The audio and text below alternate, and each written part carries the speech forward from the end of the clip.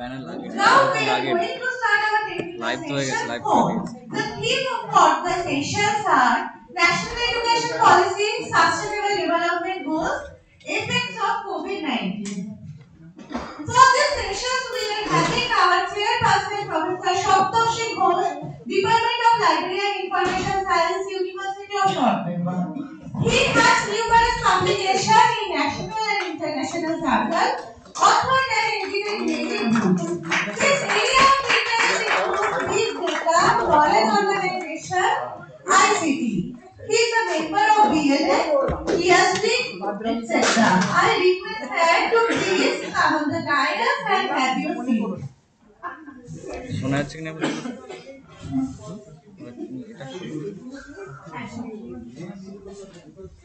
We are also having our invited speaker, Professor Shankar Kumar Singh, Head of the Department of Library and Information Science, Guwahati University.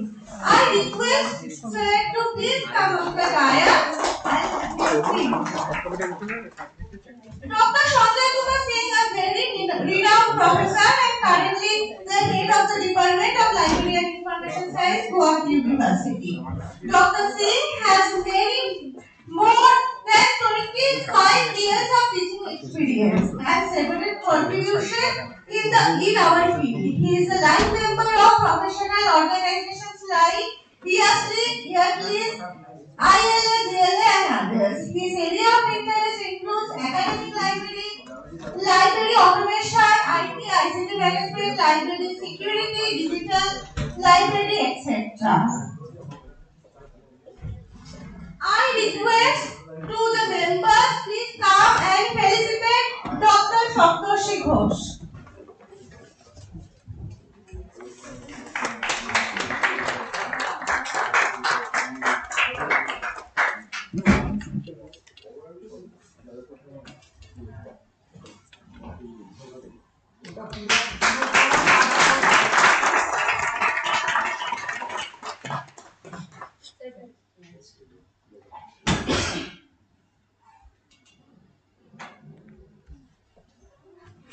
I request to the members, please come and felicitate Dr. Shankar Kumar Singh.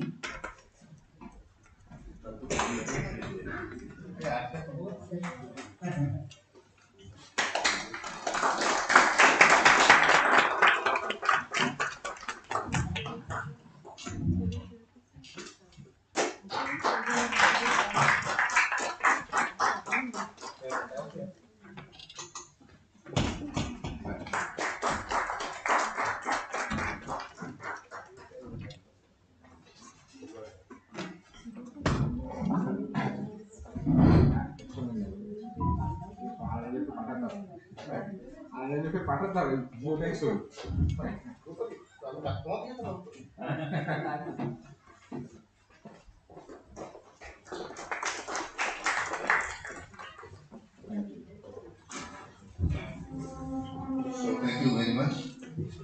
And I tender my sincere thanks to all of you who are very particular on your time. That is, by 9:30 sharp, all of you are here. So the virtually populated stadium is looking very good. And the thing is that I'm rather compelled to start that one because here is also the proxy is going on. Because those who were assigned to do this particular job, rather this one is shifted to me. So that is why, not by losing that much of time, let me start with this one. So this today's first session, this session theme is National Education Policy, Sustainable Development Goals, and Effects of COVID-19. And before this one, so I'm not going that way because yesterday I learned a lot.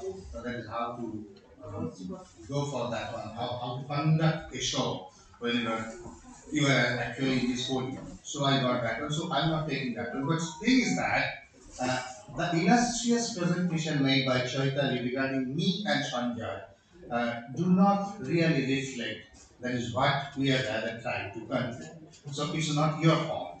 This is rather the fault of us. That is, we have a big list of things, degrees, but we have very little thing that we can show. So, just to corroborate that very idea, I am rather right now bringing my friend Professor Sanjay Kumar Singh, Professor at Department of Library and Information Science, to inaugurate today's session with his illuminous introspect regarding the subject. Over to you, sir.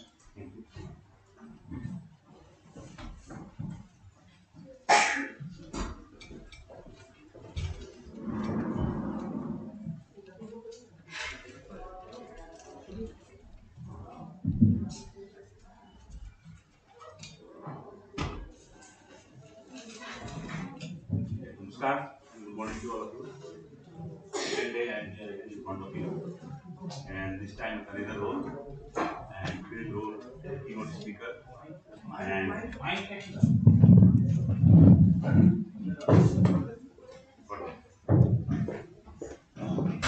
yeah, today we have another role as keynote speaker, and the topic theme of the seminar, as you all know, that yesterday we talked about that library beyond campus and release, especially public library services. And this is the next, so we have discussed a lot, we have recently launched from different experts and people presenters.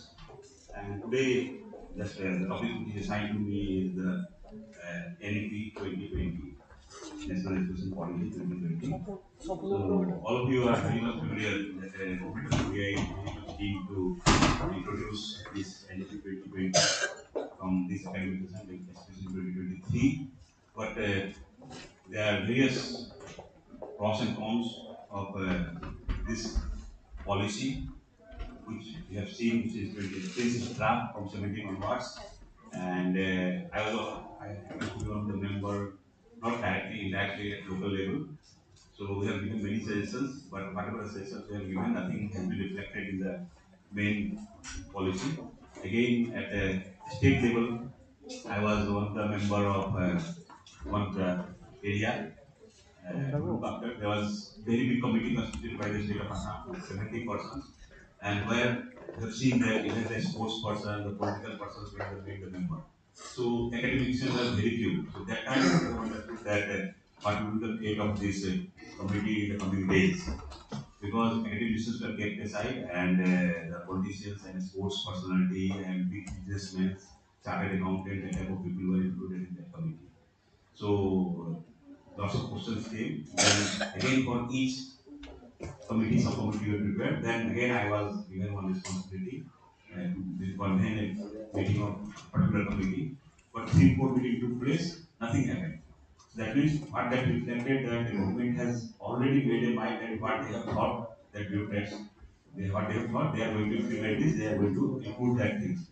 So there was only I washing to all the persons who were directly or indirectly involved with the enemy. Because government has given a deadline during that time, I forgot the date that within August or something like that, 2020, 2022, that they have to submit the report to the government of India, and then government of India will finalize the draft like that. Things were there. But in really, what they had thought earlier, that has not been reflected when the original policy came. And as you all know, that it was headed by Kasturi Rangan, and one of the members from office India was one of my colleague, Professor Mandar Asik from Person Department. That time he was in Guwahati University as a professor of Persian language. Later on, he has changed his job and he went to JNU Jordan University as a professor. Now he is dean there. So he was one of the members. So from him also we have come to know many things. So what I have seen that if you so see in depth, it's simply I can say that old wine and new water. Old things they are trying to implement and they are trying to give a different nomenclature or different names, and they want to forcefully implement that type of things. We are forgetting about the infrastructure. We don't have proper infrastructure. We are talking about the cluster of universities, cluster of colleges, cluster of classrooms, like that type of thing. But where it will take place? Where is the place? Where is the infrastructure? Where is the rooms? Because when you talk about the clustering of different departments, then you should have big hall. Proper infrastructure must be there, but there is no such type of things. Some of the universities I have seen they have started constructing a building in the name of NEP. That will be that building will be used for the cluster classroom, like that type of things, and it will be given on time basis that today this department will get, tomorrow that department will get. One of the things we have seen in NLP that what is that? It's not coming to my mind. Right? New education something when it comes to my mind. In that subject, they are talking about that expert has to study in degree level, that physics also, chemistry also, botany also, biology also, economics, political science, library science also. So in Northeast India, liberal arts. Okay, name of that subject is liberal arts. So in Northeast India, Cotton University, which was their college, one of the oldest colleges, which was established in 1921. So they have started, that is the only institution in Northeast India, they have started the liberal arts. In other parts, I have seen Asoka University is very much familiar with the liberal arts. They are doing good for the liberal arts. So there, I just luckily I was called as one of the member regarding the syllabus preparation, etc. for liberal arts from life science point of view. There I have seen that in liberal arts, life science is also given preferences. One of the paper in one of the year earlier was third semester of course university and student taking one of the paper in liberal arts. There is a library science. So I was called for the library science. So what we will give them? What syllabus will prepare for them? There was one of the question because students are coming from different parts and for one semester they are going to take one paper and that paper is also optional paper. That is not the main paper. So in optional paper, what type of things we are going to accommodate so that they can be having some knowledge. So later on, I thought that let us give some idea about the library society, then storage level, then a digital library, then bibliographical preparation, like that type of things we have thought. And for one semester, we have just given a draft. It is not yet finalized. So again, some committee will sit and CCS will be there, CCS will sit and they will take this. So that type of things are happening. So what I have seen from my personal experience, we have seen that everything has been borrowed from the Western side and trying to push by the Indian government to us without doing this properly. See, without proper curriculum, without proper syllabus, they have talked previously, they have talked about the CBCS, choice-based training system. Now, what is the fate of this choice-based training system? All of you know it very well. So in choice-based medicine, in real sense, how many universities have utilized it? How many universities have tried it? Okay, we are talking about the credit transfer should be there, but in real sense, there are very few universities who are transferring the credit. In Assam also, we have seen that evaluated course, open course will be given at a regional level, at a course level. In library science also, I have seen Assam University, in University, we have seen that evaluated course and open courses were given. But what is the outcome? What is the result of that? It is ridiculous. In Govt University, we have decided that let the other university start, let us wait and watch and let us see if it will be going in the right direction, then we may think we will get there. And we have not been there.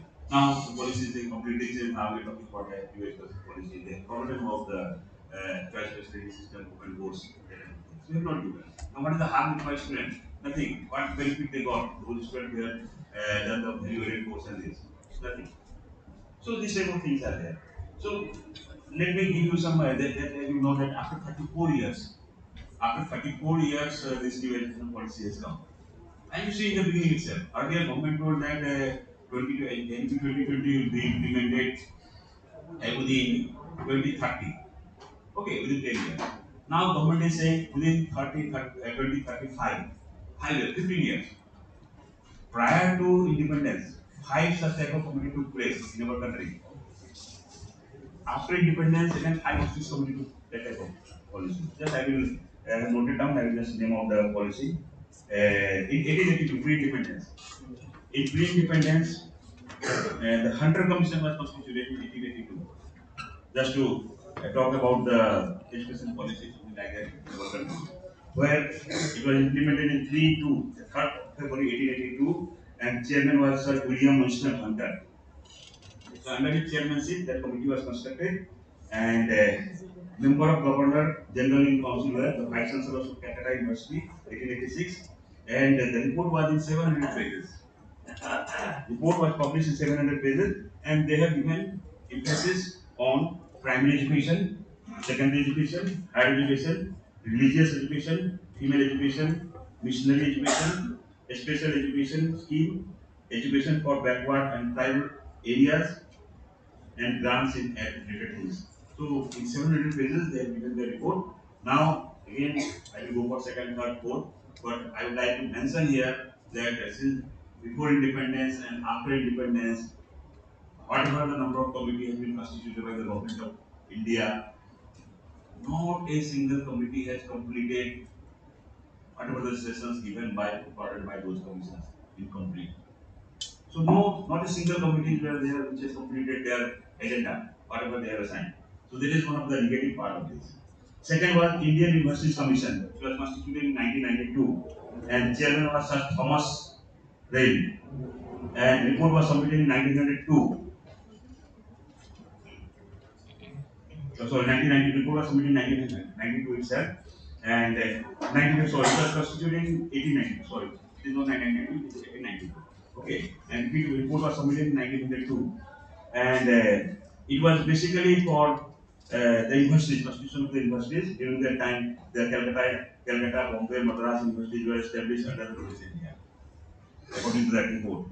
So recommendation of the committee, what they have recommended, they have given emphasis on teaching universities, then local limits of the universities, then prospect of new universities, about the Senate, about the faculties, board of studies, about the syndicate, the registrar and the staff, university and college libraries, graduates of the university, affiliation rules, governing body of the college, teaching staff of the college, buildings, furnitures, etc., courses of study, and transfer of students.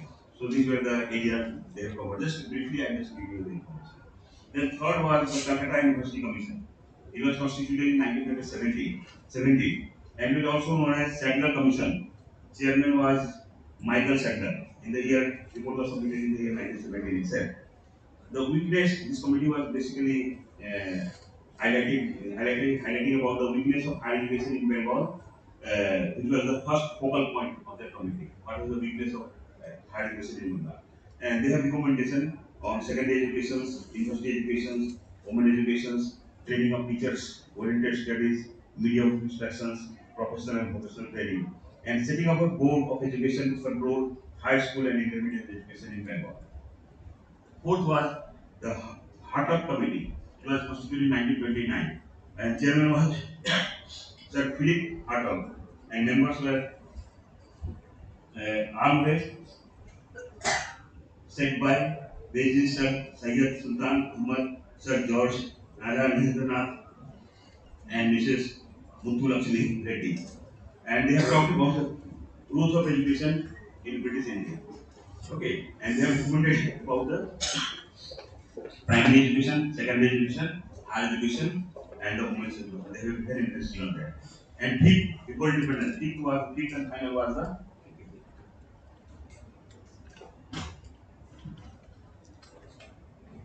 fifth and final was the Wardha Commission, Wardha scheme. It was in 1937, and its chairman was Zakir Hussain.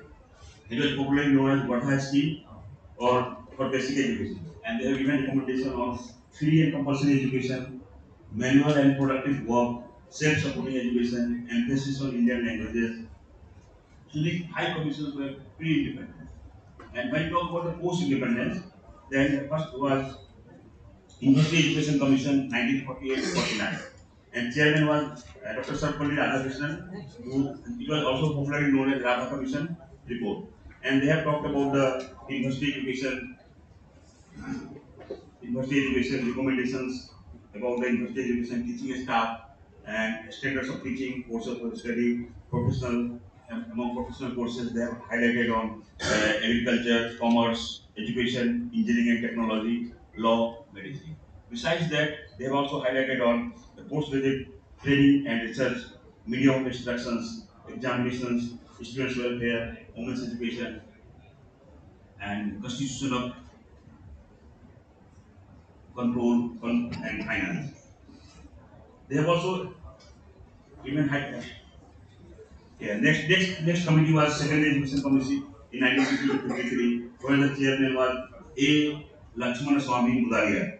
This committee was also known as Mudalia Commission Report.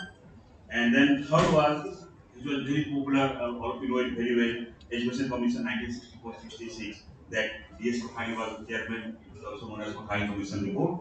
and it was constituted of 16 members, 11 from India and 5 from foreign countries. And in library science, in cataloging also is to give respect for the classification report or botanical commission report, we will make a catalog of that report, etc. Then next was National Policy of Education 1960. It was further continuation of that, where the DS Kothari was given the responsibility again. Then the fifth was National Policy on Education 1986. That was the last one. 1986 National Education on Policy, 1986. After that, in 2020, this policy has come up. But in between, the NKC was there. In 2005, under the chairmanship of Senator Pradhan, the NKC was there, and you know the how much it was implemented, and what were the goals, what were the aims of that National Knowledge Commission and National Knowledge Commission, and lots of information were related to the library information server also. They have talked about the Pentagon also, and you have seen that many of the foreign libraries in Assam have seen that they have followed that Pentagon, etc. And in 2020, this policy came. But again, highlighting about the National Education Policy 2020, we have seen that in 2001, that CDC was there, constituted by the UC, Curriculum Development Committee. After that, no such committee has come up. So when you talk about the library information science, so during that time, I think Professor C. Agastya was the chairman of that committee. So they have suggested many things, and still some of the universities are following that guideline. Based on that, keeping that in the base, they are just restructuring their syllabus, etc. And that was changed when this credit system came, CBC system came, etc. But till now, no a strong committee or not such a committee has come out. Now, my question is that why after 2001 and 2020 we have directly going towards the national education policy, which is completely a mess. Even you ask any of the person, do you have any idea about the national education policy or what will be the fate, what will be the outcome of this? Nobody will be able to tell you the accurate answer and complete answer that in which direction we are moving. In my university, the committee has been constituted from this academic 2023 academic sessions. The new education policy must be implemented, and government of Assam has given this authority responsible to the Guwahati University, as Guwahati University is the premium university in Northeast India, and they will be leading all the other universities of the northeastern states. Like that, basically in the state of Assam, just like a cross beer, say that. But authorities in license was made, everybody is giving, talking about many things theoretically, but when it comes practically, nobody is able to justify it properly. Just before coming here, I came here on 3rd. On 30th, we had a meeting on that. The committee was constituted for several headings were given, even for swine, even for undergraduate, postgraduate courses like that. So this time we are listening that you all know earlier we had honors course, then it came to major courses. Now in new education policy, we are talking about major courses and the minor courses. 4-year degree courses, 1+1+1 like that. So, entry and exit facilities will be there in between. So, in 1 year, what will be your major course? Other year, what will be your minor courses? What will be your this one? Optional courses like that. So it is confused one completely, and nobody is able to take because with economics you have to read Bengali support, with physics you have to read estimates together. In history you have to read other subjects of the science like that thing. So what will be there? You are giving option to the students, but whether the students are prepared for that, the question comes whether the students are prepared for that. There may be if the students are interested for science and he or she is unable to get admission in science and higher secondary level. So that type of student may choose that along with the arts paper, he or she may choose the science paper like that. But again, we are misguiding our students in which direction we want to go. Regarding to PG courses also, we are talking about 5 years PG courses, integrated PG courses, etc. So I'm just focusing now on the life science PG courses. We have seen again I am repeating that old one in new portal. Because we have seen that in Kolkata University a few years back, they have started 5 years integrated course. And what was the fate? Whether it was recognized by the EC or not, only one batch came out. And there will be lots of discussion on that about positive part, negative part, etc. But now what EDC is doing, what government is doing now, we are talking about the 5 years integrated course again. Now again the question comes, when you talk about the 5 years integrated course to the NEP 2020, so whether you are going to take, give in the colleges from the high secondary level, or whether we are going to give in the university, like undergraduate courses or integrated courses like that. Again, there is not clear information about that. So if we are going to implement library information science as 5 years course in the colleges, that means after higher secondary we have to give. So after higher secondary, who will come? Still, in library information science, we have seen that willingly very few persons are coming. When they are not getting admission, they are not getting seat in the desired subjects, they are not coming. And after higher secondary, first preparation of any student will take. They want to study medical sciences, engineering sciences. Okay. Then allied sciences related to medical and engineering. Then higher secondary science, then higher secondary arts. So the only thing left out will be there. And 80%, I think 80% left out will be there. Those who are not getting seats in anywhere, they will come. So what will be the quality? At present, we are getting the filtered candidates. After graduation, whoever are coming, we are getting the filtered candidates to read, study agricultural science. But when it will higher secondary level, those students who are going to private colleges, those students who are going to just local colleges where just somehow they are getting the degree, getting admission, like that type of thing. So that type of student will come. So standard of their alliance will fall down in that case. So there is one of the very important questions or important area which you have to think about. So in my university, I have been also asked, I am the department, so I have been asked by the authority that you have to also prepare the courses for undergraduate courses. Now my submission to the university was that in colleges we don't have such type of courses. Now see, before coming to next point, let me highlight one thing. That is CBSE courses. Option paper is there. Library science is one of the option paper. They can choose. But how many students are choosing library information science? If we study, I request researchers and other professionals that you write a paper that in CBSE, library science is one of the optional paper. How many students are opting that paper in your area? In your Kolkata area, Kolkata region, Bengal region, like that. That will be one of the good paper, and from that we will know the real scenario about the library science in higher education level, whether they are teaching or not. That is one of the important things. In Jawaharlal Nehru Vidyalaya also.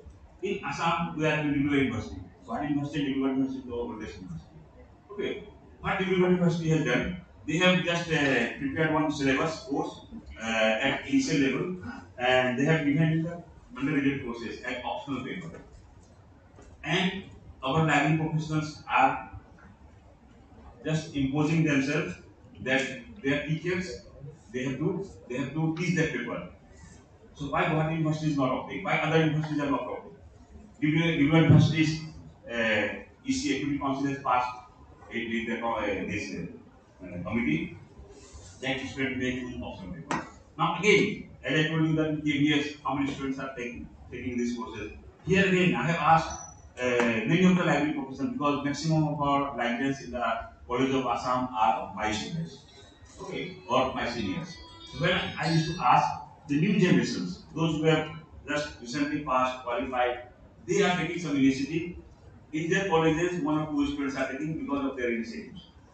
But other those who are at the verge of the retirement, they have done nothing. They are not doing anything. Because they say that after 2 years, 3 years, I am going to retire. So new generations are coming up. But students are, and their answer is that more students are coming up, then how should I do? Here, the young generation, they are motivating the students. So slowly and slowly we are getting there, some students are coming up. So that is one of the good side. That is a value-added course or open courses that universities, rural universities doing that type of things. So here, in anything, in library science, in Guwahati University, I have straightway refused that I am not going to prepare syllabus for undergraduate courses or higher secondary levels. Yes, if it is required, if it is necessary, I shall prepare a syllabus for integrated courses within the university and minimum criteria will be degree level. Minimum criteria will be degree level. Okay. So a graduate can take admission and the syllabus will be prepared like that. 5 years syllabus. First year after graduation, MIC degree course. If anybody leave the course, certificate degree will be given to them. In second year, diploma will be given to them. In third year, PLIC degree will be given to them. In fourth year, and we will have the major type things, if the government is insisting on major type things. And there, yesterday I was talking with the madam that we are trying to next education policy at one semester for internship. So in fourth year, if we will be going to implement, one semester will be fully dedicated to the internship, and we will collaborate with other industries, libraries, library, academic library, public libraries of different parts of the country. For that, we have a plan like that. Because we are claiming that about the professional course, but in reality, we are not a professional course. We don't have any accreditation agency. That is also one of the important area. So there must be one accreditation agency for library information science. Nowhere it is mentioned in the NIT. That is also one of the important tasks for us for library professionals to do after that. So in fifth year, BNSC degree or NYC degree, whatever we are going to do, fifth year we are going to give the research degree or a course or like that. And there will be provision of early entry and early exit also. And it will be based on the number of things. So that's why there are various things regarding the NEP 2020, and only time will say, let us wait and watch that what will be its fate, because government himself is confused about this, because they reasonable government told that in 2030 it will be implemented. Now government is saying in 2035, up to 2035 it will be implemented. Who will know the fate if the government change? If the other government comes here, may come, then other scenario will be appearing. So with these few words, I conclude my deliveries lectures, and I'm thankful to the universal briefing Professor Uday Bhattacharya, and I'm thankful to all my uh, so the receivers, madam, and sir, madam, and all the dignitaries here. And if you have any question, anything, you can ask. Thank you very much. In this short time, how much I can discuss. So just big idea I'm giving you about the new education policy. Thank you very much. Thank you very much, Mr. Sheikh, for your analytical presentation regarding the anomalies you thought about any implementation of NEP, and at the same time forming some kind of opinion, and so that we can also ponder on that one in the coming years, or rather the coming times, because a lot of those are there were the students or rather practices with that one, and trying to make them associated with the new forms of prescriptions regarding the higher education. So right now, this is the time for our presenters. And see, first of all, what I am right now going to do, I will call you, I will call the names of the persons who will be presenting. I just want to see that one, how many of you are present. That is the first thing, and then I will go for something that I am thinking. Okay, that is one, that is Joyশ্রী Patri is there. Yes, one. Ivana Mukherjee, Ivani. Okay. Devashish Mukherjee and Professor Udan Bhattacharya. Okay, then Shagor Sherpa is there. Omkira Sandal, Neeraj Upadhyay, Neeraj Upadhyay. Pradut Kumar Mandal, Shravani Das, and Vishwajit Das.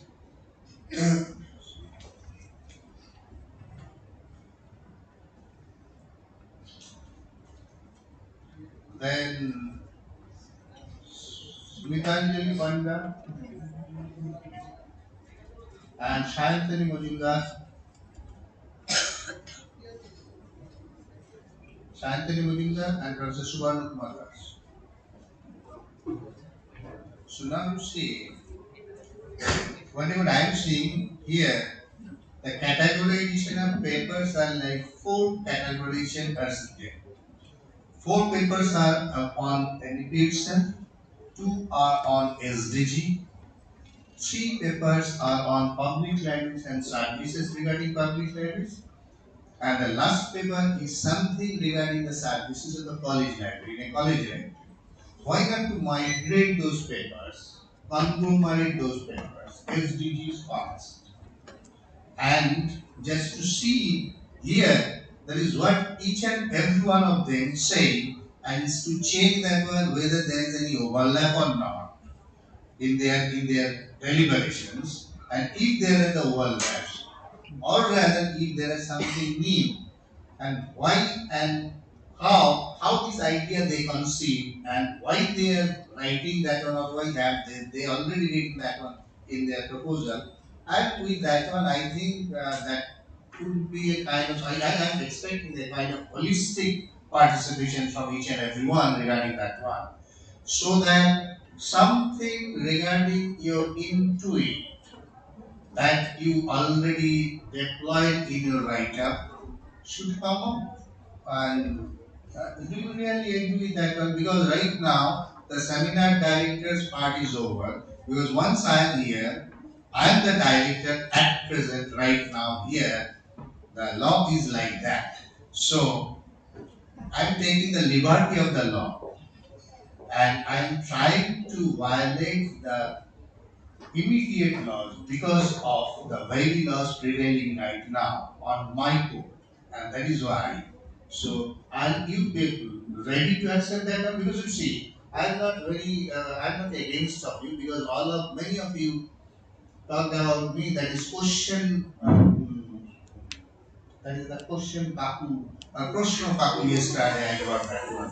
You assured me a lot of very good words, honorific words. Okay, so I got that one. So believe me, I am right now in this podium, and whenever I am in this podium, I usually do not ask questions because once I am the listener, I only that time ask questions. So this is your liberty. So you are getting that liberty. Whether are you really ready for that one or whether this will be a kind of taxing for you. The way you prepare, the way you conceive the very idea. If you think that one no, then I can go with the formal so-called deliberation by coming over here and saying something where most of the cases repetitions. What do you prefer?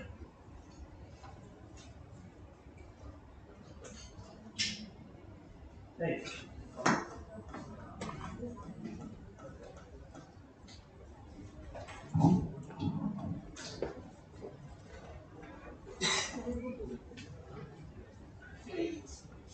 Now we are having Dr. Roshitava sir as joint chairperson.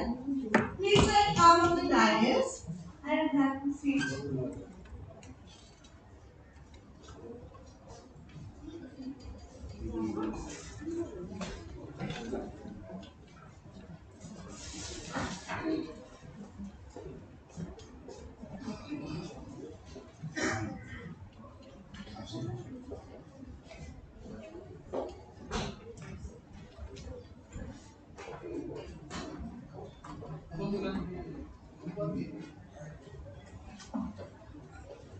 Dr. Ashitava Das has obtained MA MLIC PhD from University of Calcutta.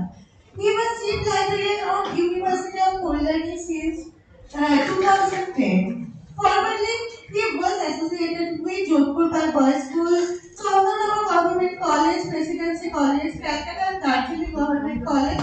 He was also director of Digital Repository of University of Kolkata. Dr. Dutt has so many contributions in this field. He is associated with Bengal Library Association also. I request members, please come and felicitate Dr. Akshita Das.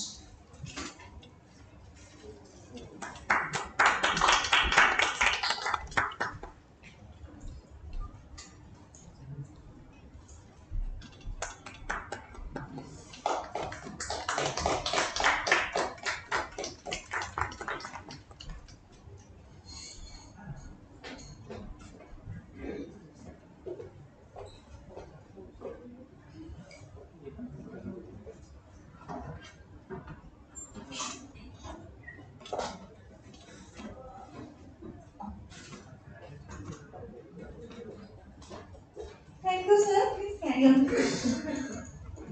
So I didn't get your response and I was not assuring you that. So but first thing is that what I am rather trying to do, I'll call all NEP fellows one after another. So they will let you. And after that we will cover NEP. And then we will go for the SDG. So that we can hear that one whether because otherwise if one NEP is there, one SDG, one so the relationship will just break down. So that's why I will call the NEP fellows first, you better present, and then we can go with that. Okay, first is Joyce Pippa.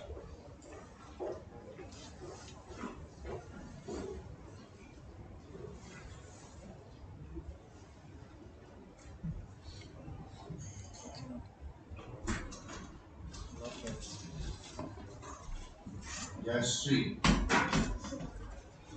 the one thing I'm telling you, that is each and everyone. This is the thing that is, see, for NEP or whatever you are saying about NEP, it's not implementable till now. Specifically the area where you are doing. So most of the cases, most probably this is your theoretical work. If this is the theoretical work, theoretical writer, you have to go for the objective, you have to go for any methodology, nothing is required. Only say as how you interpret NEP with your own understanding. That is what you can take the help of ICT, ML, artificial intelligence, embedded system, your own system, or rather any such kind of system. But only thing I want to know that is what is your idea regarding NEP? Most probably not me, rather the whole house wants to. The whole house wants to. That is what you are saying NEP in your own way. Okay, go for it.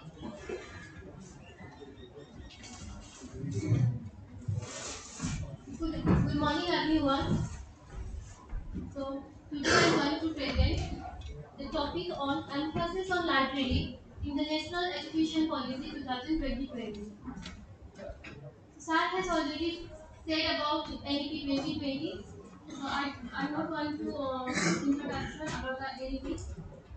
So, my objective of this study are to highlight the major principles of NEP 2020 and to analyze new education system with respect to the existing education system and and to investigate the role of library in recommended by the new education policy 2020.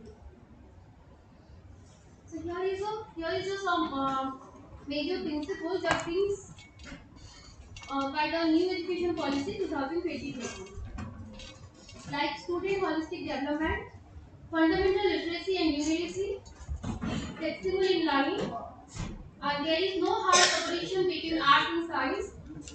Student can choose according to their interest any subject. There is mix of science and they can select any subject from arts also. And NEP emphasizes on critical thinking of students. Means there is no rote learning, no memorization, and promoting multilingualism and use of technology in all field of learning. And one most important thing is there is one approach, it's called light but tight approach and outstanding of research. Okay. Here you can see the new education policy with respect to existing academic structure. Sorry, the academic structure of school education with existing academic structure. We all are know the we have previously 10 plus 2 academic structure and now it has changed into 5 plus 3 plus 2 plus 4.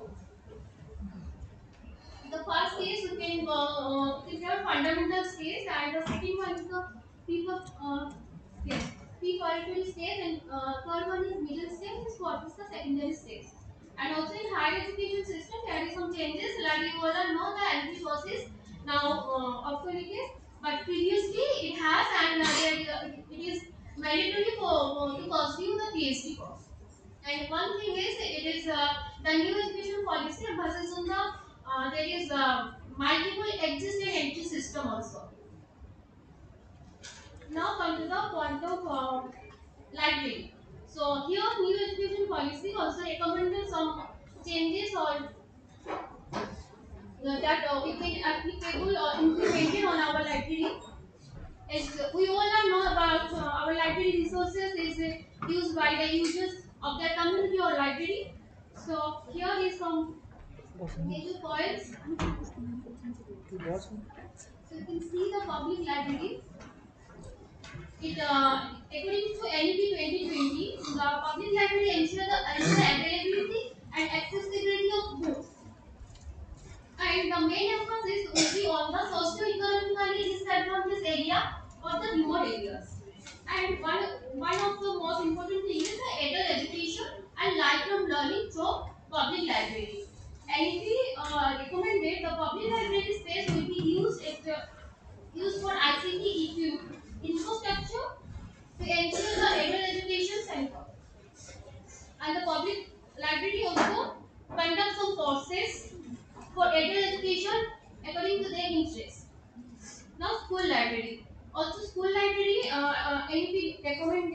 school library has physical resources at school, and it also emphasizes on the promotion of reading habit. For this, both public and school library will extensively enhance to increase the readership and readers across the country. And public libraries will be modernized and adequate supply of books.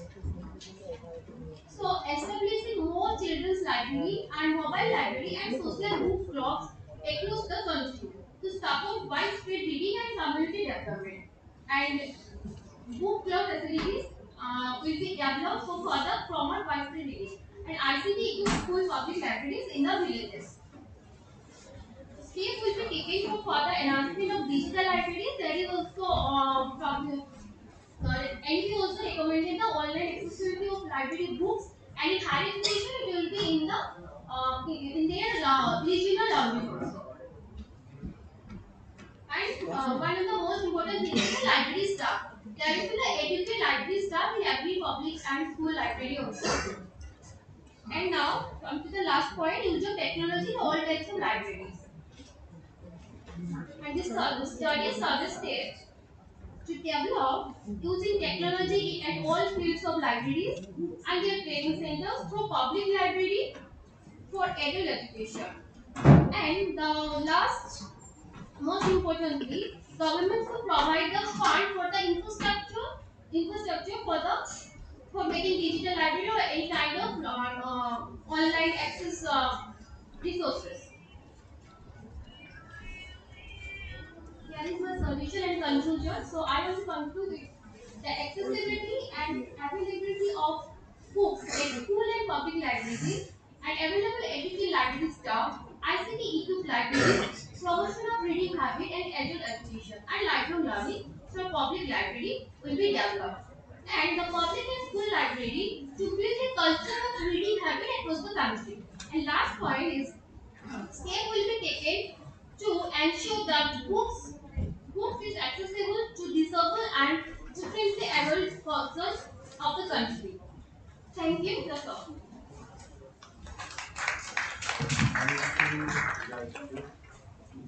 Now, house is open. Because I'm not going to ask any questions, so rather I'm inviting any of you, if you have some bit of issues in understanding, so you can ask her. I think you are ready. Sir, just one question to you.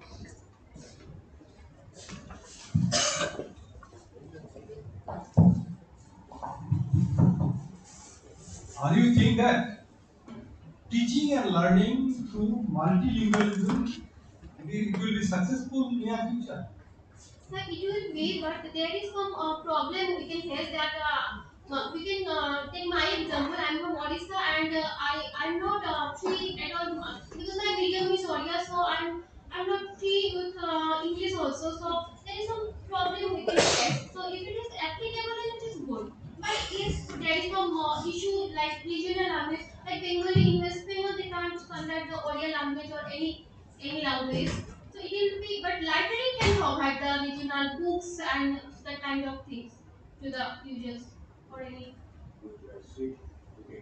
So thank you. One thing is that I'm just reminding you, I'm not asking a question. Is that the person, very honored person, Ghulam Mustafa, he was here, and while he was addressing, he was saying that on the issue of multilingualism, specifically what they are facing regarding the perspective of not knowing English as a communicative language, a lingua franca that you can say. And they are saying that this is a problem with them to communicate with the larger one. And once you are rather saying about multilingualism, good. That is for understanding. But believe me, for understanding, after that, whenever you carry it out, you have to take the help of a lingua franca because you cannot do the vernacular in that particular place. So that is what is important. But most probably, Professor Dr. Bhattacharya, what he asked, you didn't do that. You did something what was there in NAP and you do that one, but you have to compare that one in a real scenario so that you have to change it. And I told you that one, this is not possible also right now, most probably. Yes.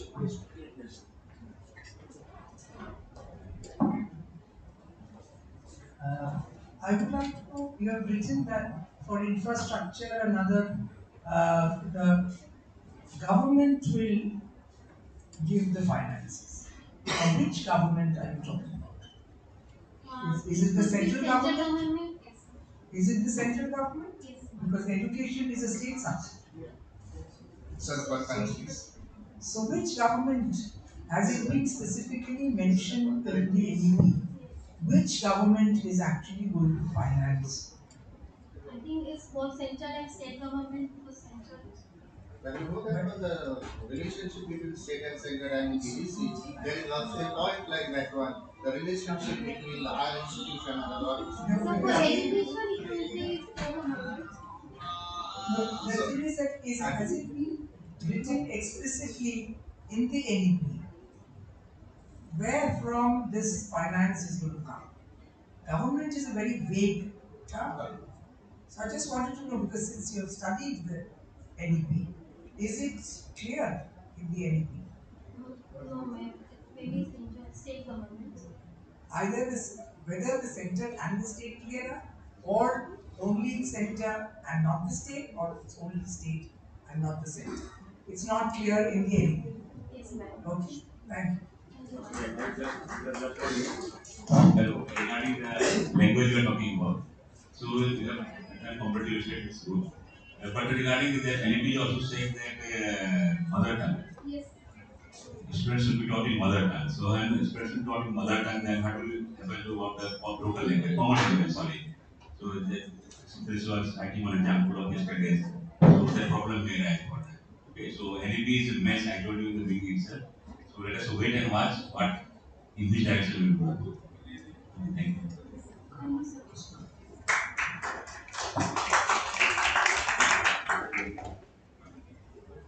আমি একটা কথা বলতে চাই, সেটা মনে হয় সকলের পক্ষে রেখে দিন। দুটো উদাহরণ দিতে চাই। একটা class 1920 I don't remember exactly. Kolkata বিশ্ববিদ্যালয়ের ভাইস চ্যান্সেলর, তৎকালীন ভাইস চ্যান্সেলর আচার্য রামমোহন সিংহ ত্রিবেদী নাম নিশ্চয়ই নাম শুনেছে বা শুনবে, যিনি যাকে বলা হয় যে বাংলা ভাষার বিজ্ঞান চর্চার ভিত্তি। 1905 সালে বঙ্গমাতার অনুষ্ঠিত পুরোদা ওনাকে আমন্ত্রণ জানিয়েছে, বিরাট পণ্ডিত ছিল, যে ক্যাটারসিতে বক্তৃতা দেওয়ার জন্য। উনি কিন্তু রিফিউজ করেছেন। রিফিউজ করেছেন কি একটা কারণে, আজ থেকে 120 বছর আগে আমি বলতে পারি যদি আমাকে বাংলা ভাষায় বলতে দেওয়া হয়। উনি কিন্তু নন্দ করেছিলেন, অবাঙালি ছিলেন, কিন্তু বাংলা ভাষার জন্য সারা জীবন ব্যয় করেছেন। আমি দুবার রিফিউজ করেছি। তৎকালীন ভাইস চ্যান্সেলর দেবভূষণ সর্বাধিকারী, লাইব্রেরিয়ানের সঙ্গে তার নাম যুক্ত আছে অনেক জায়গায় যেতেই, তিনি তার কথা মেনে থার্ড টাইম রাজি হয় যে রামমোহন সিংহ ত্রিবেদী তার বক্তৃতাটা বাংলা ভাষায় দেবেন। তা আমার মনে হচ্ছে আরেকটা উদাহরণ দিচ্ছি। আমি তখন প্রেসিডেন্সি কলেজে চাকরি করি, এক্স্যাক্টলি সালটা মনে নেই, 2001 হবে। অমর্ত্য সেন নোবেল প্রাইজ পেয়েছিল। স্বাভাবিক প্রেসিডেন্সি কলেজ আর অমর্ত্য সেন তার দারুণ যোগাযোগ আছে, তাকে ডেকে অভ্যর্থনা জানানোর জন্য এসেছিল।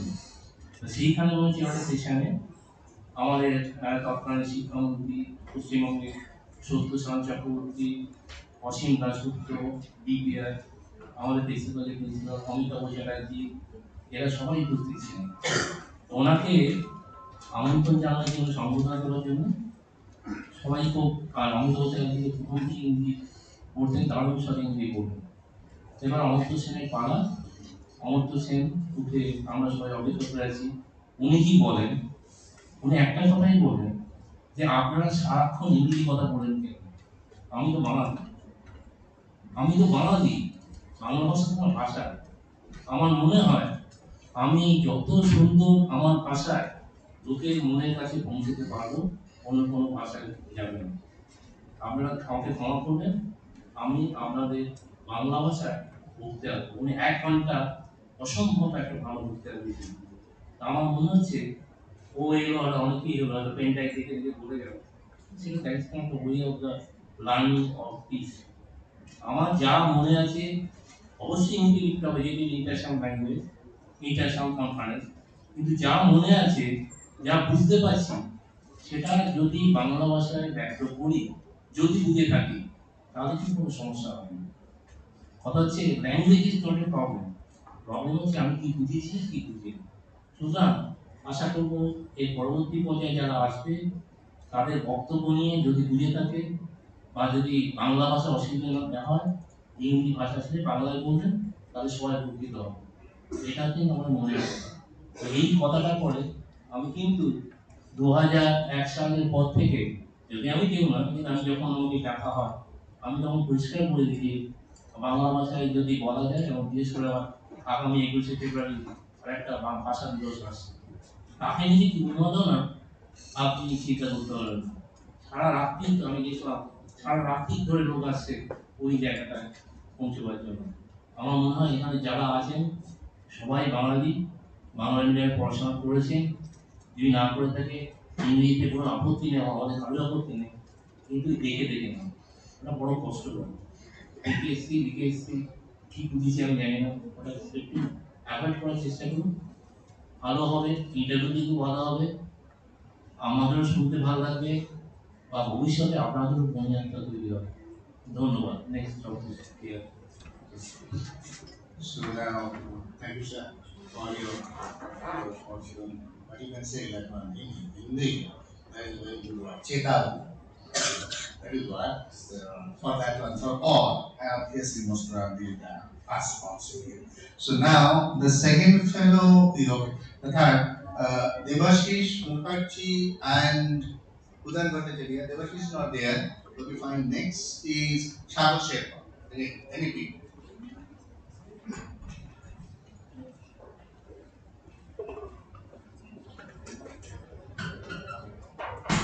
Shadow, how precisely part in your life?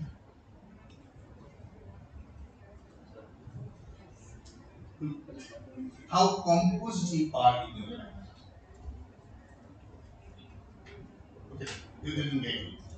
How meticulous you are in your activities? Out of the scale of 100. 80. So try to justify your that sense here while presenting and be on that very point to say only what you find, not to go with the stray ideas.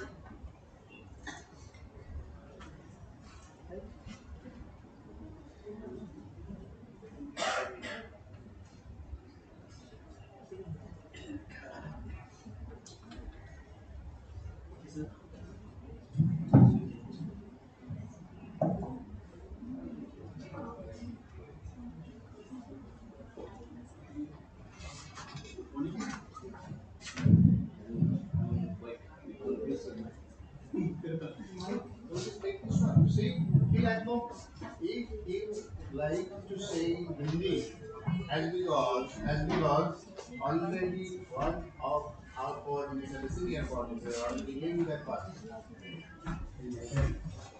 No, I think that I am comfortable in the uh, the permission of three chairperson and the present dignitaries, teachers, seniors, and all the students. Um, I am Sagar Sepa, ex-student of Jadavpur and presently working as a librarian at Partners Mahavidyalaya. I think you heard the day of Kuzvian. And today's topic is library on the topic of national education policy. It is not a research article, it is just a theoretical paper, and the objective of this paper is what NEP mentioned on their policy document about libraries. And second is how much emphasis given on the library and library services. And third one is how collaboration or relation could be built between a public library or any kind of library and the institution or academic institutions. That all. So, like actually, policy document is categorized into four parts. That is part one, uh, school education, and secondary thought adult education, and fourth one how to implement it. And when I go through all that papers, I found that there is a very difficult to differentiate what public library and what academic library they have not mentioned clearly. So I will go through all the paper and find out that only three parts, that is part one, part two, and part three, they have mentioned about the librarians. So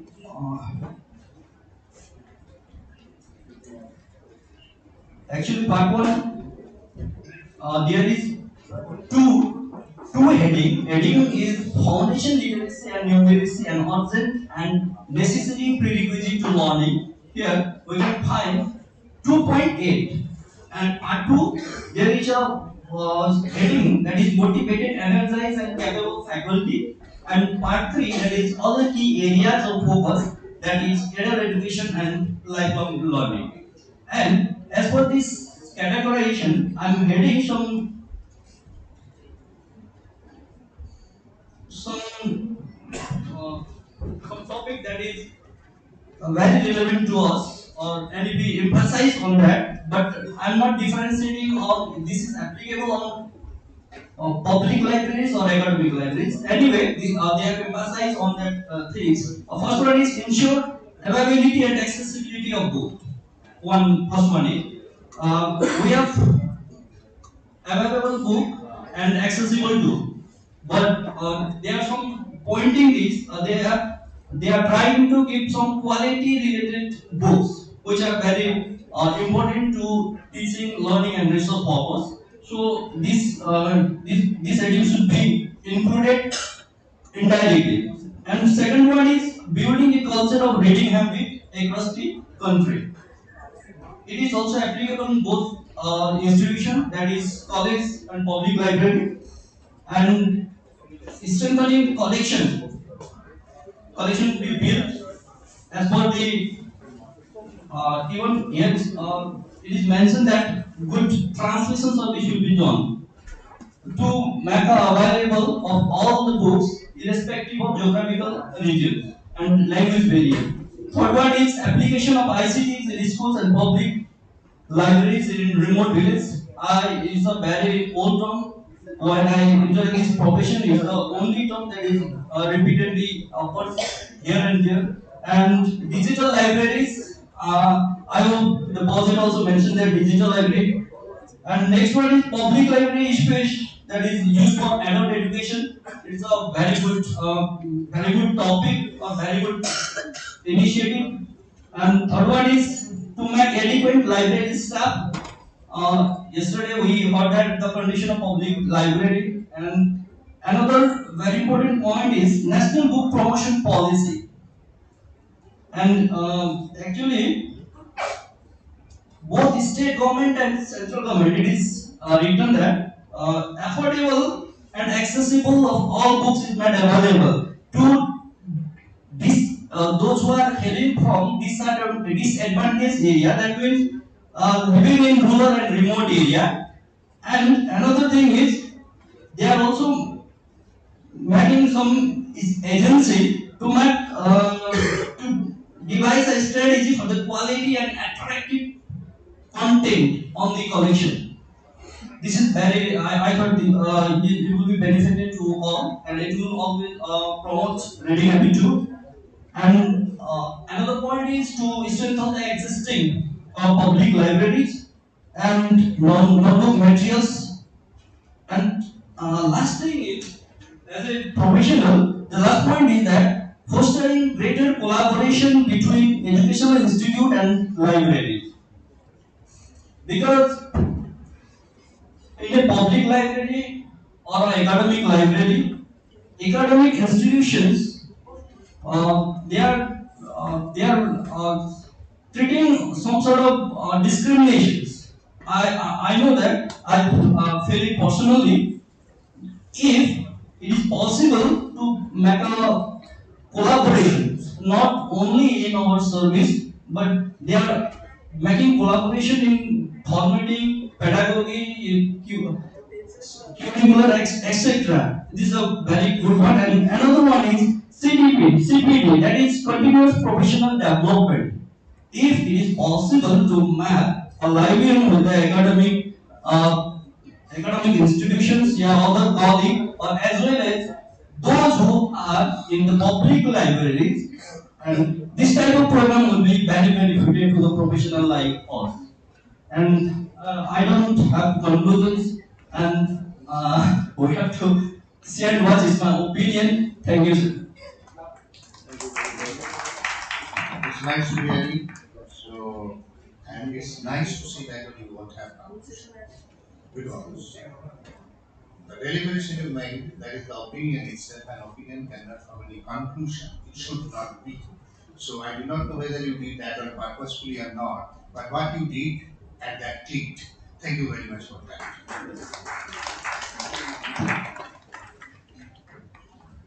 So the last deliberation regarding NEP is by Neeraj Upadhyay. Neeraj, absolutely. Sorry. So our NEP is already over. So right now, as SDG is something like that one that is uh, too much of a kind of concept where the zero hunger or rather zero poverty, these things you can concept, but it is so abstract in nature.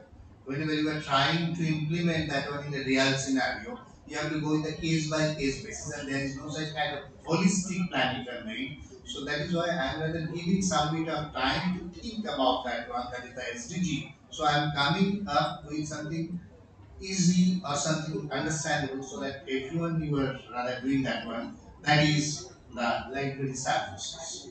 So now pillar is library services. The first article is by Ivana Mukherjee on Monali methodology regarding digital literacy, a key to revive the public libraries in India. So okay, let's see what Monali is having with you. So come.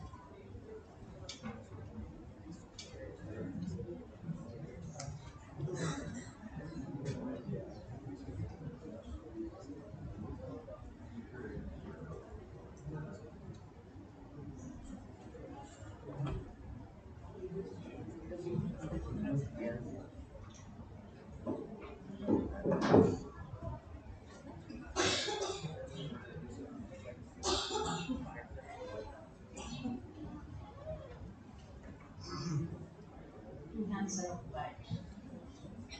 Both the hands are occupied now.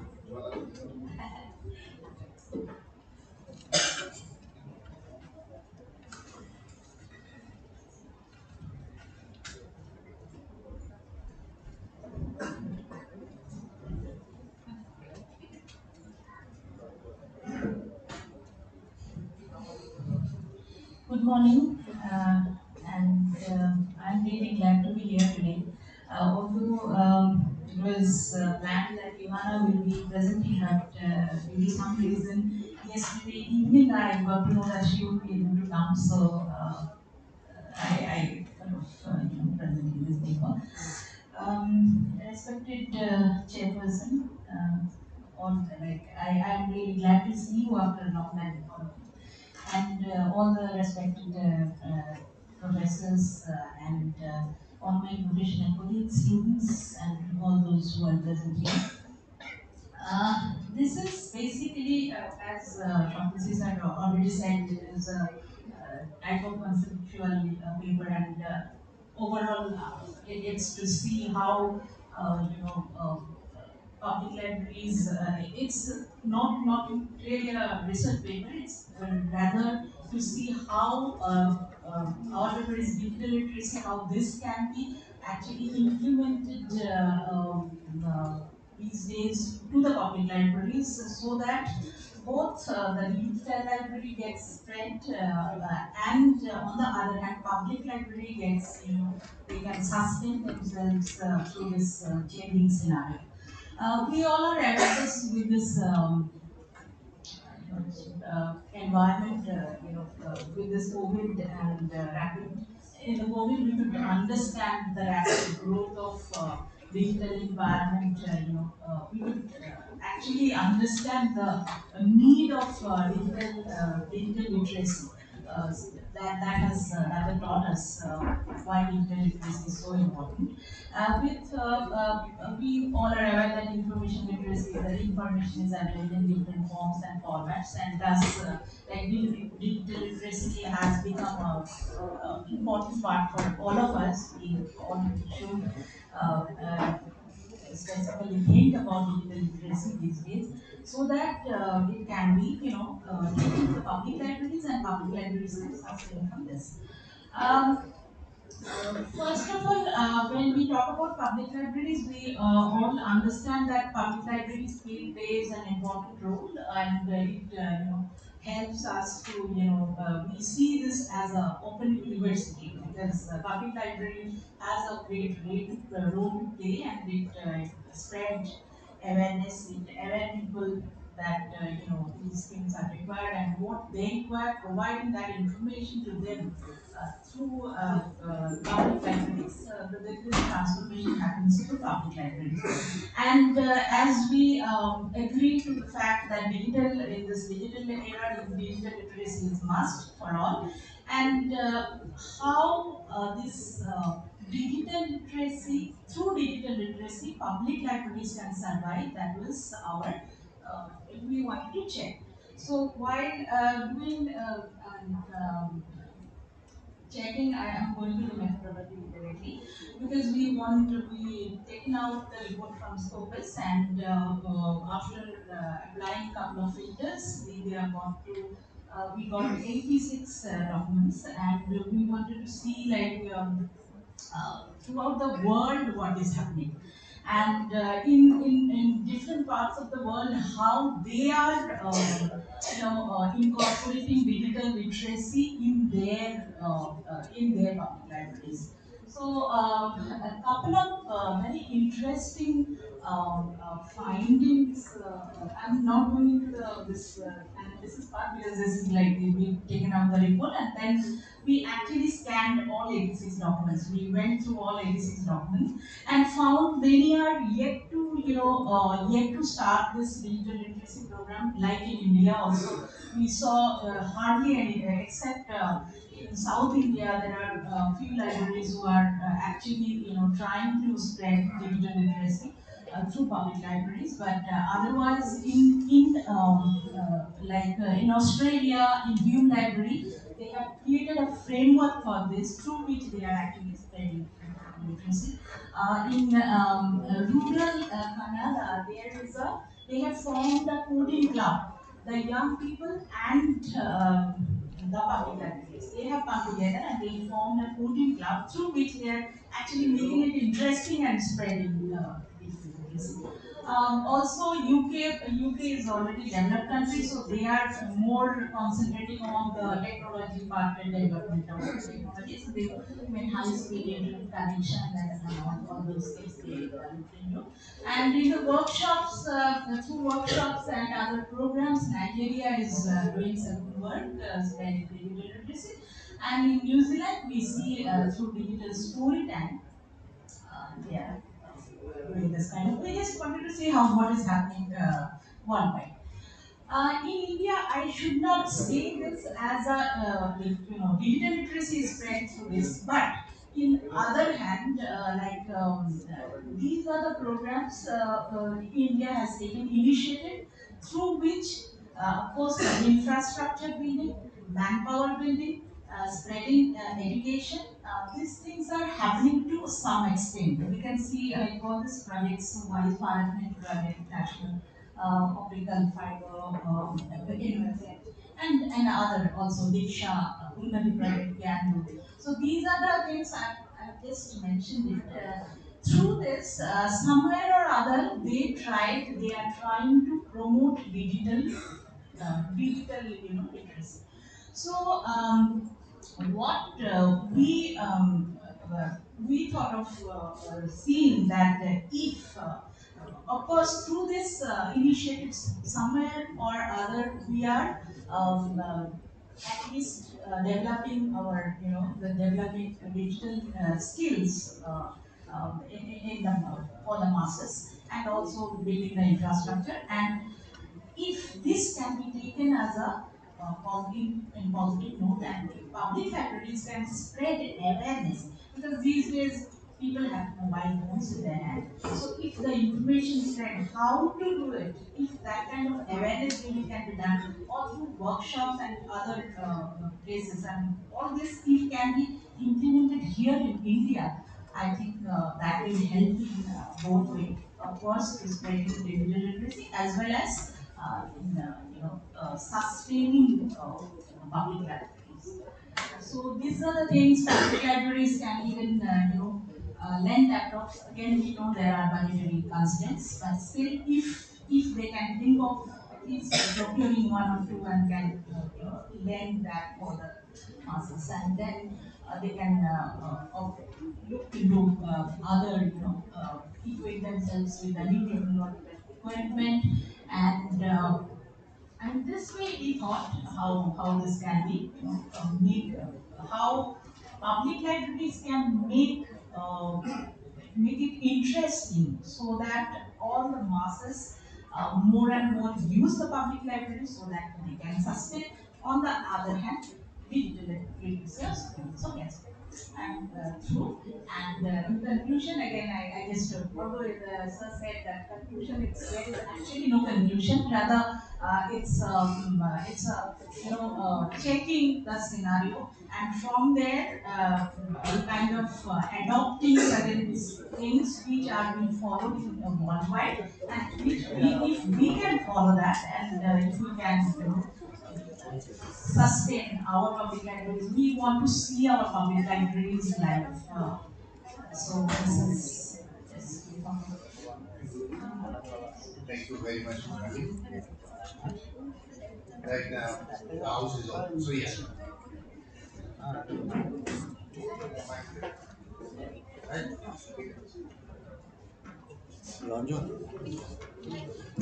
Thank you very much. I would like to know whether you would consider using a smartphone digital literacy.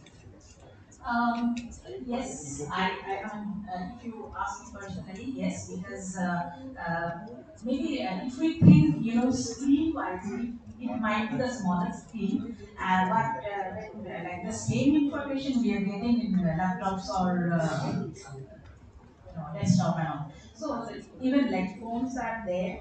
At least information wise, there is no barrier in getting the information through smartphones. Okay. So I have a suggestion that I think public libraries should take up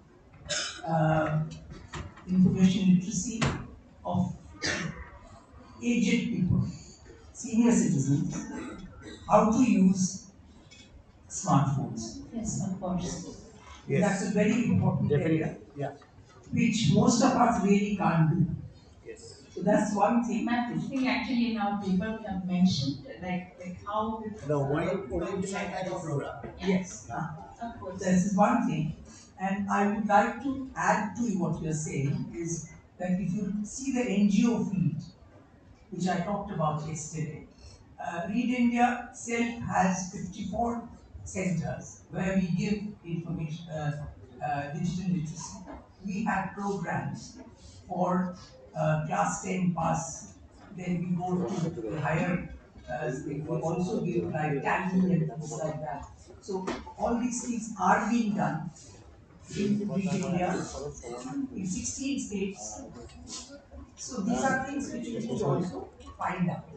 See the NGOs. Okay? Thank you so much for Thank you. it's very valuable suggestion.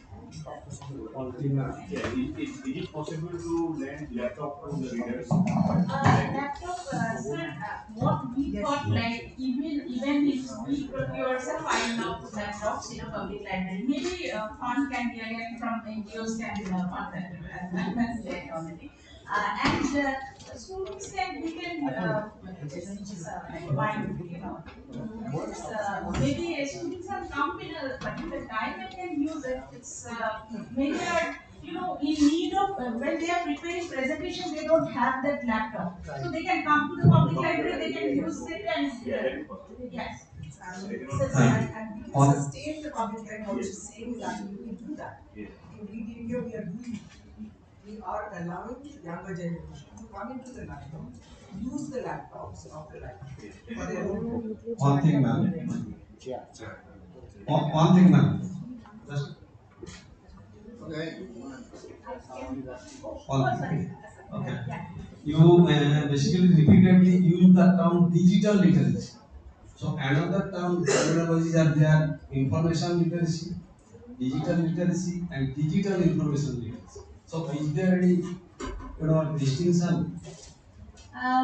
Because I mean, as far as I know, basically, I think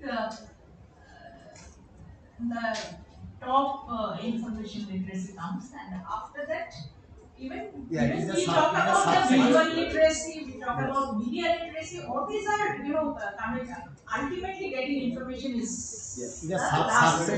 How we are getting that is the question. Now we are trying to spread information. So if you have more clarification, Yeah. Thank you so much. thank you. So now, see, as I was acting as a ad hoc chairperson of this particular session. So, and right now, both the chairpersons are there for this one. So I'll be there, obviously, no problem. yeah. Right now, I am rather asking or rather requesting the organizers to please actually tell her or rather you be that here and allow her to take this. Now we have Dr. Howrah Ghosh, Chief Librarian, Kanpur University, Kolkata. I request her to come on the dais and have a seat. Dr. Howrah Ghosh was college librarian and assistant librarian in Rabindranath University. She joined as a librarian in Jadavpur University and currently she is chief librarian in Jadavpur University. I request members to come and felicitate Dr. Howrah Ghosh ma'am. Please.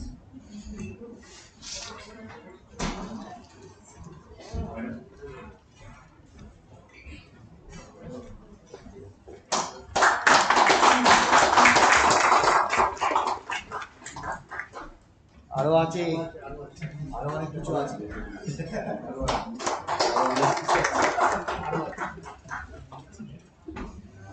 Now you are requested to carry on the session. Thank you.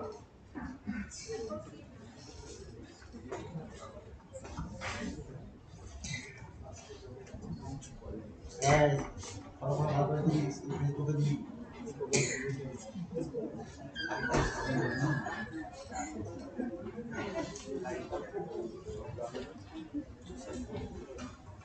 Pratyut Mandal, you are Pratyut Mandal.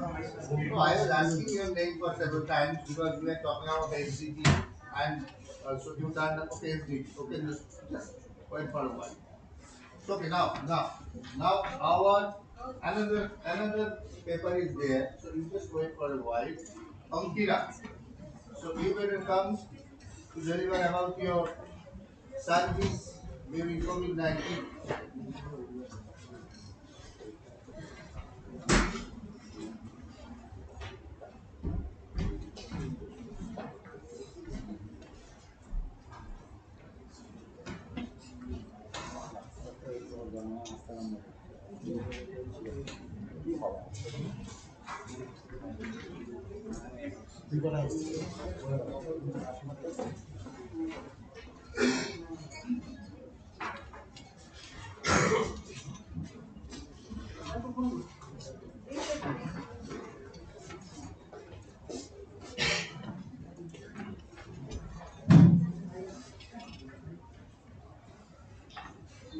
Good morning to all the dignitaries on the stage and my professors and persons who are present here.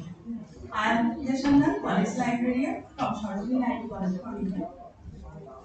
Now I am going to present my paper on library service during COVID-19, a case study in Sarojini Naidu College for Women. Sarojini Naidu College for Women is a renowned girls' college affiliated to West Bengal State University, located at Damdam Nagarbajar, Kolkata. Presently, this institution offers three post-graduation courses in English, Bengali, and psychology stream, and on the other hand, it offers various honors and general courses in science, humanities, and commerce discipline. The central library of this college is partially automated. Acquisition is being done in traditional way, whereas cataloging and circulation are being done by using the OPEC software Koha. Cloud hosting of OPEC system is present here so that any user can access the OPEC at any time from anywhere. Different variant of COVID-19 virus was started to spread from the end of December 2019. As a result, all educational commercial institutions were closed in West Bengal from 17th March 2020 for near about 2 years. In this situation, when library was closed, then students' mental condition was dangerous. They were disappointed as they did not know what would be the examination process, how would they will prepare their work, when would they get back to their normal academic environment. It was a great challenge to the library professionals also. The central library of this college has accepted the challenge and provided library service to its users every day. The aim of this paper is to share the experience of providing library service in COVID time to its user as per their demand. Now, the statement of the problem is, in this context, this paper investigates that how this college library accepts the challenge and helps students to cope up with their stress. I'm just interrupting you. But it's not see, we got that one. That is you get some service or you render some service in COVID-19. Yes, sir. So there should have been a segment of the problem. Because we know that one, each and every library with their own way they provided service at the time of COVID. So you better put that particular question, Which what service? kind of service you render and how the people whether the customers were benefited. Okay, just go for that one. You have to see. Okay. Then I can go this slide, methodology portion. Here I have prepared a methodology that actually at first name and phone number of the users were taken from Koha database. WhatsApp was selected as a platform for sharing the information of all the users as the users are familiar with mobile phone and WhatsApp. One teachers group, one non-teaching group, and 28 students groups were created as per their stream. In each group for English students, semester 1 to semester 6 were present, and in each group for PG students, semester 1 to semester 4 students were present. And here 28 groups are there, where minimum number of participants were 7 and maximum number of participants were 250. And here I have used there various types of databases like Dutt, Directory of Open Source Open Access Journal, directory of open access of books, NDLI, National Digital Library Initiatives, and beside this, EPG Pathshala, eGyanpot, NDTL courseware, all were present. And here our webbook of the college library. This is the webbook of the college library, Sarojini College Complex. And here under e-resources, various resources I have created their different sites, their description and access link. And I have provided various types of video to WhatsApp group so that my students can access this link and can retrieve all their documents, all their needed information. Besides this, these are also various sites under e-resources. Enlist subscription is also being done by our central library, and we also provided various kinds of research articles, various types of documents as per their need. So now I am showing you what kind of services are provided, like document delivery service, selective dissemination of information, reference service like reference page of a particular document or picture of some books which are not violating any copyright rules, and library activity and online search. Here I want to mention that some activities like online quiz, celebration of librarians day, state level seminar rather than webinar was organized in online mode. Users were participated and responded spontaneously in those programs.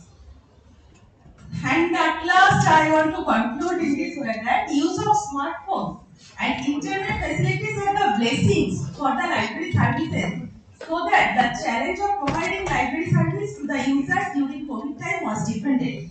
Email and WhatsApp were welcomed in this battle. Teachers and students were satisfied by getting all the library service timely.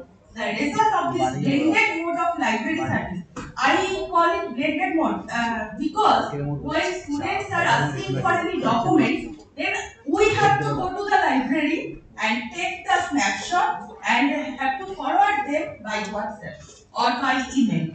So I am calling you, I am saying that blended mode of library service that shows that libraries can easily use these applications in present time also, which will lead the library service in good direction. Thank you. And if you have any question, yeah. I have a question for you. Yes, Go to the homepage of this. You have given the 5 laws of library science. Okay, with the Rammohun photo. What you have done in the second law? Please see. Second law is every reader is her book. Pardon, sir? Second law is every reader is her book. Yes, sir. Okay. You have mentioned every person. So when you have given the picture of Rammohun, so you have to give exactly what Rammohun has Sir, said. where, sir? Wait. Okay, sir. May I go to the slide? Yes. Yes, sir. I laws of library science. Books are for use. Every reader deserves her book. But you have mentioned every person. Okay, sir. So you write that. ये When you have put Yes, sir. Rammohun, ये शिक्षा के का आँख है। हाँ, इधर उधर चलेगा तो पता चलेगा। Boys, anyone? अच्छा अंकिता একটা just Yes, sir. you mentioned SDI service. Okay. Oh, SDI. SDI. How it is possible? Selective dissemination of information, sir. So, actually, যখন কোনো কোশ্চেন মানে ধরুন কোনো একটা নির্দিষ্ট টপিকের উপর ওরা জানতে চাইছে, বিশেষ করে ধরুন কোনো একটা বিষয়ে, তখন আমরা কি করছি সেটাকে অ্যাকচুয়ালি পুরোপুরি এসটিআই বলা যায় না, বাট কি বলবো মানে ইনফরমেশনটা তো ওইভাবেই দিচ্ছিলাম আমরা। টার্মিনোলজিটা ইউজ করেছে। হ্যাঁ স্যার, এটা একটা আলাদা প্রোফাইল হতে হবে অনেক। হ্যাঁ, সেই প্রোফাইল ইউজ করে তো ওই সময় দেওয়া সম্ভব হয়নি, কিন্তু আমরা দিয়েছি মানে better document delivery sir. Document delivery service.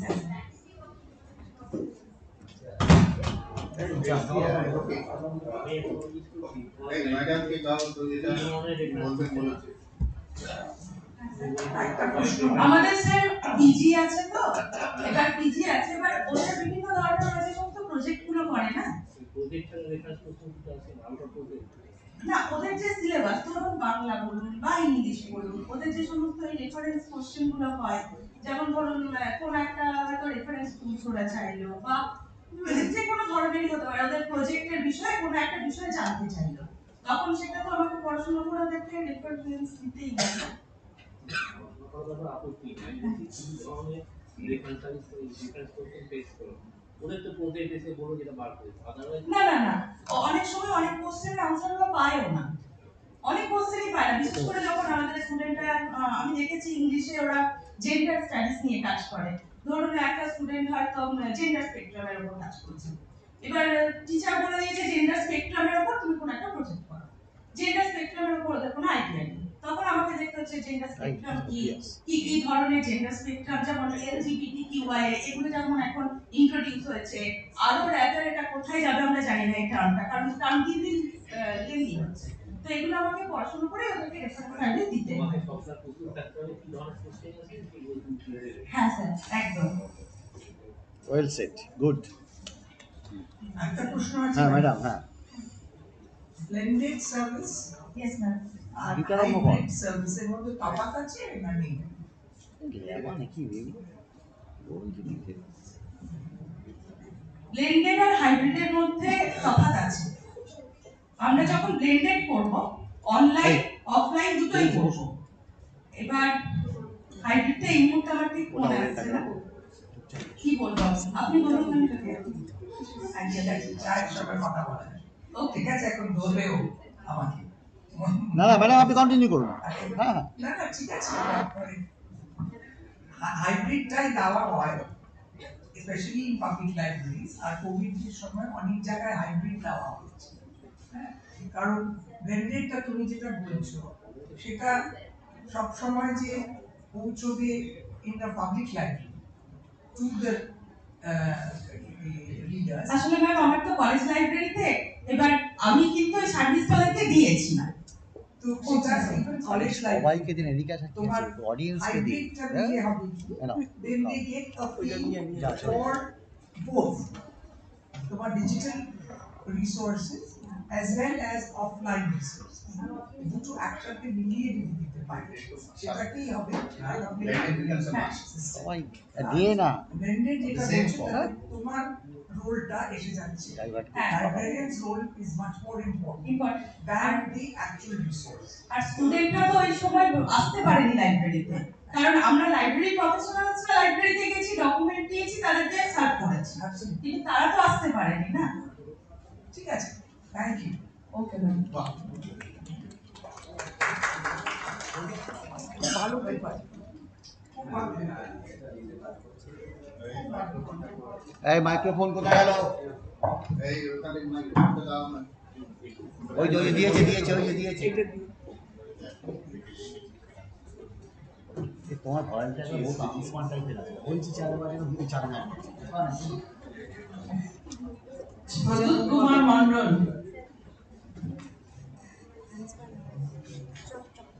The topic of this paper is public library and sustainable development goals.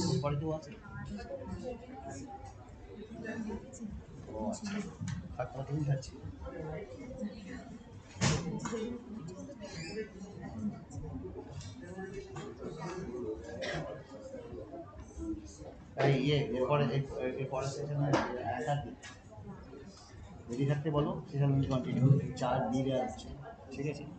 চারজন আলাদা না, নো ব্রেক, নো ব্রেক, দিলে দেরি হয়ে যাবে। জানি আমি ব্রেক করে দিচ্ছি। চলো তুমি চাটা খেয়ে বাইরে চলো। Good morning to everyone. Namaskar. I am Professor Kumar Mondol, Librarian at Govt College. My paper is Public Library and Sustainable Development Goals.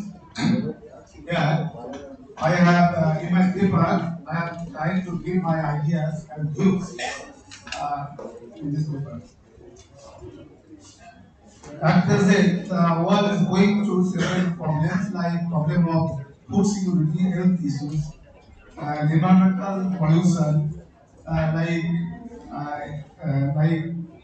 greenhouse effect, and so on.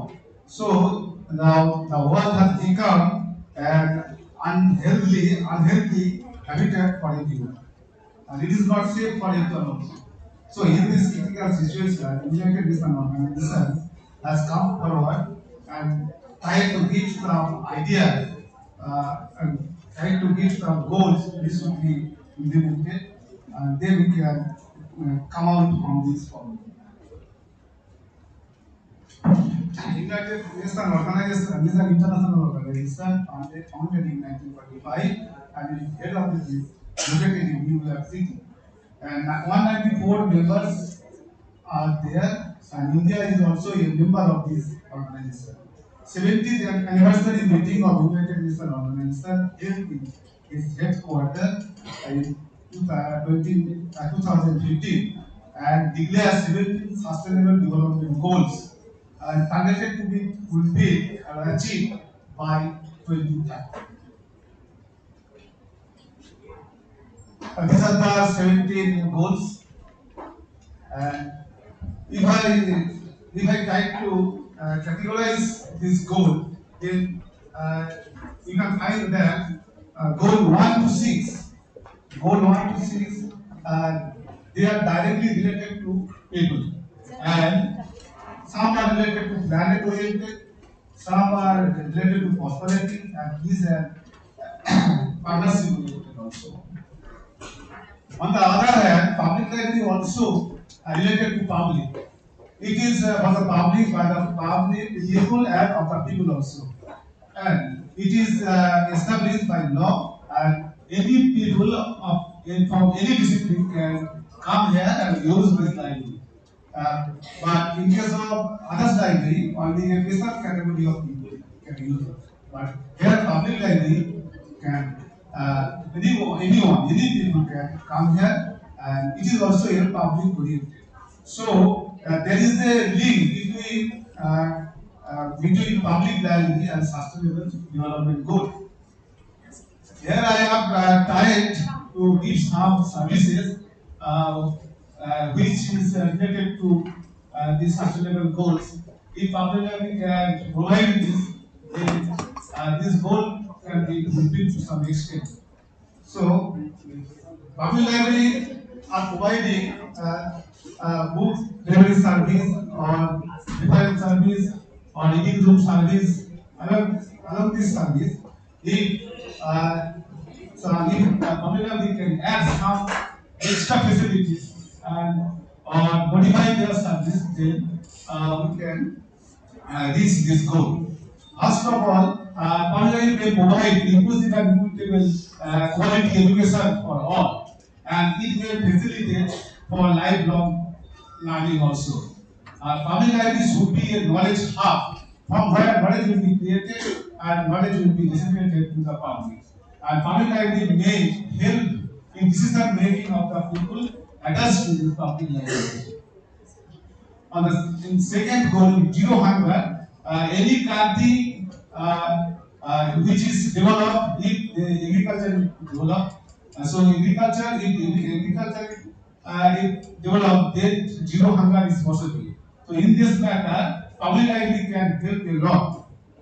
Public library can give the information on this current market policy, current market information to the farmers, and public library may provide training in mother language or in mother language to the people of the good health.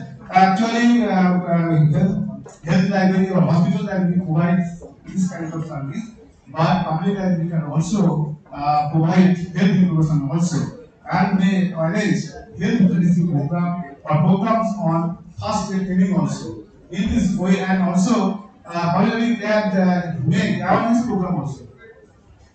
This quality education, public library is providing based on learning and it supports researchers to access information, and public library may arrange computer classes for all, and after school public library can get their futures also. Gender equality, public library does not deserve anything for any reservations for any kind of men or women. It is served to all the people, men and women also. An ICT program, literacy program may arrange for women, or any program on gender equality. This kind of program may arranged by the public, by public library. clean and clean water and sanitation. Public library provide this, and public library can provide this information on water and can help the researchers about the present scenario beside this public library. In conclusion, I can say that 100% goal cannot be achieved. It is not possible. But though our government is taking so many action, I think all the sections of people, all the social institutions should come forward. Only then the 0% of goals can be attained. In this way, that public library can help to attain this goal. Thank you. Thank you very much. We would like a public library, library, what do you mean by library?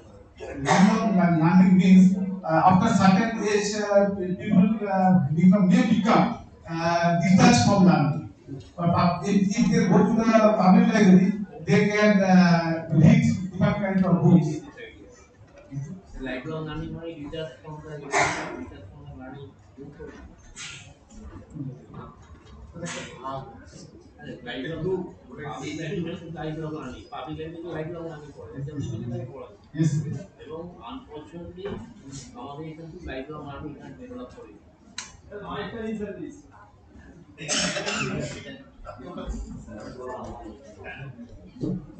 বলছি আমার unfortunately কিন্তু lifelong লার্নিংটা এখন now popular in India also Poland institute department খোলা হয়েছে কিন্তু তাও এখন পপুলার হচ্ছে না আপনি লাইফলং লার্নিং এটা প্রথম ইন্ট্রোডিউস করে ডেনমার্ক আমি যখন ডেনমার্কে গেছিলাম তখন দেখছি কলেজের মতো কিছু কিছু অন্তত লাইফলং লার্নিং সেন্টার আছে বা কলেজে অবাক হয়েছিলাম পরে যখন জানতে পারি লাইফলং লার্নিং মানে নট অনলি বুক সেট আমাদের যে রিচুয়ালস এগুলো আছে আমাদের যে টিপসগুলো আছে গল্প করে মানে আমরা যদি যারা পড়েছি সেখান থেকে আমরা অনেক কিছু শিখি খালি বই পড়লে অনেক কিছু শেখা যায় জীবনটা কিরকম হয় না হয় এখন বাচ্চারা পড়ে না তা সেই কারণে তাদের লাইফটাও অন্যরকম হয়ে যায়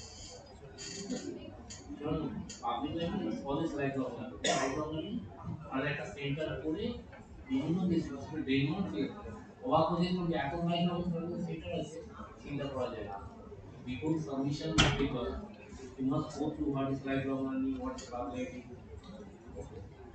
the interview Thank you, sir. I have learned so many things from you.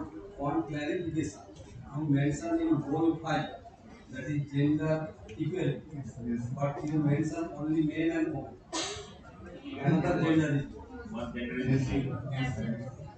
Sorry, sir. Sorry.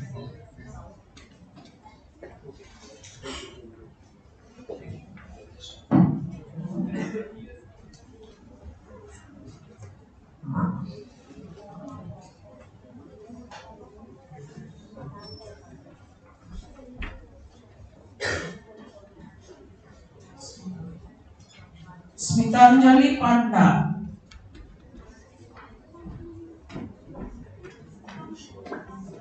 And Professor Shumarna Kumar Das, Department of Library and Information Science, Chandipur University.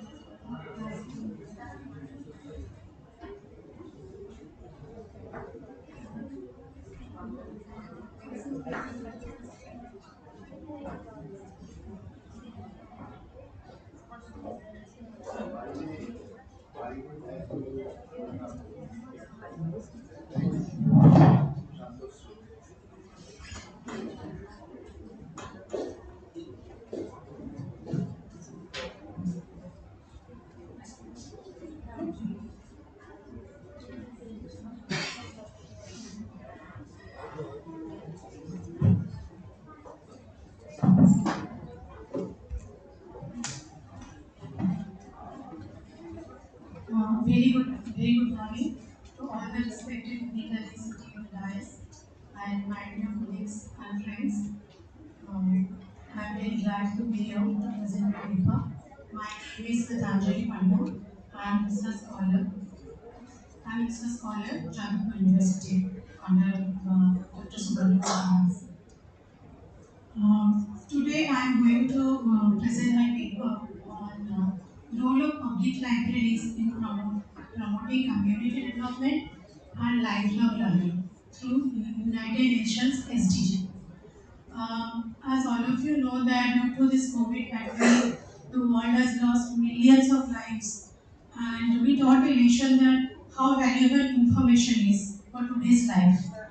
And before starting, I'd like to inform you that we have worldwide 3,20,000 public libraries and more than a million national university research and special libraries.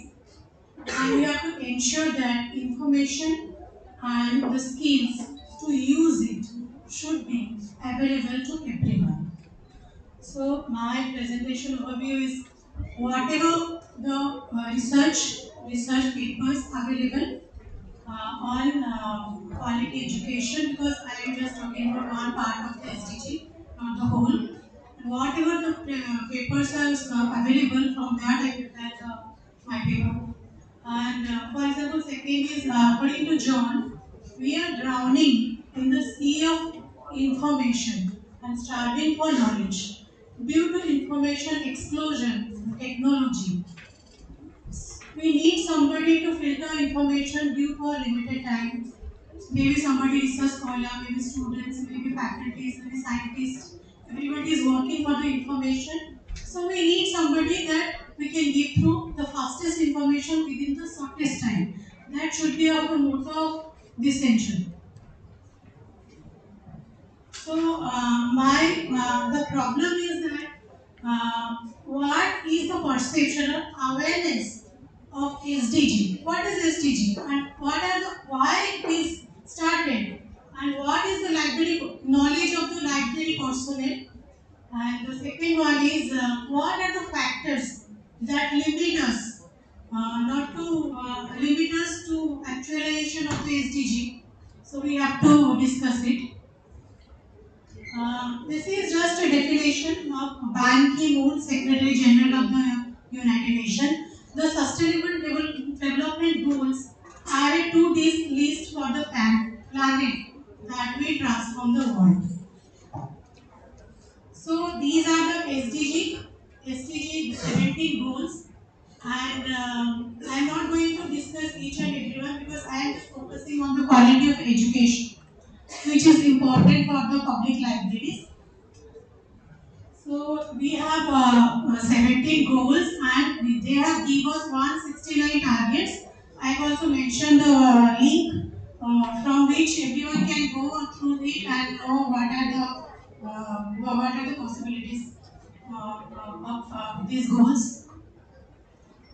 So libraries are already. I told libraries are already contributing to the SDG outcomes. How? Before that, I just want to tell you about the IFLA and UNESCO. What IFLA and UNESCO told that public library has an important role in the process of assisting people acquire new skills at various stages of their lives in the ever-changing complex society where learning is a lifelong activity, not for the students or to itself. It's a lifelong activity. So they focus on lifelong activity and for the community development also. How public library help to achieve community development and lifelong learning. In this context, they said public library as a facilitator of expand information literacy and digital inclusion. So, by promoting universal literacy and providing network of locations where can government program or services can be delivered, and maybe advancing digital inclusion in the process, and like public library can be a heart of the research and academic communities, and also in that we can add that we can preserving and providing access to world's cultural and heritage.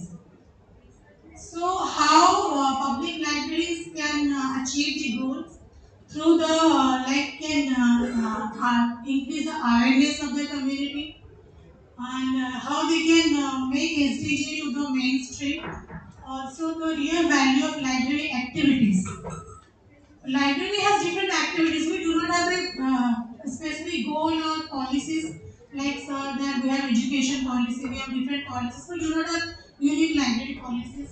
So we have to value the library activities and how it is aligned with the UN 2030 agenda. So how we can increase the awareness? We can do specific programs through we can give out the message to the community wherever the public library present that can lead a role to spread the awareness, and last one is we need to understand the local public libraries. The main goal should understand the local needs first. So these are the this is the process how we can raise the awareness through meetings, through posters, through seminars, conferences, through emails, to make aware people that they can come public library and they can share, they can read information whatever field they want, and they can progress through it. Actually, during COVID time, that time maybe I was in a village, so I can understand that in urban people have lot of information about different things, and whatever they want, they have the information through different medias. But in rural, it is very difficult for them to get awareness about anything. They do not know about the sanitizer or different things. So these are the what are the how public library can contribute to the SDG. Like government should ensure that public library is fully integrated, and should public library. This is the part. This program is also on public libraries as it is funded by as a Rammohun library. So public libraries should regularly organize seminar conferences, and government and the parent institutions should financially help the libraries in order to challenge, in order to come over the challenges like Sir has told that about inadequate infrastructure. We do not have infrastructure, we do not have network, we do not have internet connections and books, everything. So government should come forward and look at this, whatever the facilities required. And we have built up adequate staff with professional qualification, proper qualification that can help, that can give quality contribution, and as well as the continuing professional development and fostering lifelong learning. So I just mentioned one story that how SDG help people, like one mobile library increased rural students. This is by the collaboration of Osaka University in collaboration with the foundation. They can beginning a local communities where literacy is very low, where young parents and teachers they have lack quality reading and learning process, but through SDG we can give them supports. So, what are the challenges? I'd like to say we have lot of challenges, but I have mentioned few like inadequate fund, staff, we don't have facilities, and we space of the most important is poor infrastructure. And now, thank you so much, Mr. Ajmal.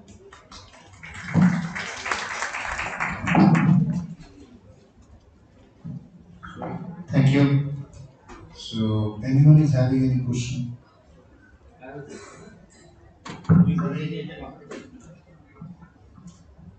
তুমি বললে যে public library অনেক কিছুই করে, মানে যা যা মানুষের জীবনে যা করা আর কি সোশ্যাল স্ট্রাকচার চেঞ্জ করতে পারে না?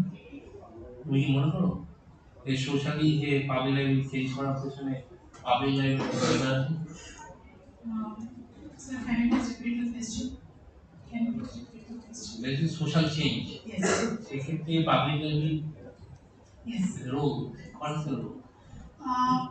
Public library, like social change, we have lot of social issues like child marriage, on illiteracy, unemployment, different low literacy rate and female infancy. So lot of issues we have society. Public libraries can, I think, come forward with the government. Maybe it's a state or center or local, and can participate in helping come out of the social change. Can make at least contribute.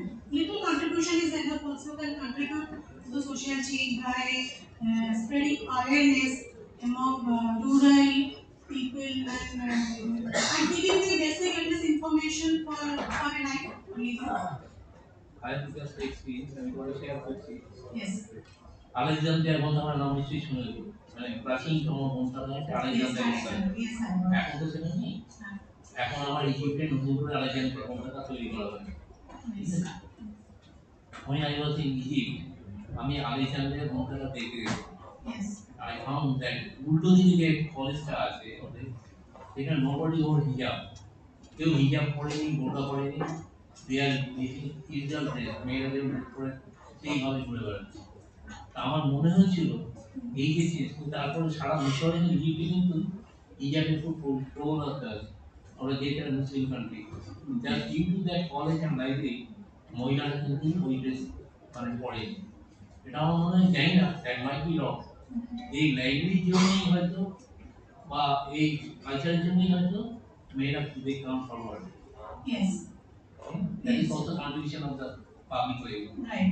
Lot of female, male from different communities, irrespective of age, gender, they can come to public library. But as public library open to all, as reading library, research library, they are limiting to their audience users. But public library is the place where irrespective all people can come and get information. Which is now environment is by the public library. Having environment can be changed to public library. Having আমাদের যে having Yes, yes. education সব কিছু public library কাজ করছে Yes. এক একটা জায়গায় এক এক রকম কাজ করছে Yes. তাই না Yes. Thank you. So now, you see, we are having some bit of time. Yes. One question. You are the last presenter. You are the last presenter. We have some bit of time, and we have to kill that time aesthetically. So allow me to do that one by asking such very good. Now just tell me that one. That is the 17th sustainable goal. Do you really think that one that is overhyped goal that the ladder of which cannot reach to the heaven in any way?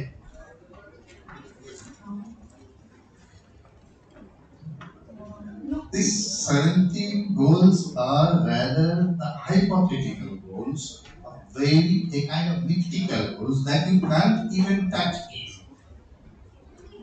Thank you, sir, for the question. And actually, I am mostly working on the goal code. I have heard about all the except the goal for all the goals I did, but sir, it can't be said fully hypothetical. It maybe we can contribute on different organization, different parts can contribute, sir. Okay. So you are from Odisha? So I am from Odisha. I am working in Central Now Defense your place of residence? Sir, actually, I am working as Assistant Library Information Officer in Central Defense Library. So can you give me the example of any institution of Odisha where the sustainable goals are really being implemented and rather being implemented in such a way that you can see that one, you can really feel that one, that is yes, how to implement the sustainable goals. Thank you for the question, sir. You know peace? Sorry? I love Yes, peace. yes, sir. Oh, is it? Yes, yes. Calling Institute of Social Sorry. Sciences. Yes, sir. It's It's there. near to my place. Okay, great. So thank you. Thank you, sir.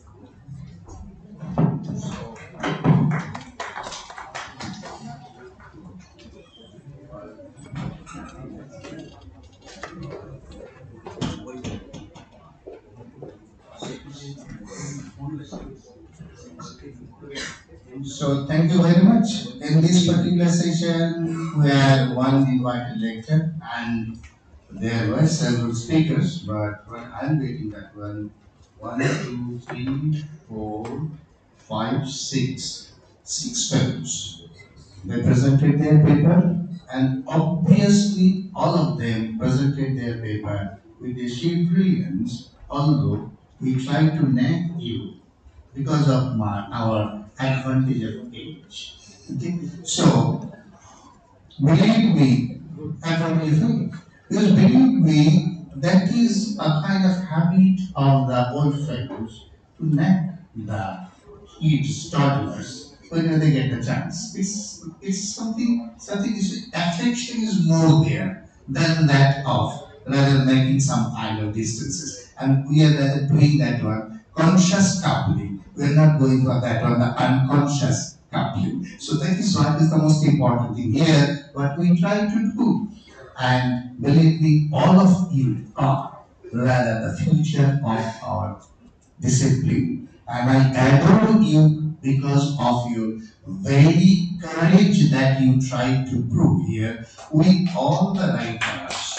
All right. And thank you very much for giving me that opportunity to interact with you so that my gray matters that already started graying, although it is known as gray matter from the very beginning, but it's really started graying, but you try to make it green. And that is how, I'm not arguing, but still, that is what. So thank you very much for that one. So I'm not saying officially this particular program should be terminated, completed, should be ended by out of these two values. So I'm rather asking, or rather asking you, or rather say you that one you will take a lead and go for the closer of this session. Thank you. Actually, I'm sorry that I was a bit delayed to attend this session. So I could not hear all the papers which were presented in this session. The last three papers which I have heard, I like them. And what huh? Just say What Professor Ghosh has said, I agree with that. And also, the session has come to the end. And thank you all the participants who have presented the paper in this session.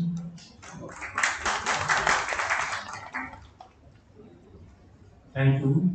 আমি যে কথা বলে শুরু করি started my work, everybody can present the paper, কিন্তু ওই দেখে দেখে না বলাটা আমার খুব অস্বস্তি হয়। Surely you have learned something from this paper. Take your own language, কোনো প্রবলেম নেই, নিজের ভাষায় বলো। কিন্তু ওই দেখে দেখে বলাটা আমার মনে হচ্ছে এটা তো পরীক্ষা নয়, এটা কিন্তু হ্যাবিটটাকে চেঞ্জ করতে হবে। যদি if you are aware of that paper, নিজের ভাষায়, ইংরেজি ভাষায়, হিন্দি ভাষায়, যে কোনো ভাষায় বলবো, না বললে কিন্তু পেপারে ঠিক যে গুরুত্ব আমরা সেটা বুঝে পাই না। দ্বিতীয় নম্বর, যারা পেপার গতকাল থেকে দিয়েছেন, আজকে দিচ্ছেন, আগামী দিনেও দেবে, আর বিকেলেও দেবে, এদিকে গড হ্যাজ পোটেনশিয়ালিটি। তাই সেই পোটেনশিয়ালিটিটা খালি যেন এই মানে একটা কনফারেন্স বা সেমিনারের মধ্যে যেন না থাকে। কথা হচ্ছে আমাদের কিন্তু everybody has come forward. Life science কিন্তু বিরাট, লাইফ সায়েন্সের কিন্তু এই নেই, সেখানে এত ল্যাঙ্গুয়েজ, এত পেপার, এত বিষয় ছড়িয়ে আছে, সেইগুলো যদি আমরা আমাদের মধ্যে করে দিয়ে শেয়ার করতে পারি, তাহলে কিন্তু অনেক বেশি আমরা বেনিফিটেড হব। I always did it. আমি চেষ্টা করি নতুন নতুন কি বিষয় আছে দেখার জন্য।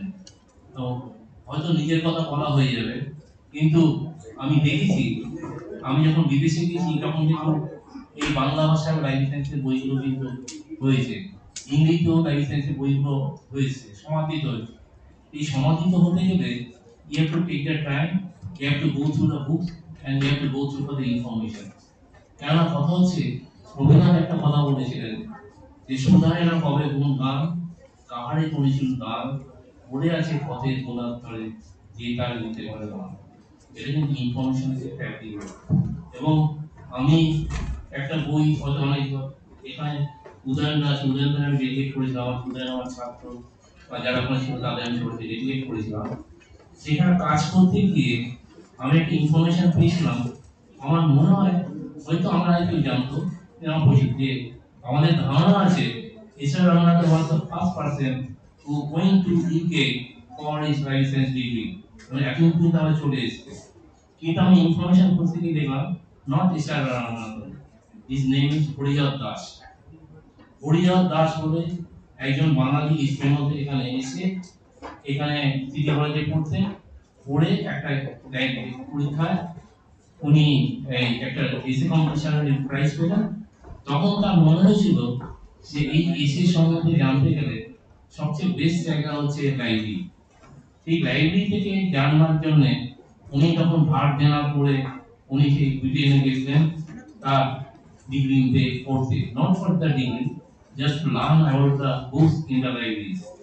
ওখানে গিয়ে উনি দেখলেন এবং উনি হচ্ছেন ফার্স্ট ব্যাচ এবং ফার্স্ট বেঙ্গলি ফার্স্ট ইন্ডিয়ান যিনি লাইব্রেরি অ্যাসোসিয়েশনে ফেলো হয়েছিলেন। আগে কিন্তু কেউ ছিল না। এবং কিন্তু আজকে আমার তার কথা জন্য আমাদের কাছে লাইফের বাইরে। তো এই কাজগুলো কিন্তু লাইব্রেরিয়ানদের করতে হবে। আমরা নিশ্চয়ই অনেক কিছু ডিপেন্ড করবো নেব, এই কাজগুলো যদি আমরা লাইব্রেরিয়ানরাকে না নিই না দিই তাহলে কিন্তু জাস্ট লাইব্রেরিয়ান হিসেবে ঠিক করবে, তার বেশি কিছু ঠিক করবে না। এইগুলোর ব্যাপারে আপনাদের বলছি যারা ছাত্র ছাত্রী আছে এবং অনেকগুলোই কাজ আমাদের উদাহরণ এখানে বসে আছে। আর started from one word with উদাহরণ তারপর উদাহরণ চাকরি এবং দূরত্ব এই জন্য বাংলা আপুর বন্ধু। এটা কিন্তু আমার কাছে একটা মনে হয়েছে যে সরেন্সের মনে হয়েছে আরো এটা মনে হয়েছে যখন আমি নিয়োগ পাবলিতে যাই তখন দেখি আমার এই বইটা নিয়োগ পাবলিতে রাখা আছে এবং কেউ না কেউ ব্যবহার করছে। এইভাবে আমাদের লাইব্রেরিয়ানদের অনেক কাজ করে আছে। অল অফ নিউ এজেন্সি তোমার সব নতুন লোক রঞ্জন রঞ্জনের উদাহরণে একটা কাজ শুরু করেছিল, আমি জানি না কেন সেটা বন্ধ হয়ে গেল। সেটা হচ্ছে যে একটা ওরা ঠিক করেছিল যে যে সমস্ত লাইব্রেরিয়ান আদার দ্যান লাইব্রেরিয়ান তাদের একটা ক্যাপাসিটি আছে তাদের নিয়ে একটা বায়োগ্রাফি করবে, কিন্তু পরে আমি শুনছি ওরা যে কোনো ধরনের বন্ধু আমাদের বাংলা বন্ধুই দেখুন না, রাজেশ্বরী দত্ত, সুবিনয়রা, রাজেশ্বরী তো সুবিনয়রা এরা কিন্তু সবাই মিউজিক্যাল এসে এরা কিন্তু সব librarian. Librarian has got so many calibers, so many information. So এখানে যেন এই প্রোগ্রামে যেন শেষ আরো যেন এগিয়ে যায়। Okay, thank you. Thank you, sir. Thank you, sir, for conducting this session nicely. The next technical session will be started soon. The Chatula Pal, please have and take charge of the technical session 5.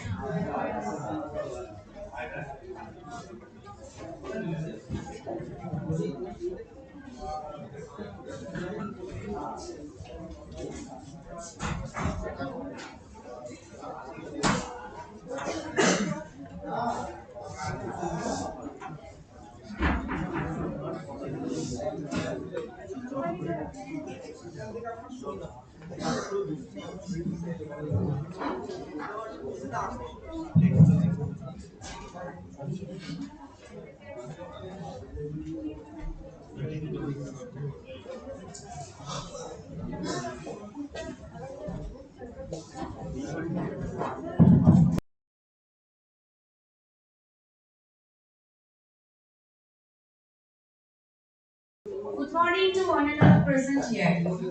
The theme of this session is IT and social media in the public library. In this session, we have as our joint chairperson Dr. Shivshankar Jana and MD Manirul Islam. I request to the joint chairperson Dr. Shivshankar Jana, Associate Professor at Department of Library and Information Science, University of Kalyani, and MD Manirul Islam, Senior Librarian in Bangladesh Prime Minister Office, Library, to have their seat on the dais. Dr. Shivshankar Jana is presently working as Associate Professor at the Department of Library and Information Science, University of Kalyani, and is also the guest faculty at DLI Jalapur University. He previously worked as Assistant Librarian at Central Library, University of Kalyani. He has edited and authored books and books chapters and have numerous publications in journals, conference proceedings, and national and international review. He has acted as chairperson and also delivered invited lecture in different international national seminars. His area of interest include knowledge organization, bibliometry, arithmetic, ontology, digital resource management. Kamok Manirul Islam worked as a senior librarian in Bangladesh Prime Minister Office Library. He is pursuing his PhD at Jalapur University. He is one of the founder of convener of Open Access Bangladesh Initiative. Open Access scientific publication and school libraries are among his major research interests. He is also editor of Monthly Librarian Voice. In this session, we also have an honorable invited speaker, Dr. Samir Kumar Jalal, Deputy Librarian, Central Library, IIT Kharagpur, West Bengal. I am delightful to invite our honorable speaker on the dais. Dr. Shamir Kumar Jalal, Deputy Librarian, Central Library, IIT Kharagpur, West Bengal since 2014. He was a Deputy Librarian from 2012 to 2014 at Central University of South Bihar. He worked as an Assistant Librarian from 2007 to 2012 at Central Library, BIT Masra. He was a librarian from 2003 to 2007 at Athri Engineering College, Hyderabad. Formerly, he has worked as guest lecturer at Department of Library and Information Science, University of Kalyani from 2002 to 2003. His major area of interest are bibliometrics, cytometrics, webometrics, web links analysis, web-based library services, etc. He has published many journals, articles in different journals. He has 25 conference proceedings. I request to the members to felicitate Dr. Shivshankar Jana.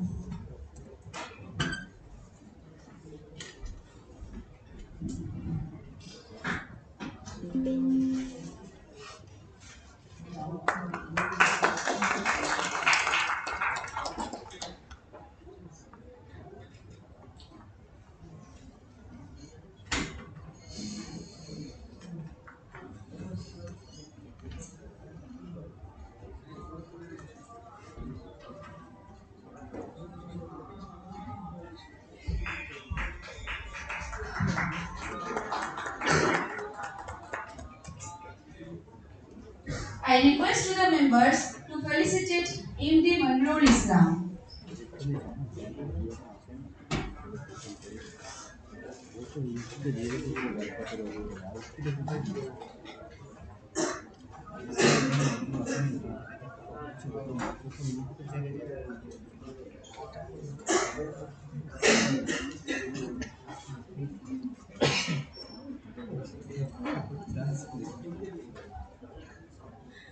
এটারও output নেই, এটারও output নেই।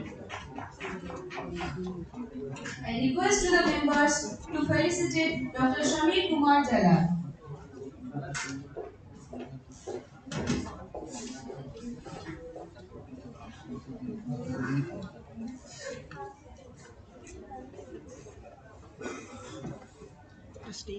Scrolling করে দাও, scrolling করে দাও।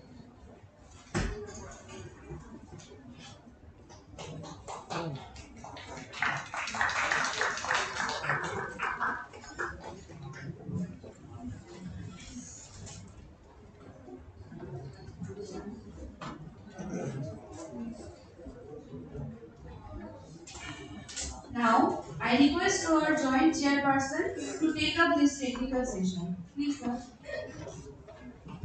Hello. In this technical session 5, that is IT and social media in the public library, we have total 11 presenters, and we have with us Dr. Shamir Kumar Jala, Deputy Librarian, IIT Kharagpur, West Bengal. I would like to invite Dr. Jalal to present this paper. Okay. Yeah.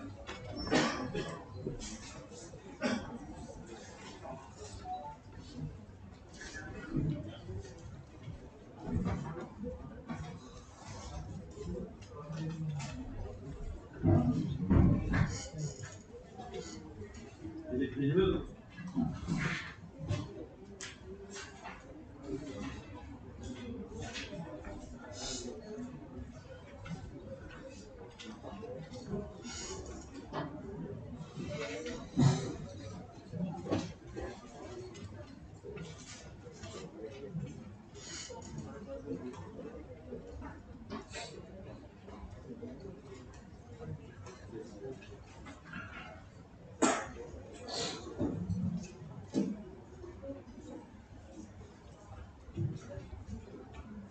Very good morning to all of you.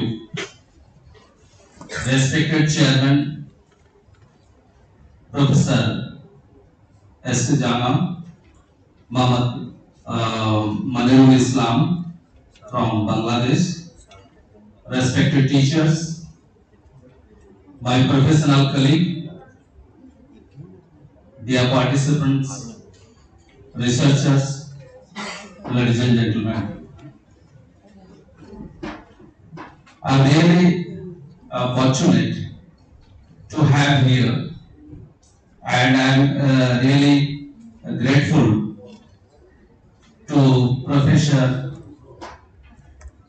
Uday Bhattacharya sir, University of Jadavpur, my friend Dr. Ranjan Samanta, Librarian, and Dr. Shapon Khan, Librarian ND College, for inviting me and giving me an opportunity to share my ideas and thoughts here for this August gathering. Today, actually in this session, the main theme of the topic is IT and social media in public libraries. So in this case, I would like to concentrate on some social media, what it has an implication in different sphere of our life as well as in libraries. Also, user engagement and interaction, which is most important in today's environment. Also, some use study from Turkey Public Libraries and University of Nigeria. Also, I have collected some of the data for this purpose, randomly selected around 45 libraries, academic and public libraries, to know their status, and of course content analysis and topic analysis. Now, as you have seen, that social media platform has been emerged during 2000, resulting into a paradigm shift from one-way communication to multi-directional discussion. As a result, this is because of the users can tag, interact, share their experiences via a web-based platform. Now, it is social media platform is used as a social interaction between users, but it also be used to fulfill the organizational objective. Simultaneously, social media platform is employed by the libraries to reach to the users positively, to attract the users, to communicate to the users more and more that what library has. Now social media, as you have seen, that it is a kind of environment for storing various type of content, not only the photographs, videos, links, etc.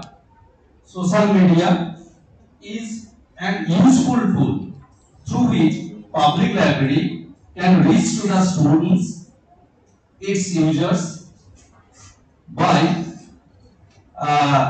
various means, and thereby increase the visibility of the library in the community. More recent research says that the students currently using more and more Instagram, Facebook, YouTube, TikTok than the other type of social media platform. Now, only few due to limitations, few popular media sites are LinkedIn, Facebook, YouTube, Twitter, Instagram. This you know better. Normally, LinkedIn is used for professional social networking sites. Facebook is the biggest social networking site. Like that, YouTube we are using for video sharing, etc. Now, coming to Facebook, it is seen that more than 80% of Facebook users resides outside the United States, and largely, for the case of developing country, India is the second largest, followed by Brazil and Indonesia for the Facebook users. And I know that most of us are using Facebook. Now, coming to YouTube is also heavily used by the professionals, even including the children's to undergraduate, postgraduate, and researcher, also professionals.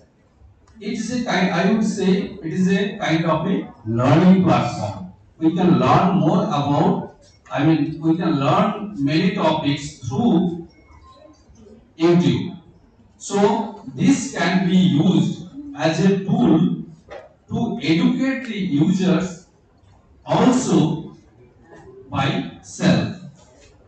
So as of May 2019, there are so many videos available. The videos are being uploaded at the rate of more than 500 hours of content per minute.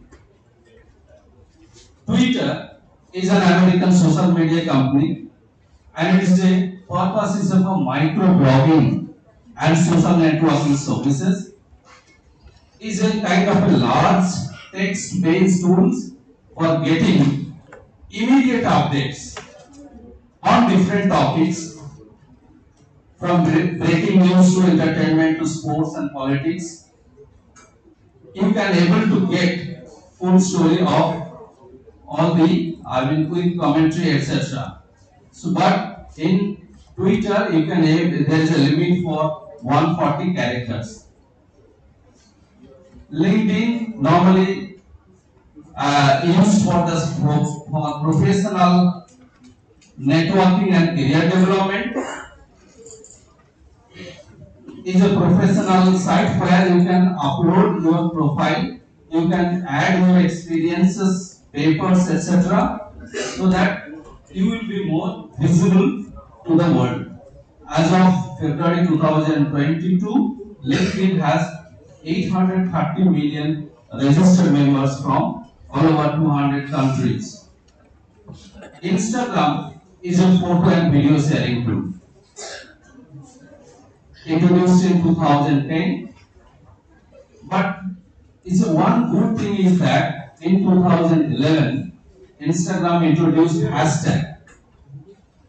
Hashtag is normally the meta tag that is prefaced by the hash sign. That means through using this hashtag, you can able to extract or discover the different type of information. As you know, you have to use, for example, you can go to the particular site and then give a hashtag and then that particular term. For example, hashtag parrot. It will give all the related information on parrot from the Twitter. Now, Instagram also in March 22 launched a new feature called co-watching. There are various features available, but I will just pointed out one or two. Co-watching in the sense that during the COVID period, many people and friends are away from home, and sometimes they feel that they wanted to share a particular information or watching a movie along with their family members who are staying outside. Therefore, you can log into this particular Instagram site and then add people to whom you want to invite to watch a particular movie, etc. So this kind of features are available here. Now, as I said, that hashtag can be used. So this is one kind of example where you can able to see that using hashtag you can able to discover the information, and here you can also make a study and research can also be done for what kind of informations are available, and it will show you the quantity. I mean, how many informations are available on this particular terminology. So now the question is how are libraries applying social media? Is it for the improvement uses? I mean, usage of what? Usage of library. So your library, the aim of the library to increase, increase the number of user. Aim of the public library always wants to increase the number of user base, and this is possible by reaching out to the intended users. So how it can be? By promoting different type of collections, whatever you have, that you can promote, and thereby your base will be increased, user base, through live chat, like previously as you said that ask the librarian. Instagram, through using Instagram you can post the pictures of whatever content you have. These just photographs, few snapshots. Also you have to know the audience in the sense your users are the audience, so use audience polling to receive what kind of information they are required, they want. So you have to increase the collection building. It will help in the sense of collection building of the library through good links to highlight new books, inviting reviews, etc. from the user group, and then you can able to motivate the users to use more and more your library. What can public library do? Is a simple thing. Basic logic is the same. Like advertising whatever you have through social media is the main motto that has to be achieved, as well as it is also true for the physical library, is also true for the social media. Is a kind of a tool through which you can able to reach more and more users. Now, libraries should not be considered as only the book rental point. It's very true that you need to reach to the students so that your visibility should be increased by offering different type of services to them. Just posting a picture of the books, whatever you have, new arrival kind of things. Normally we used to put it in the, library some corner. That also you can able to send through, this social media, so that the people can able to locate it. You can able to know whatever that the new things has come to the library. Now, another important concept is user engagement. As we say that we have to reach to the users, but what users are interacting with the contents or not, that is the most important. It's a decision factor, and it helps to formulate the decision making that the librarians need to change or frame the different type of strategies or not. That is that is required. But how do you know? This is through user engagement. Whether users are interacting with your contents or not, that is the most important, through which you can able to, the librarian can able to make its own framework for decision making regarding the collection building, regarding the new services to be introduced. Again, I would say that social media can be useful not only for publishing library resources but also building relationship. Is the kind of the same thing. As I said that some libraries I have surveyed, it is a kind of 43 libraries out of 26 are academic. It's a randomly chosen set of different libraries and public library. But scenario we have seen that is not that very much. Appreciatively, but only around 30 to 40% libraries do have their account, Facebook account, Twitter, and LinkedIn, YouTube. But most of the cases do not have their library's own account for this thing, social media. People are using most of the, even though this what whoever is having the library with, the profiles in different social media sites, if you look at the content, that also I have tried to mention the content type of the photographs of certain your libraries, library orientation, library lectures, cultural programs, event, and etc. So it should be content. I would personally feel that there should be more informative things should be there in the websites. The social media sites.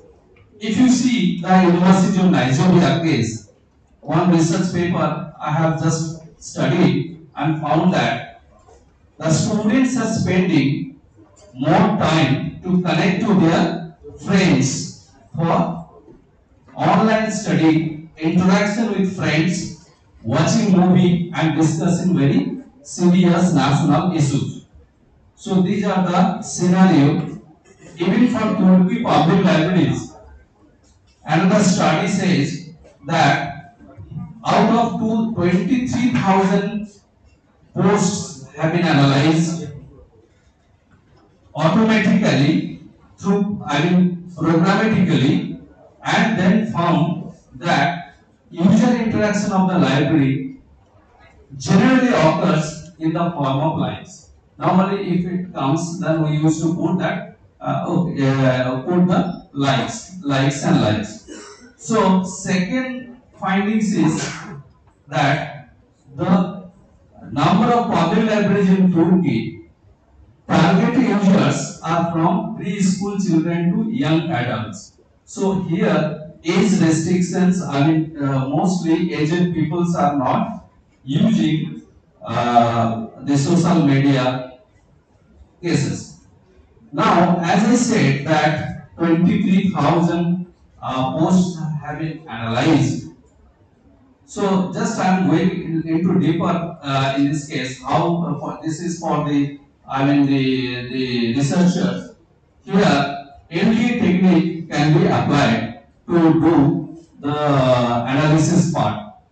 Topic modeling means is a mathematical model that automatically extracts theme that on which topic or on which idea the posts are there. So analyzing the posts are most important, and it is impossible to do manual work because there are so many posts. So mathematically you can able to do. I mean, in this case you can use for Gensim is a very good software for natural language processing that you can install and can able to work out on this thing so that you can able to perform automatic analysis. So what it does is it collects the each and every terminology and then filter it unwanted words and stop words. This has to be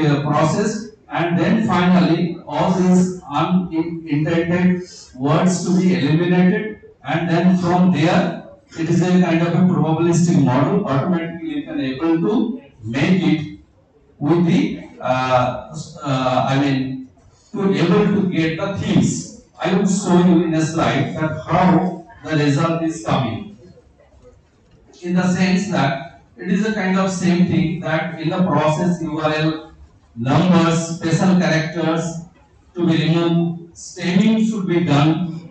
For example, swimming. So swimming, you can the root word you have to find it out like that. These are the some process has to be undergone, and then you can able to get the result.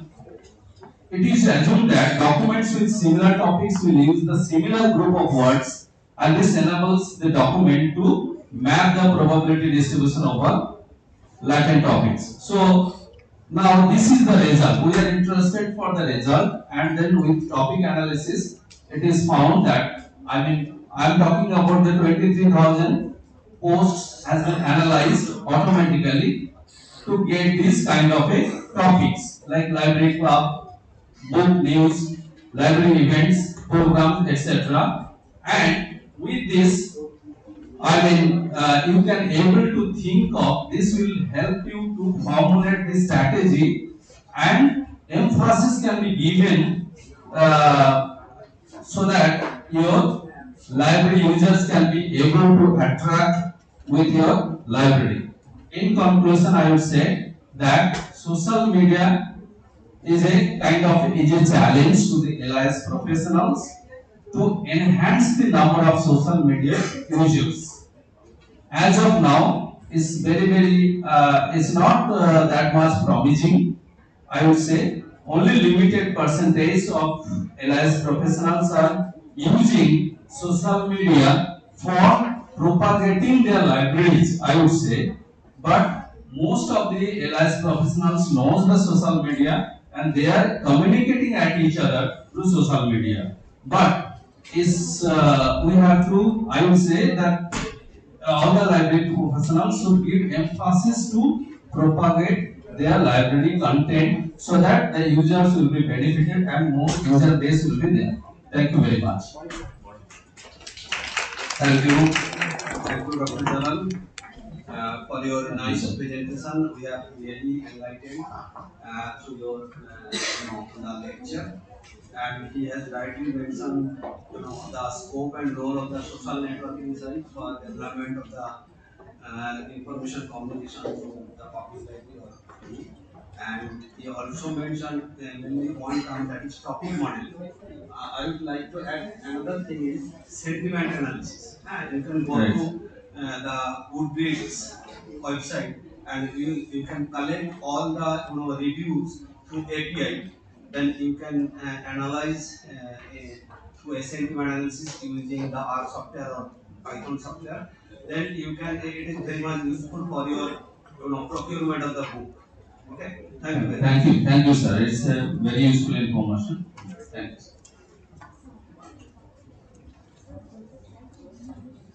Oh, what?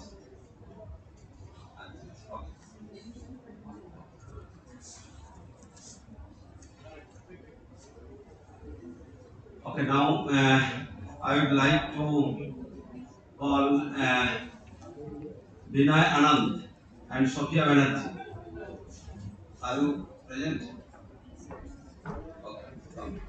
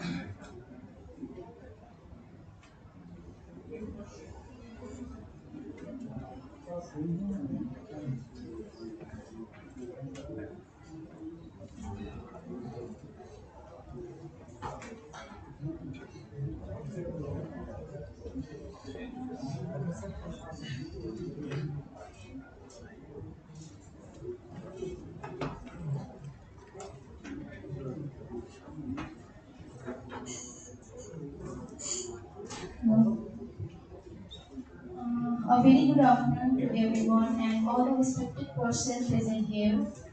Myself, Sophia Banerjee, studying MLIS in North Bengal University, and my co-author Vinay Anand, he is a research scholar of North Bengal University.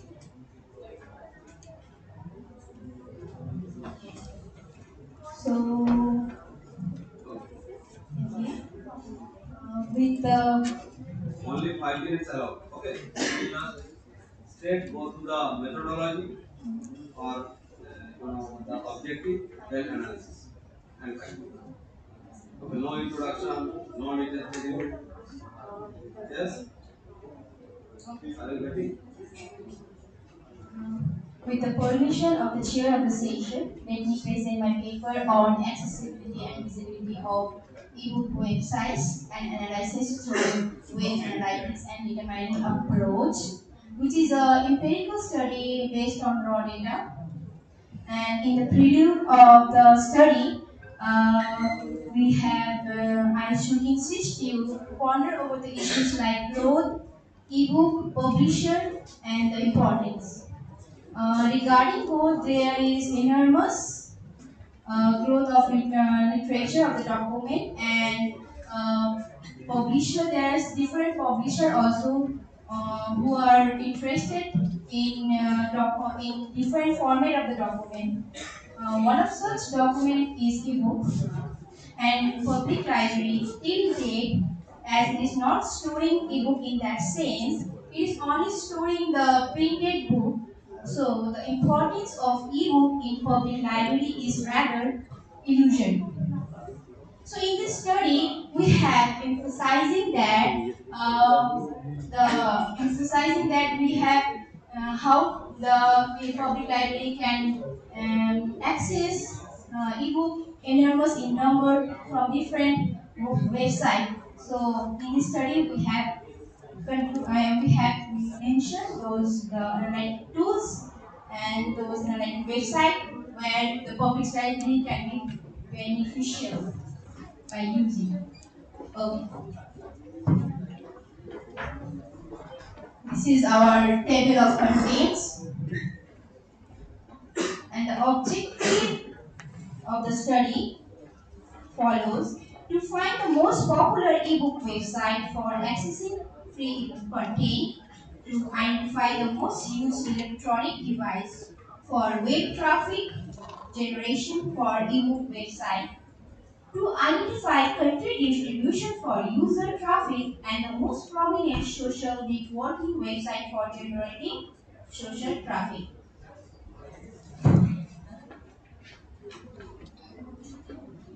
Methodology. We have selected 28 websites and analytic tool was used to analyze the web traffic and performance of ebook website for 3 months, from September 22 to November 22. These are the results.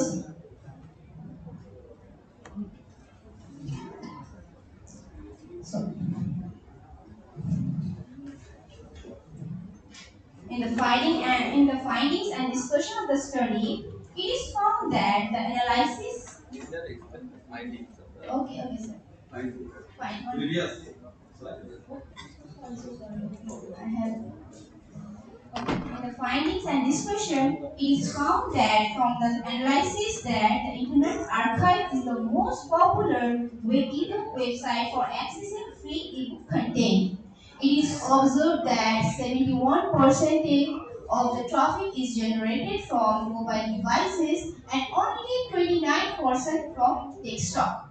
It is identified that the study that Internet Archive is in the top rank, and it is also clear that most of the websites have a bounce rate between 26% to 70%, and Reddit.com is the most prominent social networking website for generating social traffic. Okay. So, in the conclusion, the study attempted to evaluate the accessibility and visibility of the ebook website using web analytic tools and determining approaches using a similar web tool. In the conclusion, the study stated that United States of America is dominated the world by using web traffic in the perspective of accessibility and visibility of the ebook websites. The study provides that a general overview to provide an awareness towards the user with most used ebook website in the world. The further study may concluded to evaluate the content of various ebook websites. Thank you. Thank you. Any question? Okay. Yes, sir. Correct your slide. Thank you for your presence. Yes, sir. Heading. It will be weird. Yes. Now, Muhammad H.K. Chaudhary. Yes.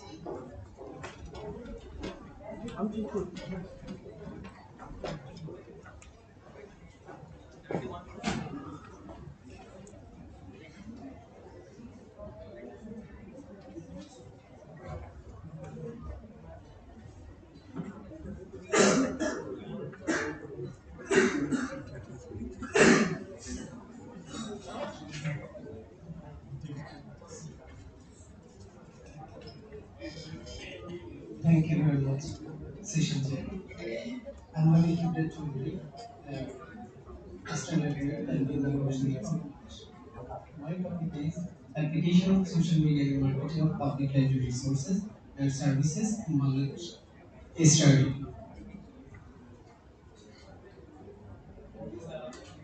Objective. Objective. The objective of this study uh, is how many library users use social media and which social platform they use frequently. And second objective of this study is how many libraries use social media and which social media do librarians use for marketing their resources and services. I use a methodology to find the results. Direct observation, questionnaire, literature review, and internet search. I found that 70% of government public library of Bangladesh doesn't use social media, but they personally use social media, not officially. 20% government public library think to use social media, and 10% of government public library already use social media for their user to inform their services and resources. And we also find that our users and librarians frequently use Facebook, WhatsApp, Messenger, Twitter, and Instagram.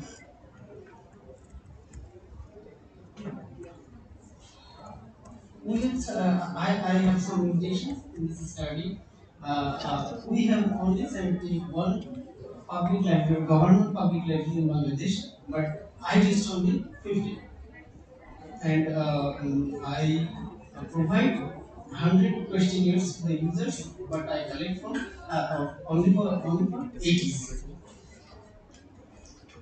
In the conclusion, I say that social media is well recognized and well accepted platform for multiple library resources and services to the patrons. Thank you. Thank you. Any question? Yes. Hey, microphone, please. Data collection techniques. And number two is how do you think, how do you establish that internet searching as methodology and searching techniques not a methodology, I guess. And the next thing is, please tell us the population, your population and sample size. Basically, I guess two questions and one solution. Thank you. Actually, in methodology, I use direct observation, personal communication, and literature review. Internet searching, what do you mean by direct observation? Direct observation means I visit the library and you visit the library of all over Bangladesh. No. So no, only in Dhaka. First of all, tell me your sample size, please. What is your sample size?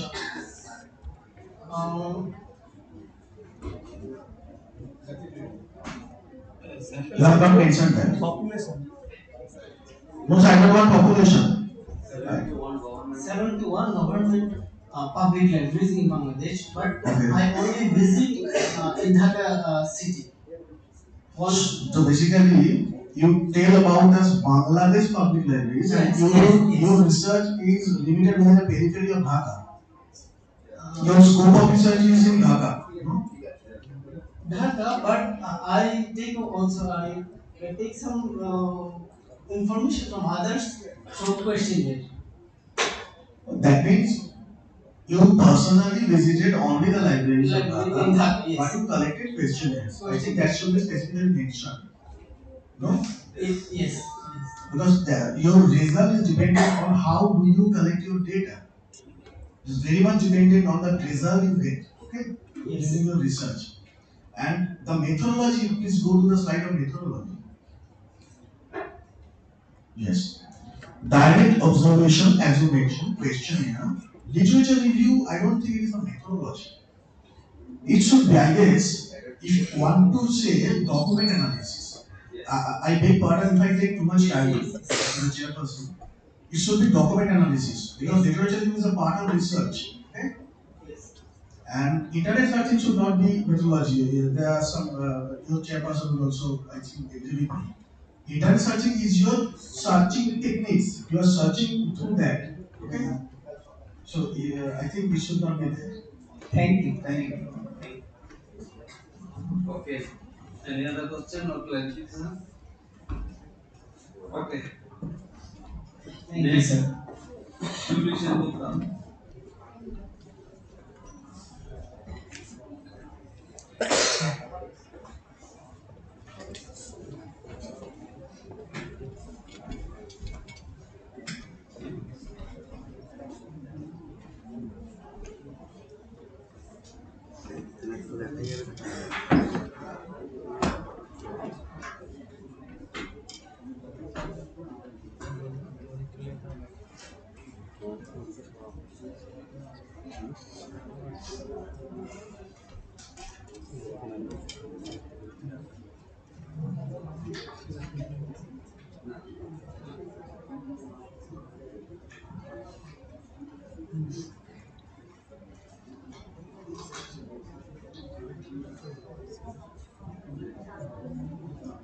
A very good afternoon to all of you. Myself Shivji Shanita, librarian of Rammohun Shooting Model Mahavidyalaya, Nirasharpur, West Bengal.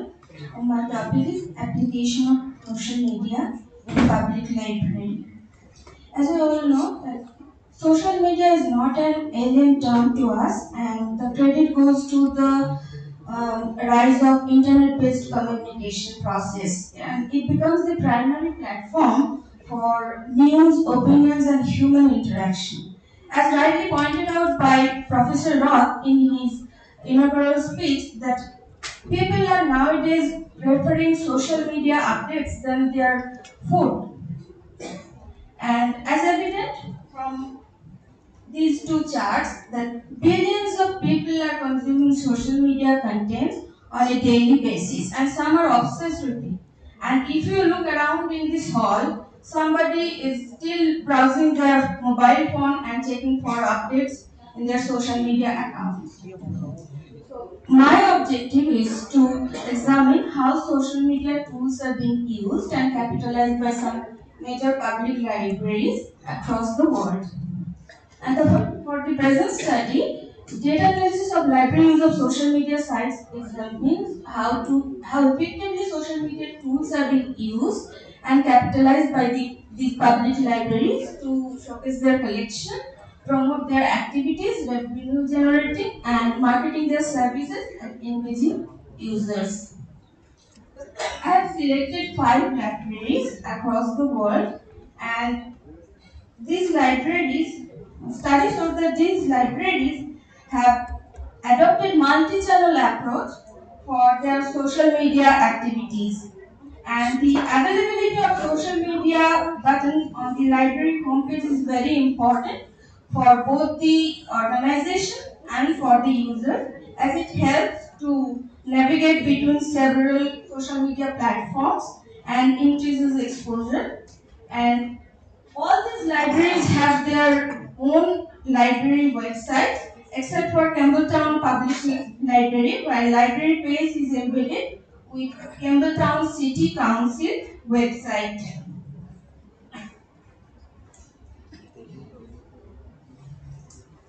First, blog study revealed that only New York Public Library USA is actively using blog for information dissemination. The library offers blog posts from 30 categories, and already 18 posts are generated during 1st January to 13th January 2023 period.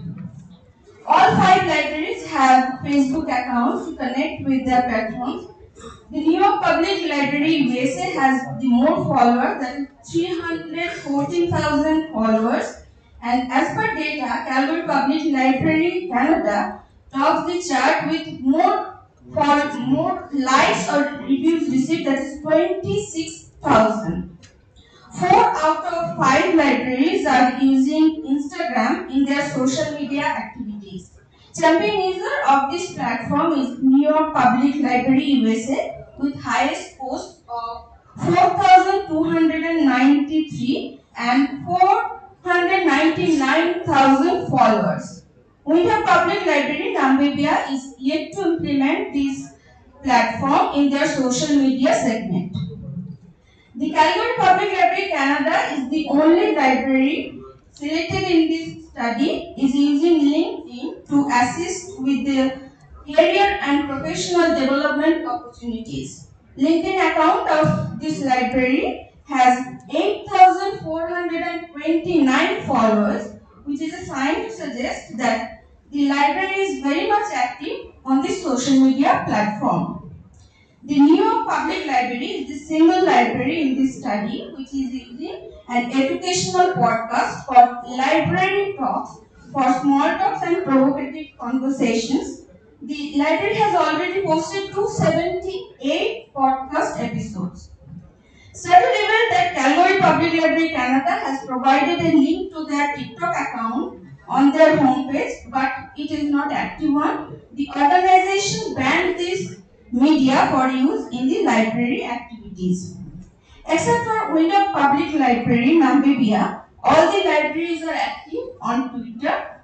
Data revealed that New York Public Library USA is the oldest account holder of Twitter, and in this study group and has more number of tweets, that is 40.8 thousand tweets and 2.4 million followers.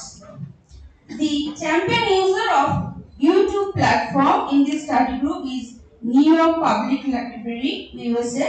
This library has already posted 1,000 videos and received over 54 lakhs views. On the other hand, Windhoek Public Library in Namibia is yet to implement this platform. As we all know that Wikipedia is an ideal example of collaborative social media project. The study revealed that except for Campbelltown Library, Australia, all the libraries have their Wikipedia page describing their history, activities and resources. Full descriptions are available for Calgary Public Library, Delhi Public Library, but the Windhoek Public Library in Namibia Wikipedia page offers only a brief introduction.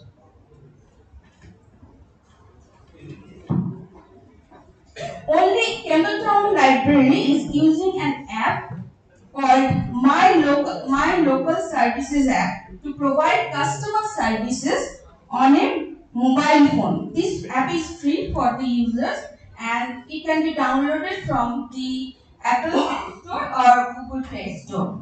So, in addition to traditional communication methods, these libraries are utilizing social media, which offers a competitive edge in this age of technological cycle and budget cuts, to market their resources and services, generating revenues, promoting activities, cultivating and connecting with their precious patrons, and most importantly, to be in the visibility radar 24 into 7 to sustain in this world of information. Social media used by public libraries across the world is increasing day by day, but unfortunately, due to lack of infrastructure, awareness, technological support, and negative attitude towards social media, many libraries and many countries, including India, are yet to embrace and these media as a powerful information dissemination tool.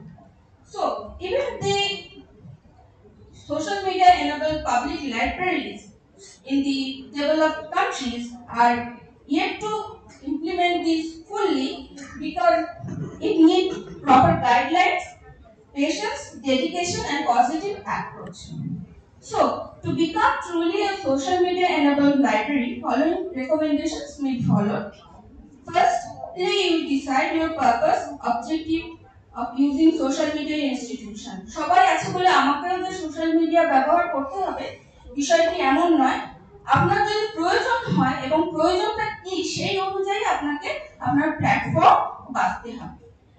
And then wisely select your target audiences, pick your platform according to their preferences and comfort zone. Always post curated content which is important both for the user and the institution. Do not reveal any personal information. Always provide link to social media platform on your institutional website to attract more users. And the term is social media, but it has some unsocial or antisocial elements to it, like it is prone to deception, manipulation, bullying, cybercrime, etc. So handle these issues with their utmost care and honesty, and take utmost care not to infringe upon issues like copyright, IP, etc. Okay. So in conclusion, we can say that social media use is increasing. You have to take utmost care and take wise decision to implement these social media tools in your libraries. Thank you very much for your kind hearing. Okay, thank you. I have a question to you. Yes. Why you can find the Wikipedia as a social media? Social media project. But as far as I know, the Wikipedia is just multilingual, free online encyclopedia. No, but it is a social media project. People are gathering to create a space. If, as per my knowledge, if you want to search a term in your any search engine, if you put the term, first page then Wikipedia description text. Yes. So if you have, But it doesn't mean that, and it is a social media, you know. If you find about, if you're searching in the Google, then you can find out what the difference between the definition of social media and encyclopedia. Encyclopedia and social media is totally different thing. Social media, the people can sharing their thoughts, their ideas, their pictures, their videos, etc. But in a way, in Wikipedia, a general people cannot easily share their thoughts, views, and etc. Because One options are there. Some options are there yeah, in Wikipedia. yeah. You can upload your information. You can add. You can edit can information. add or upload your As information. this is a wiki concept of wiki. So there is provision, but it is not hardcore social media. Social not media. social network. media, it is a social media project where you can put your information for the Yes. user convenience. Yeah. Suppose one you Yeah. want to Yeah. find an information, first page comes It's okay. Wikipedia. It's okay. Okay. Next, before that, just 5 minutes. Already we are getting late. Getting more than 3 minutes.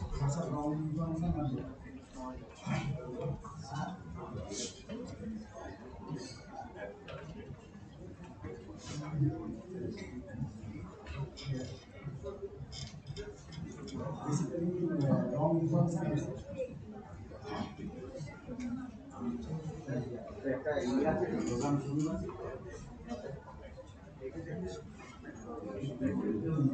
এটা কিন্তু renewable. By different আমি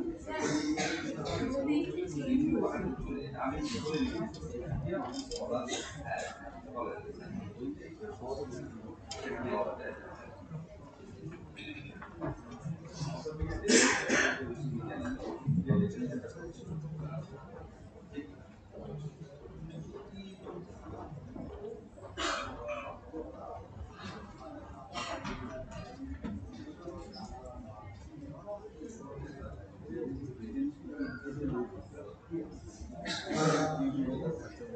Thank you, sir. So, good afternoon to my respected teachers, seniors, and everyone. So, today I would like to present a topic which is application of social media in public library.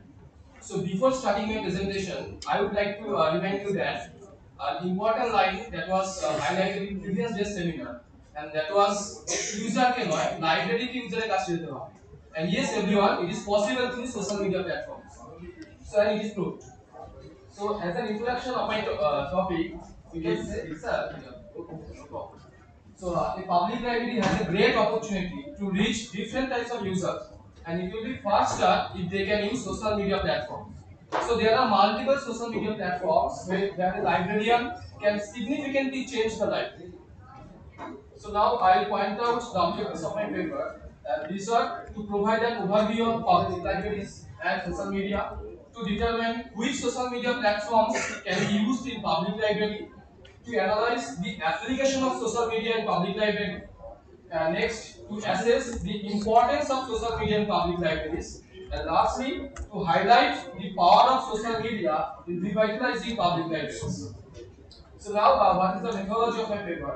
So in order to achieve the objective of the research, it has been decided to adopt the method like document research. So it's a completely document-based paper.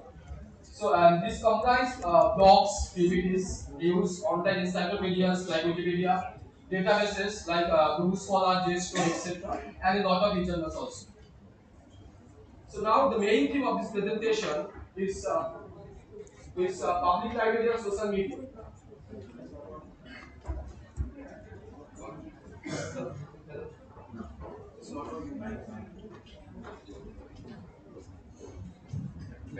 Thank you, sir. Sorry. So the main theme of this presentation is public library and social media. So you all know that a public library is an information center for the people, by the people, and of the people. So it's common that children, 12 people, anyone can access a public library. And what about social media? A bridge that is used in communication with the help of different platforms. So if we talk about traditional media such as news, radio, TV, so these are only used for one-sided context. But social media evolved into a two-sided influence. So now what are the findings of my paper? After analyzing the documents, I found that in social media platforms there are many interactive options available. You can see the picture also. So it might involve promoting instant messaging, blogging, posting, commenting, creating video, sharing content, and etc. So it's not possible to cover all the things in a short time. And so now I have to conclude that after discussing all the points, it is necessary to state that social media is currently the closest support for public libraries. So public libraries need to take approaches to keep pace with social platforms for researchers. So finally, social media should be used to promote revitalization of public libraries, and so we, as library staff and patrons, need to be aware of what is important and how to manage resurrection to our crowned public library. That's all. Thank you. Thank you. I have a suggestion for you. Okay, sir. You have mentioned for the people, by the people, By the people, of the people. but it's wrong. It should be of the people, by the people, for the people. Just remember the concept 0 by 4. 0 replaced with of, by the people, and 4 for the people. If you remember this concept, it will not be very Sir, actually, I have mentioned this this paper already document this paper, so I just have mentioned a quoted line. Yeah, It's a it's quote line. like this: of the people, by the people, and for the people. Not the for the people, by the you mentioned for the people, by the people, and of the people. So remember that concept. Okay, sir. Thank you, sir. Thank you, sir. 0 by 4. Okay, sir. Okay, thank you. Next, Shanu Mondo.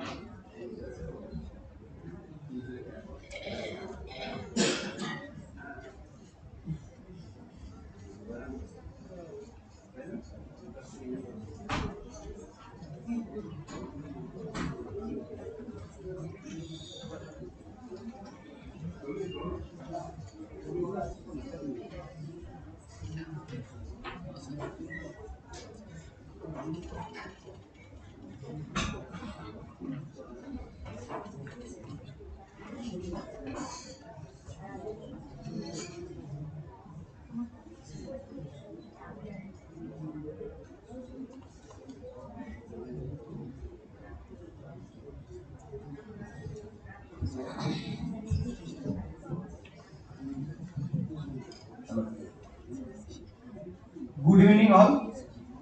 My topic is big data technology as a member of public life. Having said that, data key. Data is a different type of information that formatted in a particular manner. If we see the structure of the data, we can see that there are three structures in the data. There is structured data, unstructured data, and semi-structured data. What is structured data? That is basically Excel file where key and row and key is row and column is there. If we see MySQL data or SQL data, all of them are row and column data. And unstructured data, every multimedia data is unstructured data. It can be a PDF, image, or video, audio, whatever you say. These all are unstructured data. And semi-structured data, that is have a key value there. আমরা যখন কোনো form fill up করি আমাদের কি থাকে, আমরা নাম থাকে, তারপর আমরা নাম লিখি, আমাদের অ্যাড্রেস থাকে, তারপর আমরা অ্যাড্রেস লিখি। তো এই যে কি এন্ড ভ্যালু, এই ধরনের যে ডেটা থাকে সেটা হলো সেমি-স্ট্রাকচার্ড ডেটা। আর এক্সাম্পল হলো জেসন ডেটা, এক্সএমএল ফরম্যাট। এখানে জেসন এর স্পেলিংটা ভুল আছে, জে এস ও এন হবে, এখানে জে এ এস। তো জেসন ডেটা মানে জাভাস্ক্রিপ্ট অর নোটেশন। তো আমরা স্যার একটু কিছুক্ষণ আগে বলছিলেন যে এপিআই এর মাধ্যমে আমরা ডেটা ফেচ করে নিয়ে আসবো। তো এপিআই এর মাধ্যমে যে আমরা ডেটাটা পাবো সেটা বেসিক্যালি জেসন ফরম্যাটে থাকে। আর যদি আমরা ওয়েব স্ক্র্যাপিং এর মাধ্যমে, অনেক সময় এরকম হয় যে কোনো জায়গায় যে আমরা ডেটা পাই না, আমাদের ওয়েব স্ক্র্যাপিং করতে হবে। তো সেখানে আমরা সম্পূর্ণ স্ক্র্যাপিংও করতে পারি না, কারণ সেখানে পাইরেসির একটা ব্যাপার রয়েছে। তো সে তো এক্সএমএল যে আমরা মানে স্ক্র্যাপিং এর মধ্যে ওয়েব স্ক্র্যাপিং এর মধ্যে যেটা পাই সেটা জেনারেলি এক্সএমএল ফরম্যাটে থাকে। So what is big data? So big data have 5 component of big data. One is volume, that is the amount of data. KB, GB, TB, petabyte, zettabyte. Facebook মানে Facebook দিনে 4 petabyte of data মানে তারা generate করে। 4 petabyte of data মানে হলো প্রায় মানে 4 million of GB of data. Variety of data মানে different type of data, like structure data, semi structure data. And velocity of data means how data is fast is data generated. মানে প্রত্যেক আমাদের ওয়েবসাইটে যেমন ফেসবুকে হোক কিংবা গুগলে হোক, আমরা প্রতিনিয়ত একটা সার্চিং মেথড চলছে, প্রতিনিয়ত আমাদের তার মধ্যে একটা ডেটা জেনারেট হচ্ছে। And veracity is how data is accuracy and relevancy of big data means যে আমরা যে ডেটাটা পাচ্ছি সেটা আমাদের কাজে কতটা অ্যাকুরেসি মানে দিচ্ছে বা কতটা রিলেভেন্ট আমাদের কাজের জন্য। and the value what we extract from the data, আমরা যে এত ডেটা কালেক্ট করলাম তো তার যে অ্যানালিসিস করব তার মধ্যে some valuable information we can get, that is the value of the data. So our primary objective is that why we need big data technology in public library and which tools and technique we can use to analyze the data in public library. So if you see the other sector, how different sector are using big data. In medical sector, weather forecasting, soil moisture, you can name any of the other sector, they are all using big data technology and big data analysis. Medical sector is what medical sector is ধরুন CT scan data, image, বা ধরুন X-ray image. They are very much কি বলবো মানে তাদের ভলিউমটা অনেক বেশি থাকে, মানে নরমাল ইমেজের মতো হয় না, তাদের কেবি বা টিবি যে এমবি যেই ফরম্যাটে থাকুক তার সেটা অনেক বেশি পরিমাণে থাকে। তো সেখানে আমরা যদি দেখি সোশ্যাল মিডিয়া মানে যে কোনো কমার্শিয়াল সাইটে দেখি ফ্লিপকার্ট বা মিন্ত্রা হোক কিংবা যেখানে আমরা কোনো একটা প্রোডাক্টে ক্লিক করি immediately that real time process the data and immediately it will come and some image. তো মিডিয়া সেক্টর তো সেই কারণেই সেটা ইউজ করা হচ্ছে, যেখানে খুব ইজিলি যাতে ইমেজ রিট্রিভাল বা ভিডিও রিট্রিভাল করতে পারে। ওয়েদার ফরকাস্টিং এর সময় আমরা ইউজ করি লাস্ট 10 বছরে আমাদের যে ওয়েদার ফরকাস্টিং এর ডেটা আছে সেগুলোকে নিয়ে তার ভিত্তিতে একটা প্রেডিকশন অ্যানালিসিস করা যে সামনের বছর বৃষ্টি কতটা হতে পারে, বৃষ্টি হবে কি হবে না, খরা হবে কি হবে না, লাইব্রেরিতে চলে আসে। So how library can generate different type of data? Library have there is 2 type of data. One is library have their inherent data, that is the collection of library. It can be anything, book, online material, journal, magazine, whatever it is. And other is the user data. That every user go to the library, they search on that time they what kind of keyword they searching, that the data of the library, and that এবং সেই যে ডেটাটা যেটা উৎপন্ন হবে সেটা এই Jason ফরম্যাটেই থাকবে। এছাড়া লাইব্রেরি ওয়েবসাইট হোক, লাইব্রেরি ওপেন হোক, আরটিফিশিয়াল সেন্সর হোক, আইওটি প্ল্যাটফর্ম হোক, বিভিন্ন জায়গা থেকে ডেটা ফেচ করা যায়, ডেটা নেওয়া যায়। সবাই এখানে সোশ্যাল মিডিয়া কিভাবে লাইব্রেরি ইউজ করবে, কিভাবে লোকের কাছে পৌঁছে যাবে সেটা বলছে, কিন্তু কতজন ইউজার আপনার লাইব্রেরি ওয়েবসাইটে আসছে, কতজন ইউজার আপনার রিমোট সার্ভিসে লগইন করছে সেই সম্পর্কে কিন্তু লাইব্রেরির কাছে কোনো ডেটা থাকে না। মানে আপনি যতক্ষণ না আপনার ওয়েবসাইটে এসে কিছু পোস্ট করছে যে আপনার লাইব্রেরিতে আমার এই দরকার বা এই ততক্ষণ আপনি জানতে পারছেন না যে আপনার ওয়েবসাইটে কতজন ইউজার আসছে। কিন্তু বিগ ডেটা টেকনোলজির মাধ্যমে আমরা অ্যানালিসিস করে আমরা জানতে পারি যে আমরা কি ধরনের ইউজার বা লাইব্রেরির কাছে কোন কোন ইউজার এসেছে এবং তারা কি সার্চ করছে ওপেনে এসে, সেটা আমাদের কোনো সার্ভে করা দরকার হবে না, আমরা ইন্টারনালি অ্যানালিসিসের মাধ্যমে সেই ডেটাটা ফেচ করতে পারি। This can be a conceptual framework of big data environment. Big data not a single software that can use, that is multiple software that create an environment to analyze the data. যেমন যদি Hadoop আমরা দেখি, Hadoop have 3 components. One is yarn resource manager, another is MapReduce, and the HDFS file format. So HDFS means Hadoop distributed file format. Hadoop not মানে Hadoop কোনো single মেশিনে install করা হয় না, একটা ক্লাস্টার তৈরি করা হয় যেখানে মাস্টার ইভিসি এর name node and data node. Name node মানে হলো যে মাস্টার নোড যেখানে বিভিন্ন ডেটাটা থাকবে, আর ডেটা নোডে থাকবে হলো ডেটাটা। ফলে ইউজার যখন এসে সার্চ করবে কোনো কিছু তখন নেম নোটের কাছে যে মেটা ডেটা থাকবে সেটা নেম নোট ডেটা নোটকে অর্ডার দেবে এবং ডেটা নোট সেখান থেকে সেই ডেটাটা রিট্রিভ করে নিয়ে আসবে। In map we use job, there is two type, job tracker and task tracker. Job tracker এর কাজ হলো যে আমরা যে সার্চ করি ওটাকে সেই ডেটাটাকে নেওয়া, নিয়ে টাস্ক ট্র্যাকারকে দেওয়া যেটা যে তুমি যাও তুমি গিয়ে ডেটাটাকে রিট্রিভ করে নিয়ে আসো। আর এই ডেটা নোটগুলো আমরা যদি দেখি এখানে একটা মাস্টার নোট আছে, চারটি ডেটা নোট আছে, তার মানে পাঁচটা মেশিন আছে টোটাল। এই চারটি মেশিনের ডেটাটা ডিফারেন্ট ভাবে ভাগ করে দেওয়া হয়। নরমাল আরডিবিএমএস এ কি হয়, ডেটা মানে যে ডেটা স্টোরেজে ভলিউম থাকে সেটা হলো 4 কেবি, কিন্তু হ্যাডুপে সেটা হলো 128 এর মানে গুরুত্বটা এটাই, যখন আমরা নরমাল আরডিবিএমএস এ ডেটা লোড করি, যদি ধরুন আমার 200 এমবি ডেটা আছে, তো 4 কেবি করে প্রত্যেক ডেটাটাকে ভাগ হয়ে হবে, কিন্তু দেখা গেল কোনো জায়গায় এসে 2 কেবি ডেটাটা লাগছে আর 2 কেবি ইউজ হচ্ছে না। নরমাল আরডিবিএমএস এ কিন্তু সেটা ইউজ হবে, সেটা ওইভাবে থেকে যাবে। কিন্তু ইফ ইউ ইউজ দা হ্যাডুপ, যেখানে আপনার যদি এরকম হয় যে 128 এমবি ব্লক, আপনার ডেটা সাইজ হলো 100 এমবি, সেই ব্লকটা আবার পরের ডেটাটা ইউজ করার জন্য ইউজ হবে। মূলত আপনাকে একটা স্টোরেজের ক্ষেত্রে একটা কি বলবো, এটা আপনাকে অ্যাডভান্টেজ দিচ্ছে, যেখানে আপনার বেশি স্টোরেজ যাচ্ছে না, আপনি লিমিটেড স্টোরেজের মধ্যে অনেক কিছু স্টোর করতে পারছেন। আমার মনে হয় গেম চেঞ্জিং এর ইউজ লাইসেন্স আসলে বেশি ভালো। Game So why we need paper technology? Paper technology allow us to opportunity to public library debate current as well as updated collection for users. আমরা ধরুন লাইব্রেরিতে এসে ইউজারের কি বই লাগবে, ইউজারের কি বই চাই, রিসেন্ট ট্রেন্ড কি, এগুলো আমরা কি করে বুঝবো? আমরা লাইব্রেরিতে ইউজার ডেটা অ্যানালিসিসের মাধ্যমে লাইব্রেরি ওপেনে কি সার্চ করছে, লাইব্রেরি ইনপুট লগে গিয়ে কি সার্চ করছে, সেই ডেটাটাকে আমাদের অ্যানালাইজ করতে হবে। সবসময় কি আমাদের ইউজার ডেটা সার্ভে করাটা সম্ভব না, তখন গুগল ফর্ম পাঠিয়ে সার্ভে করাটা সম্ভব। অনেকেরই দেখবেন যে মিশন 400 জনের কথা হচ্ছে কিন্তু রেসপন্স করতে মাত্র 100 জন, তাহলে কি বাদ বাকি জনের ডেটা নেওয়া হবে না? কিন্তু ডেটা আমরা পাবো কিভাবে পাবো? ডেটা আমাদের গেটে ফেচ করে নিয়ে আসতে হবে। তো ফর ইউজিং টেকনোলজি আমরা গুড রেকমেন্ডেশন সিস্টেম তৈরি করতে পারি। লাইব্রেরি থেকে বই নেওয়ার পরে লাইব্রেরির সঙ্গে ইউজারের সম্পর্ক শেষ হয়ে যায়, মানে শেষ হয়ে যায় ইন দ্য সেন্স লাইব্রেরি আর কোনো নতুন বই পড়ার জন্য বা নতুন কিছু পড়ার জন্য ইনভাইট করে। হ্যাঁ, লাইব্রেরি ক্যান জেনারেট মেসেজ সাম কোনো একটা অনুষ্ঠান আছে বা কোনো একটা প্রোগ্রাম আছে, কোনো একটা স্পেশাল কিছু আছে, সেটা সবার কাছে যায়। কোনো ইন্ডিভিজুয়াল মানুষের কাছে জানে যে আপনার নিড, আপনি আজ কি সার্চ করছেন, তার ভিত্তিতে আপনার কাছে রিকমেন্ডেশন যায়। তো আমরা যদি এই আর বিগ ডেটা টেকনোলজি ইউজ করা পাবলিক কিন্তু একটা প্রবলেম হলো data monetization.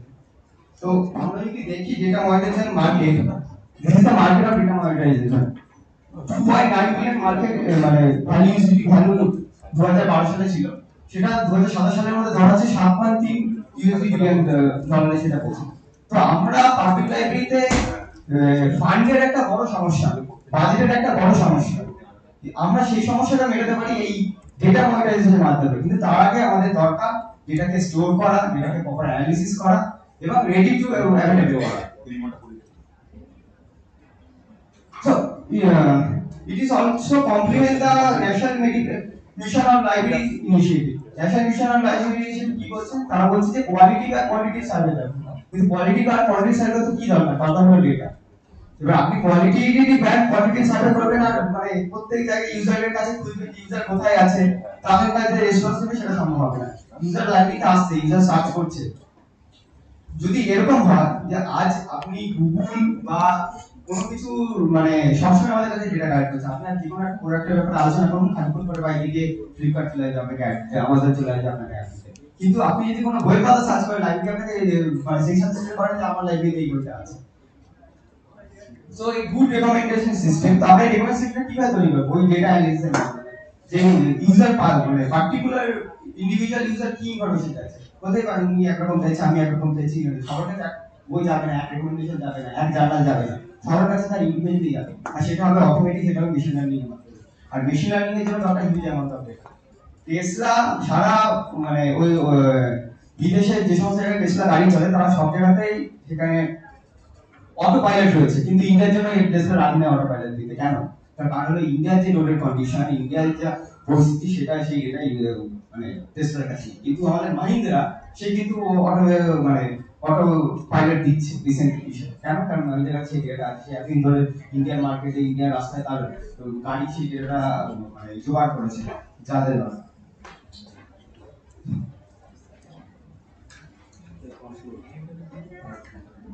So so big data মানে বিগ ডেটা ইমপ্লিমেন্টেশন করারও বেশ কিছু চ্যালেঞ্জেস আছে। তার ক্ষেত্রে মেইন তিনটে চ্যালেঞ্জ হলো ডেটা অ্যানালিটিক্যাল স্কিল। আমাদের না হয় পাইথন স্যারেক্টরে বলছে, না হয় পাইথন বা স্কেলা বা Java. Java is very hard. আপনি যদি ম্যাথমেটিক্স প্রোগ্রাম করেন মানে লেখেন, সেটা আপনার 200 লাইন প্রোগ্রাম লিখতে হবে। তাহলে আপনি যদি big language first Python use করেন, সেটা আপনার সামান্য অল্প লাইন লিখে আপনি পুরো প্রোগ্রামটাকে রান করে দিতে হবে। আরেকটা হলো বাজেট। যে কোনো টেকনোলজিক্যাল যে জানার জন্য কিছু পরিমাণ বাজেটের দরকার হয়, এটা ন্যূনতম।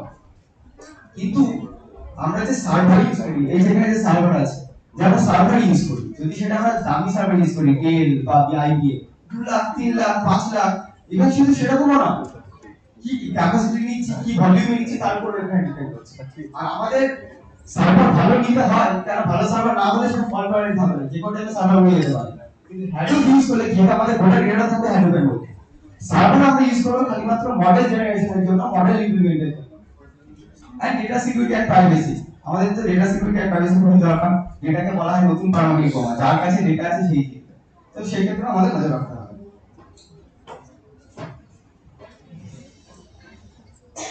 So conclusively, why should library need big data technology? The answer of this question is simply is that the big data technology আমাদের নতুন allow us to discover and hidden insightful meaning of data. তো যার মাধ্যমে আমরা আমাদের collection develop করতে পারবো। Library authority চাইলে প্রপার ডেটা অ্যানালিসিসের মাধ্যমে ডিসিশন নিতে পারে। এমন নয় যে আমার লাইব্রেরিতে ওই বইটা খুব ভালো ইউজ হয়, তাহলে ওটা নিই। কত ইউজ হয়, কত লোক নেয়, তার যে পার্টিকুলার পিন পয়েন্টেড ডেটা, সেটা আমরা রাখতে পারি। Thank you. Any question? What is?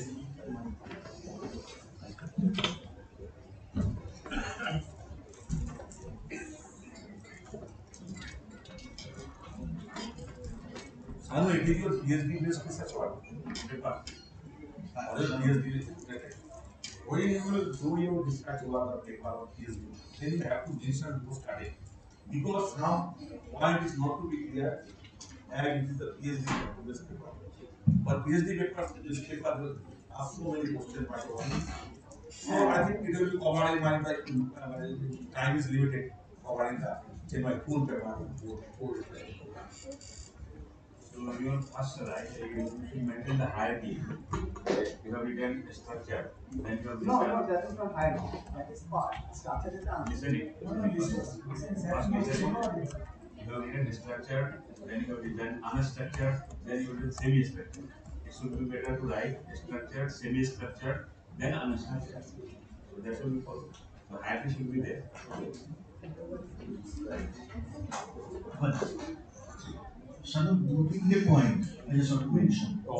Number one is there's a correction I should think of. You have said Facebook 4 GB data generate করে. Let me tell you, Facebook doesn't generate any data. There is a concept of digital labor. We, the social media users, generate data. Facebook social media mining করে. They extract data from it. So you should rectify that.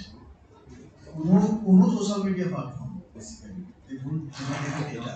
যেমন ভাবে কোনো উবেরের নিজস্ব কোনো গাড়ি নেই, but they are disruptive technology. Data mashup. Yeah. Number two is, what is the novelty in your presentation? To complement that sentence, what do you think that your paper is a theoretical? Are you proposing a framework or model? That means you are keeping it open for others to implement that? Though we have not got any proper framework from your paper. Let me finish first. Number one. Number two is, do you expect, in this hall we have so many allied professionals, we have teachers, young budding professionals. How do you expect that they will implement Hadoop and big data in their public library if they are working in public libraries. Apart from this fact that there is a very few public librarians over here. Okay? If we think of public libraries and implementation, and as you share to complement with the theme of the seminar, to resurrect public libraries, you are proposing this. Have you thought that how would it propose? They should they contact you or should they contact any rights professionals for implementing this? Next is one thing I want to suggest you. I don't know how much you are aware about that. You agree with me that there is an all of us definitely would agree with that. Amazon has books, no? Amazon sell books actually. And when you visit a particular book, if you just bring your mouse cursor on that particular book, it will fetch you suggestions. You get this. Do you think they, for particular, there are so many items like this, but for particular books, do they hire librarians, professionals? Do you have any knowledge about that? Do you think it? No, I don't think they hire library professional. They have data analytics. Then what is the necessity of your presentation with data? কিন্তু ব্যাপারটা হলো আমরা আমাদের লাইব্রেরিতে লাখ টাকা মাইনে দিয়ে data analyst আনতে পারবো না, আমাদের লাইব্রেরিয়ানদেরই কাজটা শিখতে হয়। পাবলিক লাইব্রেরিতে তুমি যেটা বলছো ঠিকই বলছো, ডেটা অ্যানালিটিক্স সেটা খুব মানে খুব সহজ বিষয় নয়, আবার খুব কঠিনও বিষয় না। So let me tell you one thing. You will definitely answer. Amazon actually hire taxonomists, and that too with information science background. That means if we think in this line, like any other profession, the profession of LIS, you are basically suggesting that the profession of LIS is going to win, and all of us are to become information science or information science background professionals. We need to stick to the basics of it. Okay? I'm controlling with this. I'm sorry for taking too much time. Sorry, Siddharth. And the most important thing is better we should I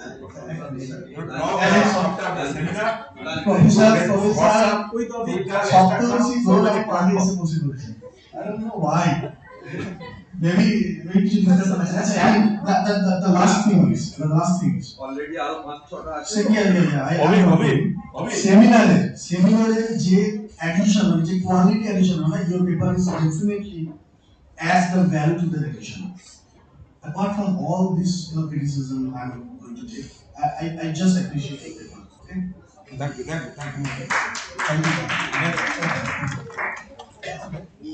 next Navanita Dutt. Narasinha Dutt. Present.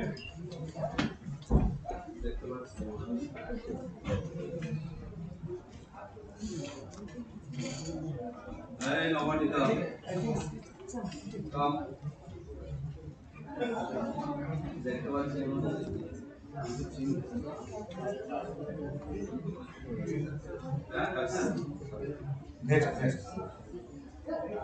Next, Aditi Roy, Moushmi Saha. Aditi Roy, Moushmi Saha. Okay.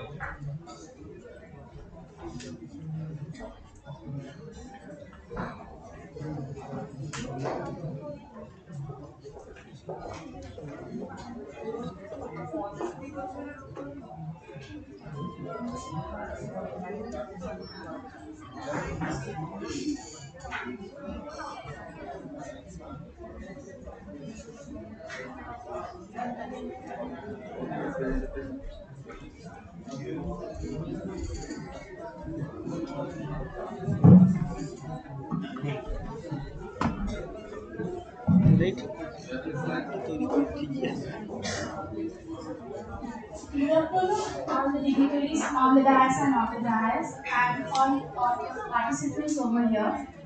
Myself, Aditi Roy, and myself, Moushmi Shah. We are the research scholar at the Department of Library and Information Science, University of North Bengal, and the co-author of this paper is Dr. Shaposhi Ghosh, Professor at the Department of Library and Information Science, University of North Bengal. The paper entitled Interoperability between Open Data and Open Science. Our paper is a theoretical work, although the implementable components of open science that might have an inclination towards reshaping the public library system is the focus of our study. We all are aware of the concepts of DIKW, where D stands for data, I for information, K for knowledge, and W for wisdom. So, data is the raw material and the building block of information, and then from information to knowledge, and knowledge leads to wisdom. So, we live in a data driven society. So, we all are aware of the use and effectivity of open data. And this deliberation focuses on the concepts of open science, which seems apparently elusive, hypothetical, or abstract concept consisting several implementable components like open educational resources, open data, open research, open access, and so on. This paper focuses on the public libraries, and the foundation of public libraries is still on dissemination of information and works as the pathway of providing knowledge.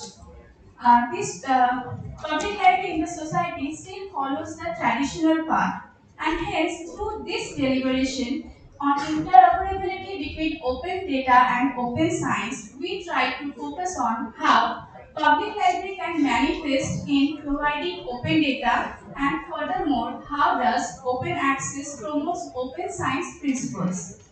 Open science is a fresh approach to scientific processes focused on collaborative works and new ways of spreading knowledge that is accessible and usable by everyone.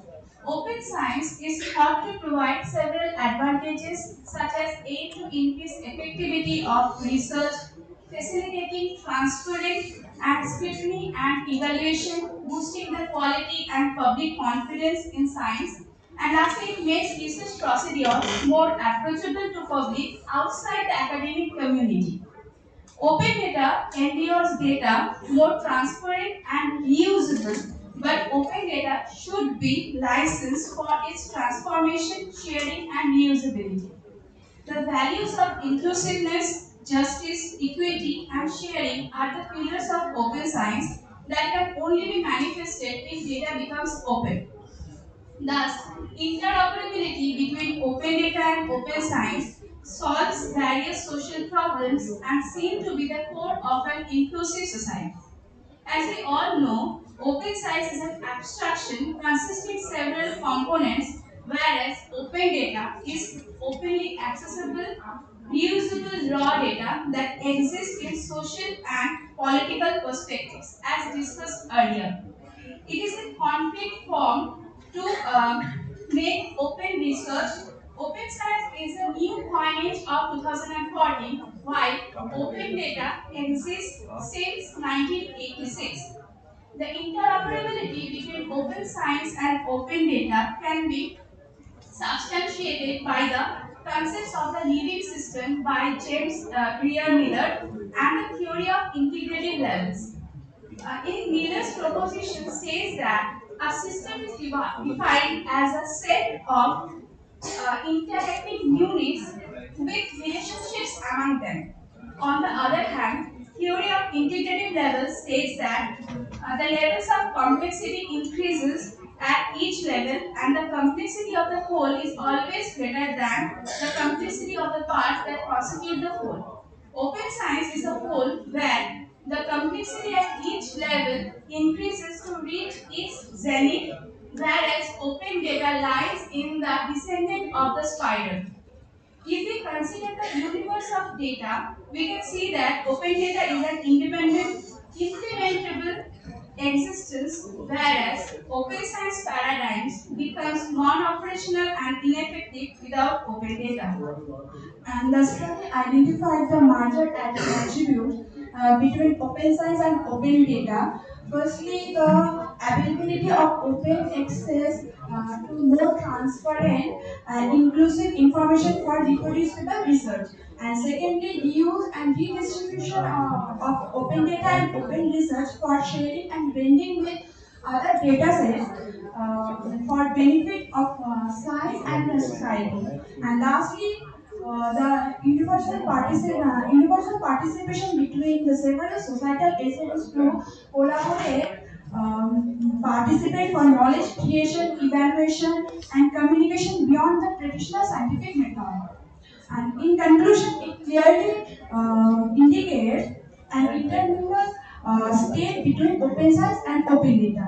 Researchers must make their data accessible in a non-proprietary standardized format in an open repository and promote reuse so that software and code should be turning open source by adopting the liberal license by the community. And public should be actively participate in science by launching and supporting science blog, citizen science initiative, and social media disseminating for results. And publicly store the information in printed form. The demand of the present society, public libraries should not restrict their collection in a printed form, but also provide in a digital form, and also provide the community-based information in digital and open platform, so that it can be help the user to another user for access and shareable, usable of information to know better about their own society and other communities also. And public library can organize the seminar conference regarding the open science concept, like open data, open access, and so on, to raise the awareness the concept of open science models, principle of data shareable, that will help to develop the reusable and redistribution skills among the social agents. And public library will help the society to move faster towards the open science. Thank you. Thank you. Very good presentation. Any question? No question. আমি শুধু একটা question করছি, হ্যাঁ, এটা বাংলা থেকে। সেটা হচ্ছে যে অনেক কিছু বললে open data, open science, open science জিনিসটা একটু একটু বল জিনিসটা।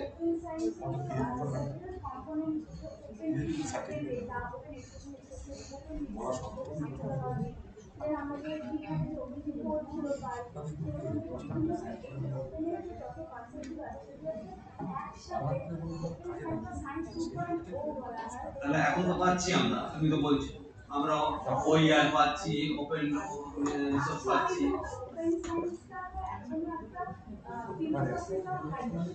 কেন ফিলোসফি? তুমি তো বলছো তো যত কম্পোনেন্ট আছে সবই পাচ্ছি, গিটহাবে পাচ্ছি, ওইআর পাচ্ছি, নোটস পাচ্ছি। আমরা কিছু বলতে পারি যে ওপেন ডেটা, কিন্তু ওপেন ডেটা হচ্ছে আমরা সব ডেটাকে এক্সেসিবল করতে পারি না সব সময়।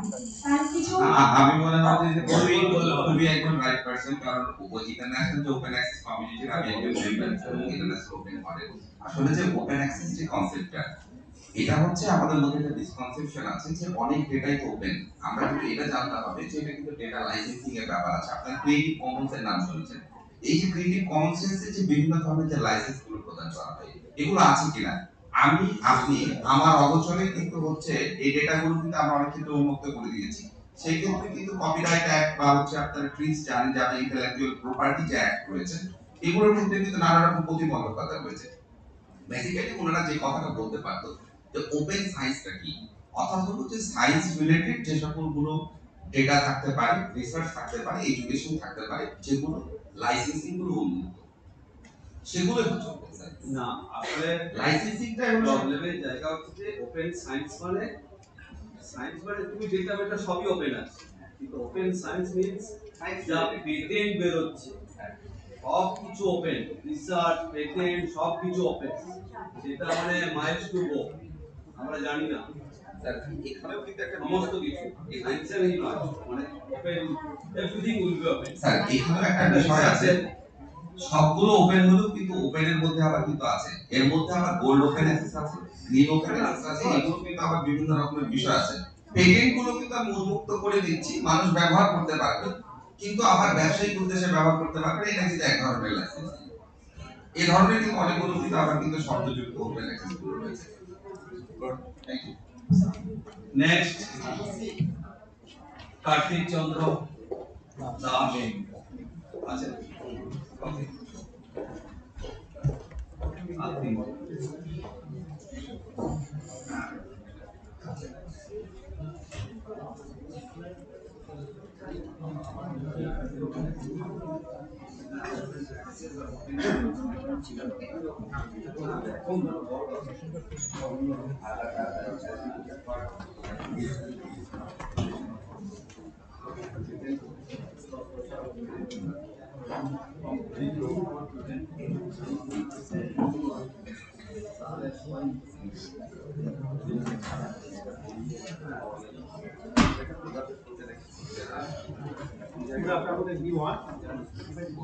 Good afternoon, everyone.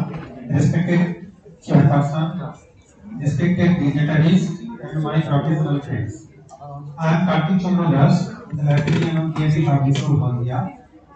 Actually, I was prepared to present my paper in English, but by inspired by Dr. Asina Das, can I present my paper in Bengali? Okay Thank you, sir. একেবারে কম সময় যতটা পারে।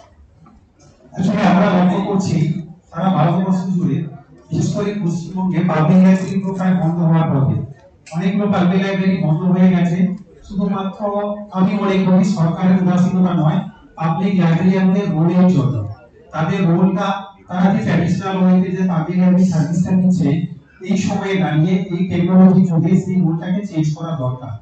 সেই তাদের changing রোলটা কি হতে পারে এই পাবলিক লাইব্রেরিগুলোকে পুনর্জীবিত করতে গেলে, সেই বিষয়ে আমার ব্যাপার। আমরা লাস্ট 2 ডিকেডসে লক্ষ্য করেছি যে লাইব্রেরিগুলো যে অবস্থা ছিল সেখানে ছিল ট্র্যাডিশনাল চেয়ার টেবিল সেটআপ। এখনকার দিনে সেটাকে ফ্লেক্সিবল সিটিং অ্যারেঞ্জমেন্ট করা দরকার। ইনফরমেশন কালেকশন সেটা ছিল, তাদের মেইন কাজ ছিল প্রিজার্ভেশন, কিন্তু এখন সেটা হবে ডিসেমিনেশন। আগে লাইব্রেরি রিডিং রুমটা ছিল সাইলেন্স জোন, কিন্তু আমি মনে করি এই লাইব্রেরি রিডিং রুমটাকে করতে হবে অ্যাক্টিভিটি জোন, ডিসকাশন জোন। আচ্ছা, লাইব্রেরি যে স্ট্যান্ড রুম সেটা ছিল room of full of books, but সেটা এখন করতে হবে ইভেন্ট এন্ড কালচার।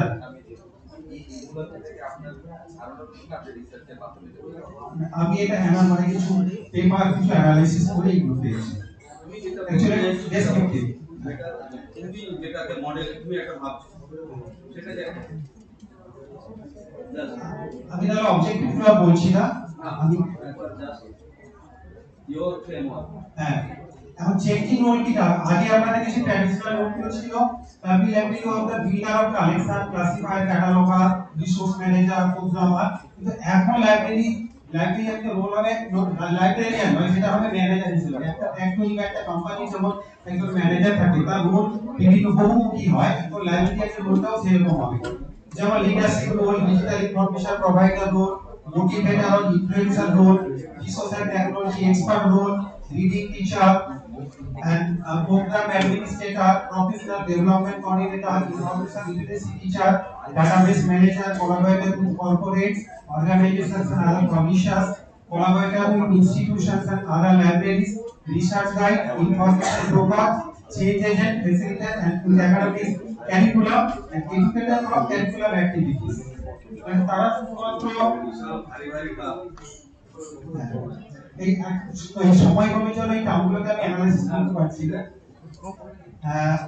এখন লাইব্রেরিয়ানদের যে মডারেট এক্সটেনশন সার্ভিস বা অন্যান্য যে সার্ভিসগুলো দিতে হবে, এই সার্ভিসগুলো আমি মনে করি ট্র্যাডিশনাল রয়েছে যে কিছুটা আলাদা, এবং সেগুলো ইমপ্লিমেন্ট করা দরকার। সেই রোলগুলো আমাদের মানে এক্সটেনশন সার্ভিস তো অলরেডি আমাদের পাবলিক লাইব্রেরিতে অনেক দিন থেকে চালু আছে, কিন্তু সেই moderate public library services extension সার্ভিসগুলো কি হতে পারে সেগুলো আমি জাস্ট আলোচনা করছি।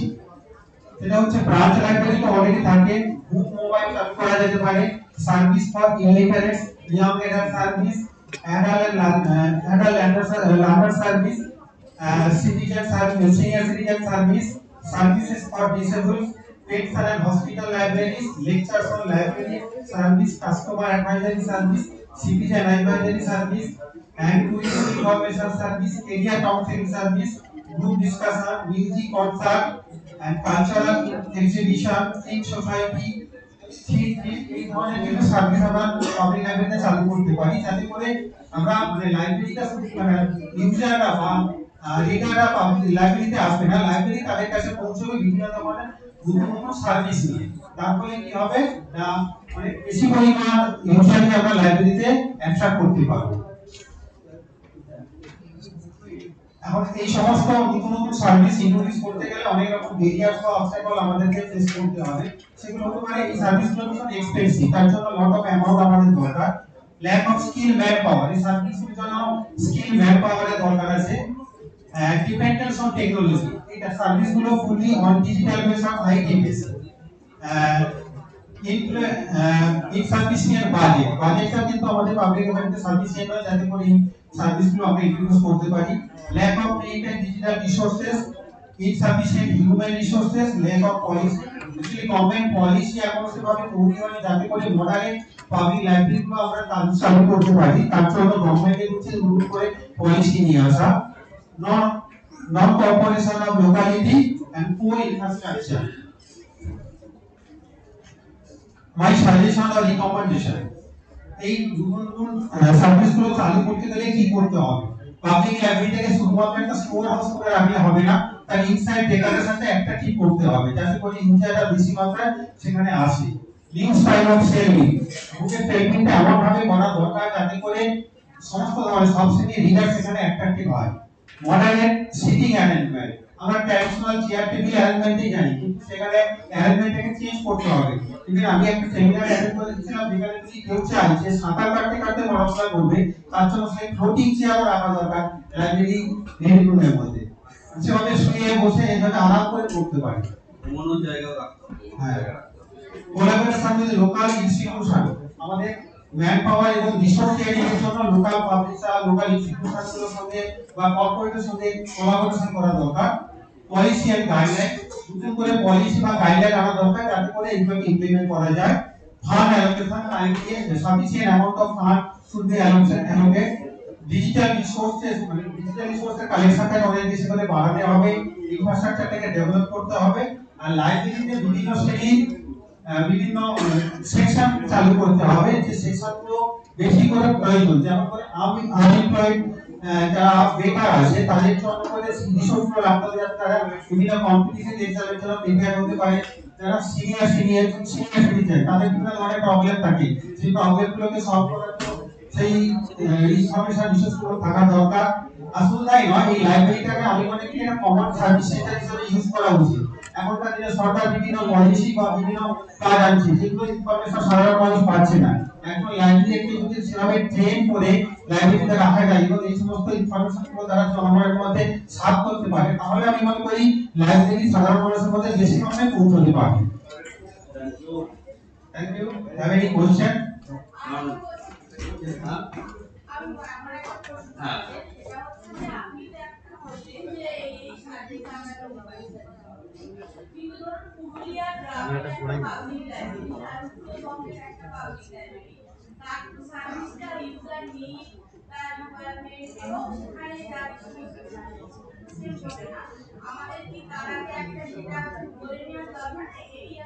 অবশ্যই সেটা সরকার করে নিতে হবে কোন এরিয়া কি ধরনের রিজার্ভ আছে, তাদের লিটারেসি রেট কেমন, তাদের ডিমান্ড কেমন, ইনফরমেশন রিকোয়ারমেন্ট কি, সেটা সার্ভে করে সেই এলাকায় যে লাইব্রেরিটা হবে তাকে সেভাবে ডেভেলপ করতে হবে যে এখানকার লোকালিটিতে এই ধরনের রিকোয়ারমেন্ট আছে, সুতরাং আমাকে এই ধরনের ইনফরমেশনগুলো বেশি করে ডেভেলপ করতে হবে।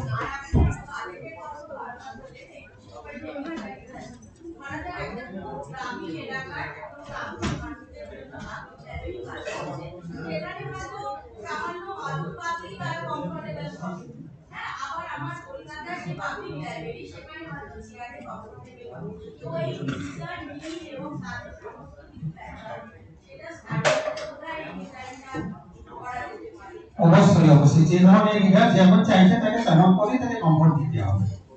তার জন্য বাজেটটা শুধুমাত্র গভর্নমেন্ট বা বিভিন্ন অথরিটি থেকে আসলে এমন নয়, আমরা লোকালি কিন্তু ফান্ডটাকে রেজ করতে পারি, আমরা ডোনেশন বা কালেকশনের মাধ্যমে। Thank you.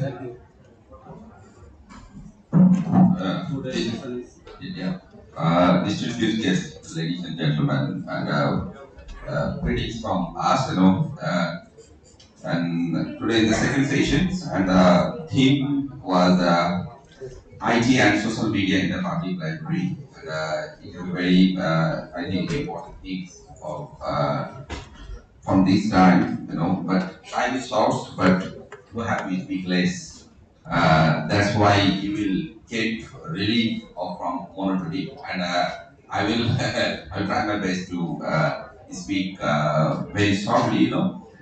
In the age of information explosion, the number of publications are published in a day, so it's very difficult for a librarian to reach the every users. So I think the social media is the key weapon for a librarian and libraries. So I think the today's audience gets many information from it, and I think and we can gather the knowledge and we will implement this from the library. Thank you all. Sir, the floor is yours. Okay, the session is over. Now this is lunch time. Thank you for the wonderful session, and we all are very much enriched by this session. Now we'll have a presentation from Avia Technology. I request Abhishek Shah, Technical Head, to come on the dais and have your seat, sir. I request to the members to put in Abhishek Shah.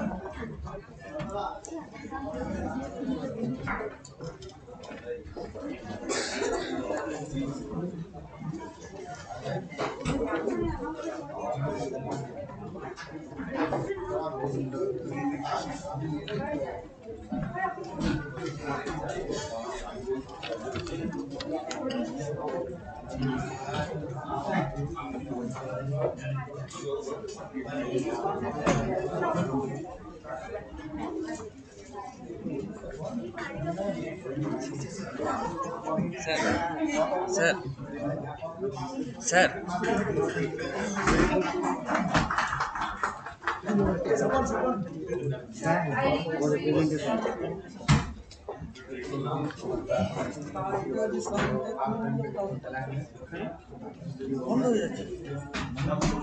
So good morning and very good afternoon to everyone.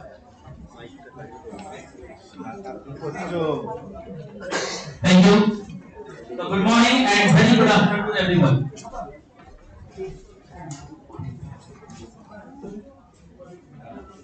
So we are the representative, we are the team of Indian Technologies Private Limited, organizations based in Kolkata and providing services throughout India and abroad. So আমার একটা organization, একটা team আছে. So I have heard, I have listened every speech and very thankful to everyone and every participant. This is a very good program. এটা খুব ভালো programme হচ্ছে, যেখান থেকে আমরা অনেক রকমের ইনফরমেশন যত কালেক্ট করতে পারি, কালেক্ট করে আমরা নিজের ইমপ্লিমেন্টেশন করতে পারি। তো এইখানে যে মেইন টপিক আমি দেখলাম, social media and initiative of information technology, তার দুটোরই মাঝখানে আমরা একটা সার্ভিস নিয়ে এসেছি, which is not a different but it is very requirement.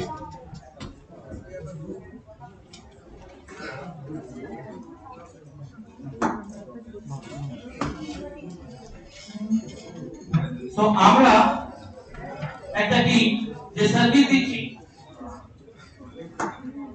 you can follow the screen, আপনি স্ক্রিন ফলো করতে পারেন, তার সাথে সাথে একটু আমার শুনতে পারেন।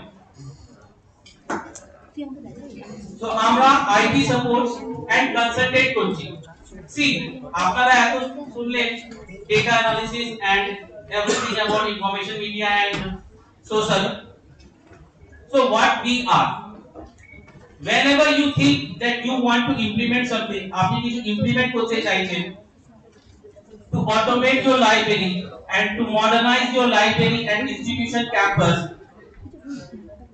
আপনারা বিভিন্ন জায়গা থেকে ইনফরমেশন কালেক্ট তো করছেন, বাট আপনাকে রাস্তা কে দেখাবে আর কে বেটার সাজেস্ট করবে that this is the way you can implement it। তো আপনারা শুধু ভাবছেন সেটাই শুধু নয়, আপনার ভাবাটাকে ইমপ্লিমেন্ট করে দেওয়া আমার কাজ। আপনি ঠিক করলেন এটা করব, এই ইমপ্লিমেন্টেশন করব, এই রকম সার্ভিসেস করব, বাট কে করবে বা কে একটু ইনফরমেশন দেবে বা কে সাজেস্ট করবে বা কে কনসালটেন্ট করে দেবে so that we actually implement it. এই প্রোগ্রামটা এমনি নষ্ট যেন না হয়ে যায়। আমরা সমস্ত কিছু ভাববো বাট করতে হবে। We have to do it. Not only thinking is our main initiative. We have to do it. তো তার মাঝখানে আমরা এরিয়া টিম আছি যে আপনার এই সমস্ত কাজ, এই সমস্ত চিন্তাকে আমরা ইমপ্লিমেন্ট করতে পারি with using different kind of information technology and hardware and software। দেখুন একটাই সাজেশন দেব, data is very important. You can get hardware software every time। আমরা একটা কম্পিউটার, একটা hardware, hard disk, storage, software বারবার কিনতে পারবো। We can find it, we can get it very easily, but we cannot find our data backup, data back, data আমরা যদি loss করে দিই। So it is very important role of data। जिसके पास data है उसी की सब सुनता है। So data is very important। Data का ख्याल हमको रखना है और उसके लिए हम हैं आपके जो डेटा को हम सिक्योर रखते हैं अपने सर्वर पे, क्लाउड सर्वर पे और अलग-अलग सर्विसेज प्रोवाइड करते हैं। So we are working as a professional members। আপনাদের এবং আমরা টেকনিক্যাল মেম্বারস, আমাদের রোল হচ্ছে আমরা যে এতগুলো কাজ করছি, what is the main initiative of doing this? We have only one role to complete the needs of our end user।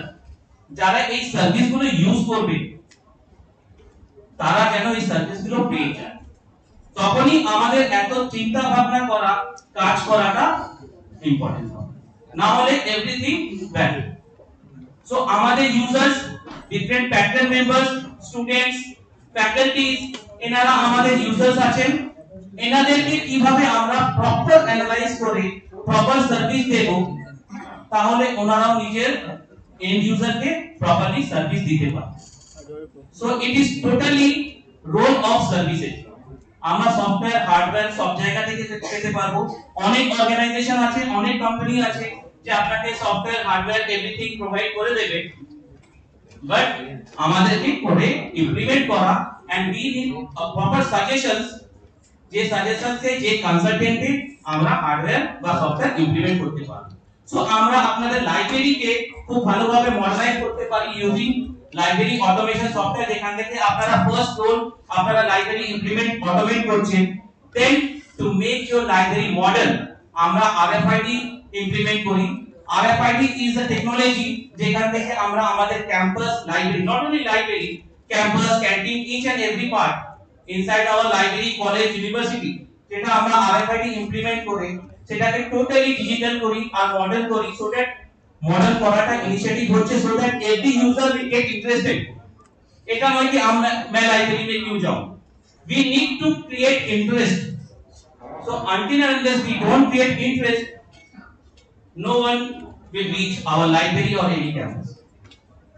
so we modernize with different technology so that our user get interest, and যদি interest হয় then only আপনার সার্ভিসটা ওরা পেতে পারে and they can take the service। তো আপনারা দেখছেন আমরা বিভিন্ন রকমের RFID হার্ডওয়্যার ইমপ্লিমেন্ট করি along with the software, যেখান থেকে আপনাদের আপনার লাইব্রেরি অটোমেট করতে পারবেন এবং RFID ইমপ্লিমেন্ট করে আপনার লাইব্রেরিকে মডার্নাইজ করতে পারবেন so that each and every part of information is shared to every member throughout India and abroad। সব জায়গা থেকে আপনারা সবাইকে সার্ভিস প্রোভাইড করতে পারবেন। প্রপার সার্ভিস পাওয়াই আপনার আমাদের মেন টার্গেট। তো দেখছেন আপনারা ভিডিওতে অলরেডি দেখছেন বিভিন্ন রকমের হার্ডওয়্যার আছে, যে হার্ডওয়্যার গুলো ইউজ করে RFID হার্ডওয়্যার, ডিজিটাল হার্ডওয়্যার যেটা ইউজ করে আমরা আমাদের লাইব্রেরিকে কিভাবে মডার্নাইজ করব আর কিভাবে এভরি সার্ভিসেস গুলো আমরা আমাদের রেফারেন্সকে দেব। দেখুন আমরা যখন as a librarian or as a library professional teacher faculty যখন আমাদের চেয়ারে বসি, we have a huge responsibility, আমাদের নিজস্ব কাজ আছে। তার সাথে এখনকার যে ইউজার্স আছে they are very much smart, তারা ইনফরমেশন নিচে থেকে এক্সপ্লোর করতে চায়, not that sir please tell me how could I get this book information, no. এখন সবাই চায় আমরা নিজের হাত থেকে নিজের স্মার্টফোন থেকে anyway we can explore it. সবাই আপনারা আমরা এত স্মার্ট হয়ে গেছি যে we don't want tuition from you, we want to explore ourselves. So you can explore yourself, members will explore themselves, নিজে ইউজ করবে, everything will be open access, so that open access এর সাথে সাথে it is a very responsibility thing is security. So আমরা এখানে ইংলিশে লিখছি, আমরা আপনাদের ডেটা এরকম সিকিউর রাখছি and customize data রাখছি, so that data will be in your hand, in your control and a proper data. Data তো অনেক আছে, কিন্তু যেটা ইউজফুল ডেটা আছে সেই ডেটাগুলোই আমরা শেয়ার করব।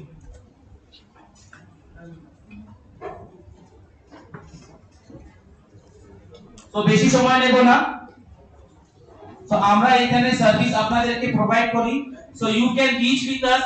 আপনাদেরকে বিভিন্ন নট অনলি দ্যাট কি আপনারা এরিয়াতে কন্ট্যাক্টস করবেন to that purchase anything, there is nothing role of purchase, you need a better consultant, আপনাকে হার্ডওয়্যার সফটওয়্যার কিভাবে ইমপ্লিমেন্টেশন হবে সেই কনসালটেন্টটা ইউ ক্যান যখনই আপনি চাইবেন আমাদেরকে সেবা দিন।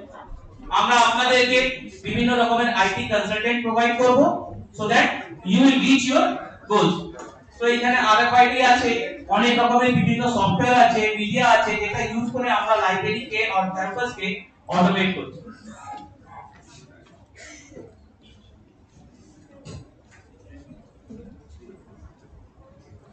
So thank you everyone. আশা করছি আপনারা এখান থেকে এই প্রোগ্রাম থেকে অনেক কিছু নেবেন আর ইমপ্লিমেন্ট করবেন, আর আমরা এখানে একটা ছোট যদি রোল করতে পারি, that will be a gift from you. Thank you. Yes sir, আপনি বললেন যে ডেটাটা আপনি আমাদের ডেটা আমি সিকিউর রাখছি, একটু আগে সালমন রিসার্চ করেছে মনিটাইজেশন অফ বিগ ডেটা। আপনি কলেজে ডেটা নিচ্ছেন, মানে ধরুন একটা কলেজে আপনি 3 বছর 4 বছর ধরে রিসার্চিং করছেন, মানে হচ্ছে তার আপনার কাছে প্রচুর হিউজ ডেটা আছে, স্টুডেন্ট ডেটা, বুকসের ডেটা, ফ্যাকাল্টি ডেটা। তো আপনি যে মনিটাইজেশন করবেন না তার সিকিউরিটি বা কোনো কন্ট্রাক্ট করেছেন না, তার কি কন্ট্রাক্ট করেন আপনারা? জাস্ট ইয়েস, সি আপনাদের ডেটা ইন দ্য সেন্স আমরা যে সফটওয়্যার প্ল্যাটফর্ম দিচ্ছি সেই সফটওয়্যার প্ল্যাটফর্মে আপনারা যে ডেটা রাখছেন সেই ডেটা আমরা যে সার্ভার প্ল্যাটফর্ম দিচ্ছি সেই সার্ভারে আপনারা আপনাদের ডেটাগুলো রাখছেন। ডেটা রাখা মানে using a different kind of software. আপনারা একটা সফটওয়্যারের মাধ্যমে just for example like library management software, ওইখানে আপনারা যেরকম ডেটা রাখবেন সেই ডেটাটাকে আমরা সেভ রাখছি। We are providing you cloud server, আমরা আপনাকে ক্লাউড সার্ভার দিচ্ছি যেখানে আপনাদের software and your data of your software থাকছে। তার সাথে সাথে it is not that কি আমরাই আপনাদের ডেটা রাখছি, we are giving you a user platform যেখান থেকে using that platform you can back up your data yourself and you can keep your secure database in your hard disk also. And also আমরা যে backup দিচ্ছি, আমরা যে data রাখছি, see we are not keeping the data in local server or anywhere, we are using different kind of big server like Amazon server, Google server, যেখানে data backup গুলো not only in India, apart from India they keep data in 4 different location of country. Data is so important that suppose হতে পারে কোন জায়গায় ভূমিকম্প হলো, data loss, but এই cloud concept এইভাবেই তৈরি আছে যে আপনার ডেটা চারটে কমপ্লিট ডিফারেন্ট লোকেশনে ডেটা থাকছে। সেই থাকার জন্য you will never lose your data, আপনার ডেটা কোনো না কোনো কান্ট্রি থেকে চলে আসবে। Yes sir. Sir I think all are feeling আপনি আমার ইউনিভার্সিটির কিছু ডেটা আপনার সার্ভারে রিজার্ভ করছেন। না স্যার আমি একটু বলে দিই স্যার, আপনার ইউনিভার্সিটি ডেটা আমরা কোনো রাখছি না, আমরা যে সফটওয়্যারস গুলো দিচ্ছি সেই সফটওয়্যারের যে কাজ আছে সেই ডেটাগুলো আমাদের সার্ভারে আছে। না স্যার আমরা অন্য কোনো ডেটা হ্যান্ডেল করছি না, যদি অ্যাজ ফর एग्जांपल বললাম আপনার লাইব্রেরি সফটওয়্যার, সেই সফটওয়্যারে যে কাজগুলো করছেন সেই ডেটাগুলো আমাদের সার্ভারে আছে। তার বাইরে আমরা we are not a data mining or data আমরা প্রফেশনালি আমরা ডেটা গুলো রাখছি সফটওয়্যার ডেটা বা হার্ডওয়্যার যে আমরা ইমপ্লিমেন্ট করছি সেই লাইব্রেরি ডেটা গুলো আমরা রাখছি তার সাথে অন্য কোনো ডেটা না thank you sir At the lunch, I resume with critical statistics at 2:15 sharp.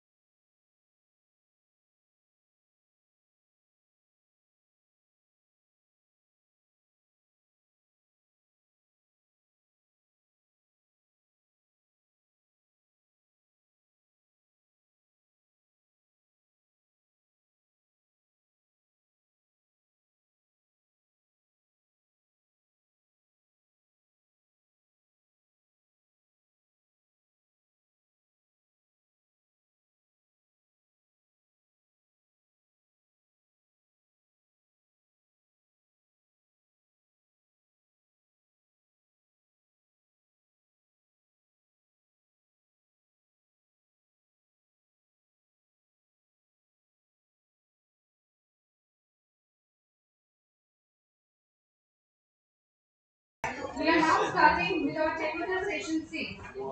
The themes for the session are Green Public Library and User Perceptions in the Public Library.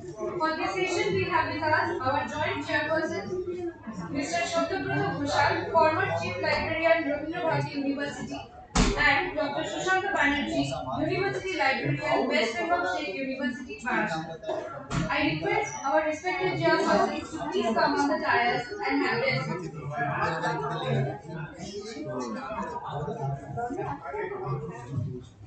उसको बाद में देखेंगे उनको बाद में बताया तुम्हारा साइड से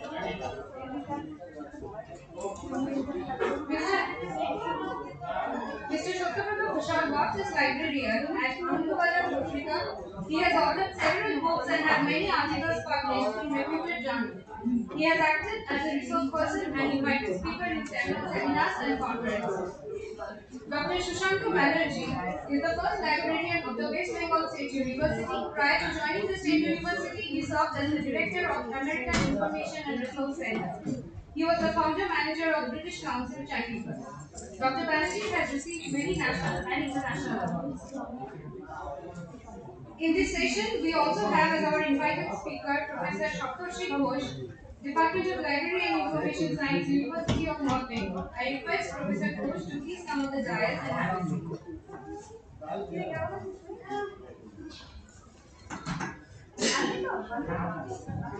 Now I request our members to felicitate Mr. Shotabrata Ghoshal.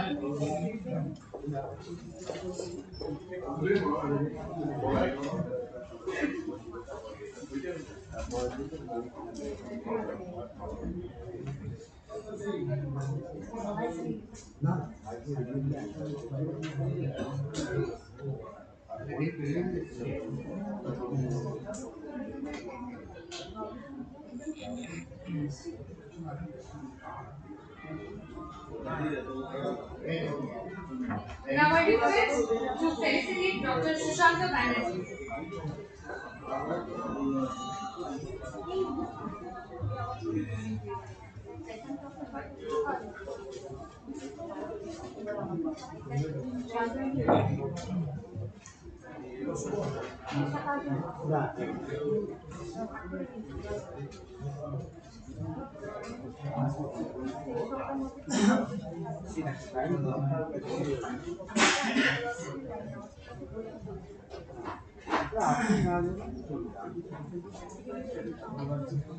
Now I request our members to felicitate Professor Saptarshi Ghosh.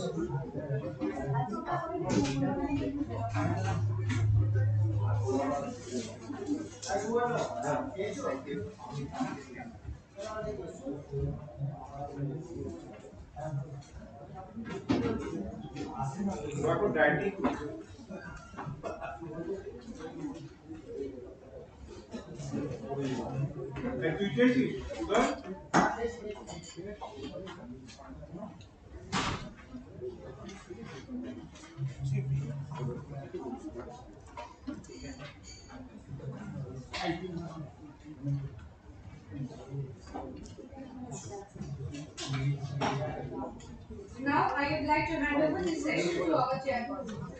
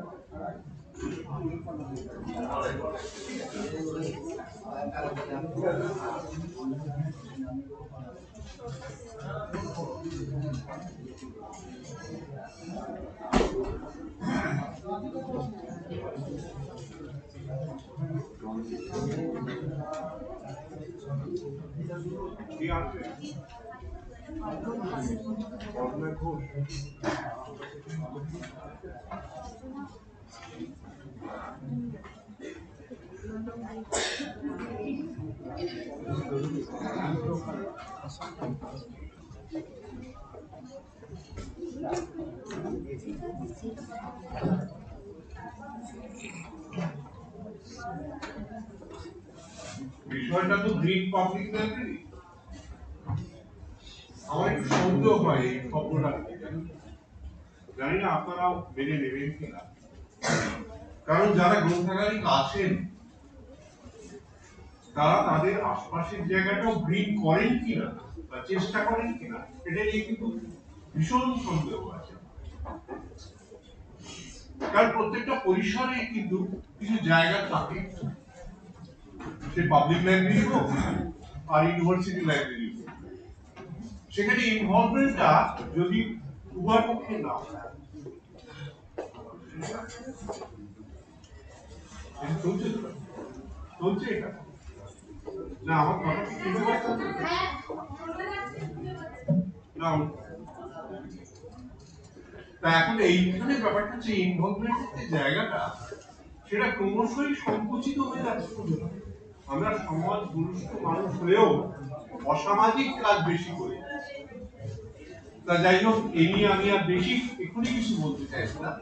আমার মনে হয় সেশনের দায়িত্বে যারা আছেন এবং যারা এই সম্মেলনটা এই যে সেমিনারটা আয়োজন করেছে, আমার বন্ধু উদয়ন আছে, ও কিছুক্ষণ বাদ থেকে তারা দেবে আর কি, আজকে আমি সময়ের সংক্ষেপটা করতে পারবে। তা আমি সেই জন্য প্রথমেই বলছি যে আমাদের প্রথম বক্তা যিনি আছেন কর্ণা ঘোষ, তাকে আমি আমন্ত্রণ করছি।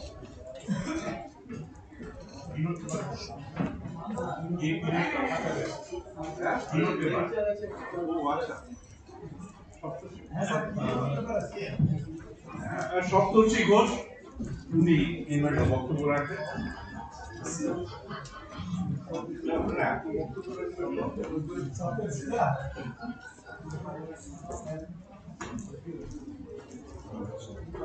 Let me handle that happened. Let me handle the happened attitude, so don't bother. So, good afternoon to all of you.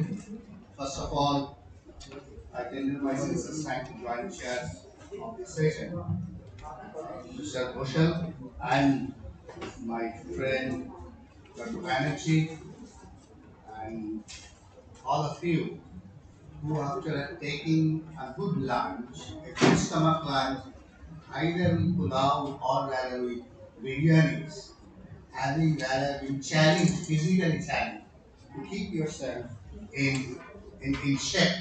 Because you see that one after a while, when I will start my speech, you will rather find that one, this will be very hard for you to take control of your eyes, and your body will rather invite a bit of nap.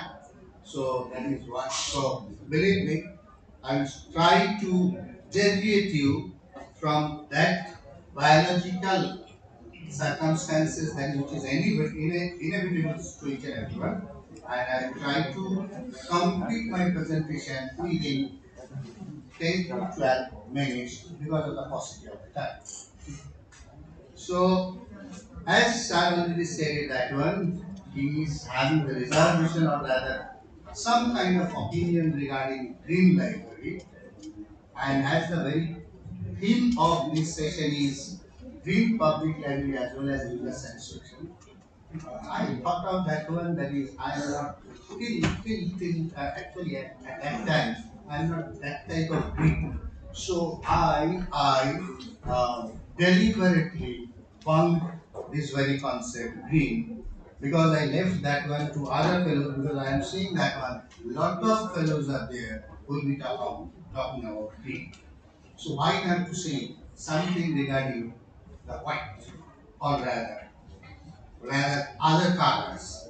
What is there in that profession regarding user satisfaction, or rather how users are, rather what users are seeking in a library environment, or rather in the public. So we are starting with that. So I'm not giving you any PowerPoint presentation, and I think that is not required also, because many times PowerPoint presentation, although this is a very good tool, but it actually many times proves as powerless, time killing, and pointless device. So that's why let me articulate that one. That is why the EPT. And so allow me my context shares, rather idea context shares, to give you something regarding that one so that I can visualize something to you and you can ponder on it. So first and foremost thing is that regarding satisfaction, I'm starting with my views regarding the E's. E, capital E. Right now, this is a buzzword. Everywhere you will see that one E. E-learning, e-book. You are seeing that one e-content. You are seeing that one the content delivery. So everywhere we are talking about E. But my point of view regarding E, before going into the very deep into this user satisfaction, my view of E are rather five. Five E's. First E, what I think that is the education. First E, education. Second is the employment. Third is the entrepreneurship. Fourth one is the engagement. And the last one is the empathy. That is what the five is. This is my E. You may have your own E's. So this E, but ultimately user satisfaction depends on these five very perspectives. That is, you have to decide what are your E's or rather emotional goals. That is what that with that one I'm starting. Now, what the users, you being the users, what you are asking for? Yesterday, Avik is not there. Yes, Avik is there. Yesterday, Avik told us that one of rather he cited one example by giving us, or rather it tested us, our memory of recollecting whatever was delivered that we could remember that one after a certain while or not. Okay. So he stated that one on the very last day. So, but you see, whenever you are talking about the user sentiment, user demand, practically speaking, once it is not effective, once it is not effective, or rather it is not effective, one is A, another is E.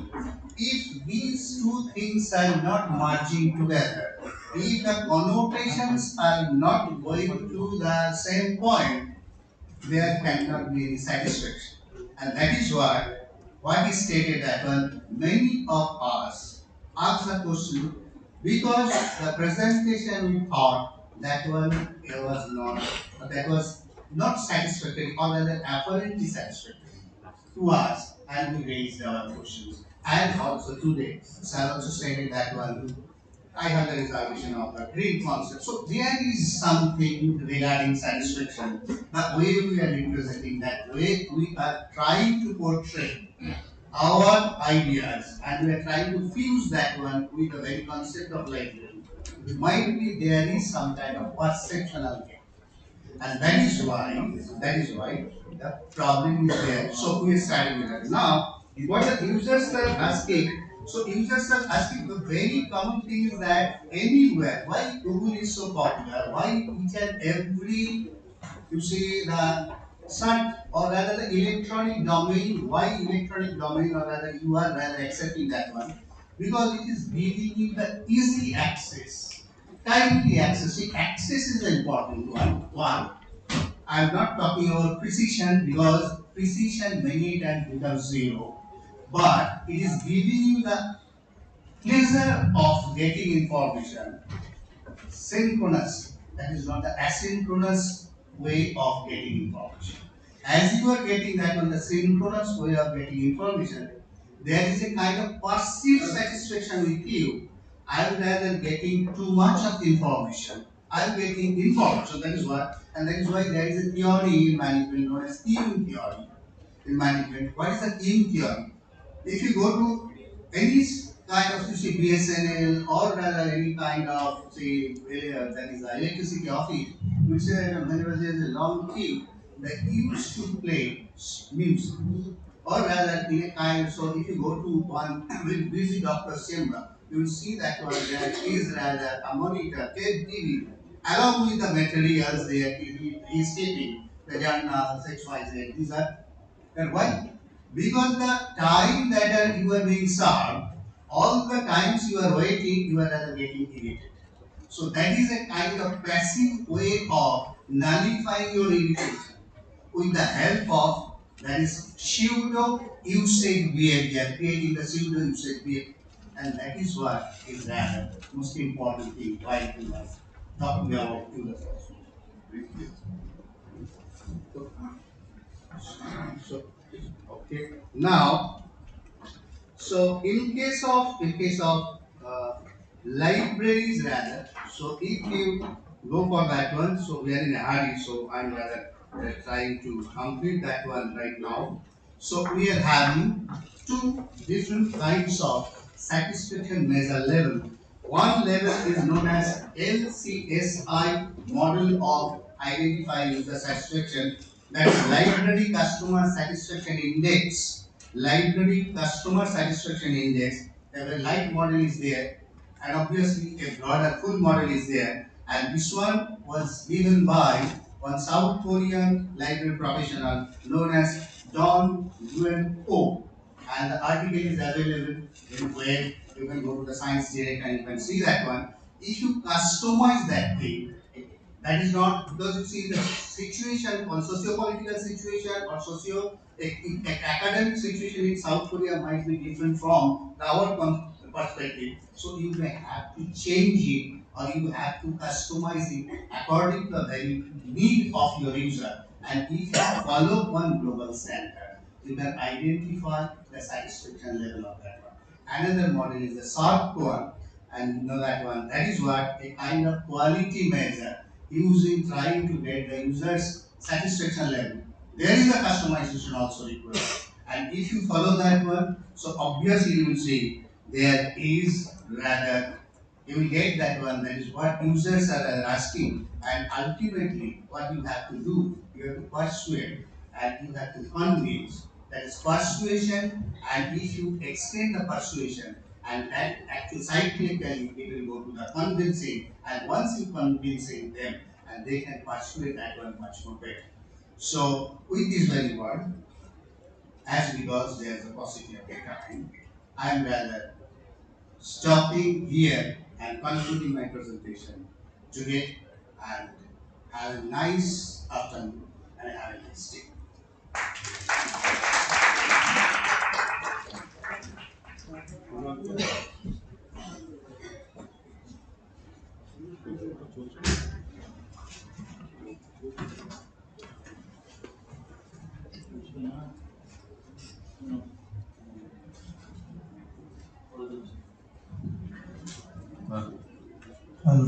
Thank you Santoshi. এবারে Sushant 1 minute সময় চেয়েছে, ওর কিছু বক্তব্য আছে এই সমস্ত দাদা 30 seconds. প্রথমত আমি যখন এই গ্রিন লাইব্রেরি টপিকটা দেখলাম, I was a bit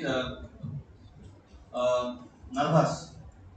Though I was called here to chair the session, একটা বড় চেয়ারে বসার সুযোগ দিয়েছে প্রফেসর ভট্টাচার্য বসে আছেন।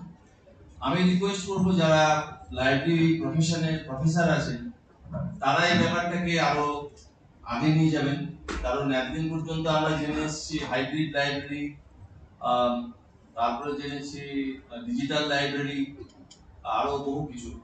তো আমি এখানে যদিও বসে আছি chairing the session, but I am really looking forward to see the presentations today so that I learn about the green library.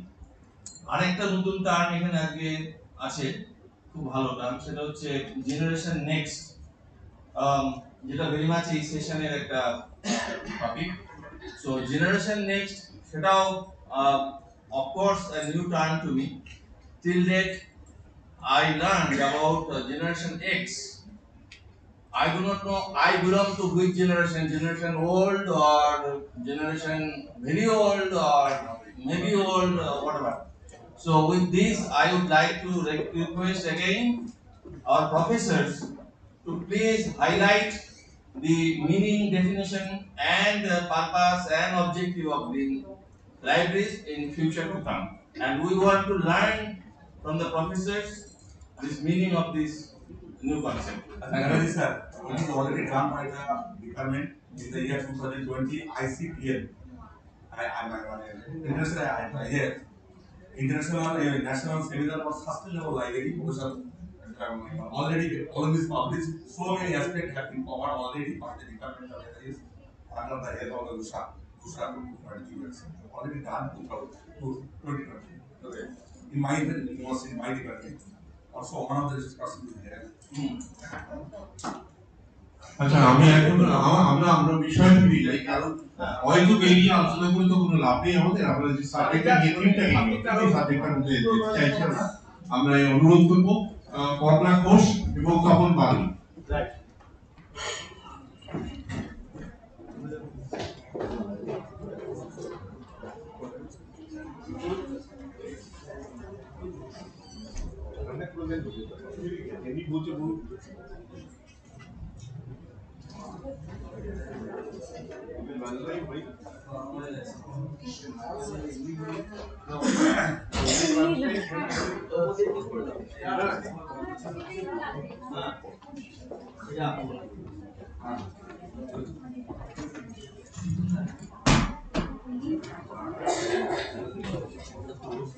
Hello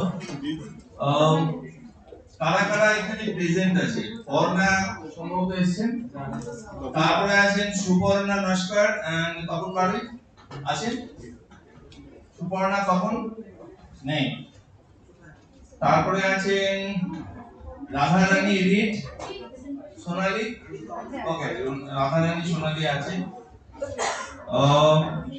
Ishani Bhattacharya Ishani আছে তারপরে প্রফেসর অনামিকা দাস নো হাফিজুল আছে তারপরে বিনয় আনন্দ কোন নামটা রবীন্দ্রনাথ কর্মকার ঠিক আছে না এটা নয় ওকে রবীন্দ্রনাথ কর্মকার আছে নো রবীন্দ্রনাথ और Biswajit Das Tirtha Chatterjee Abhijit Naskar okay oh Tirtha sorry doctor Ranjan Samanta Smita प्रामाणिक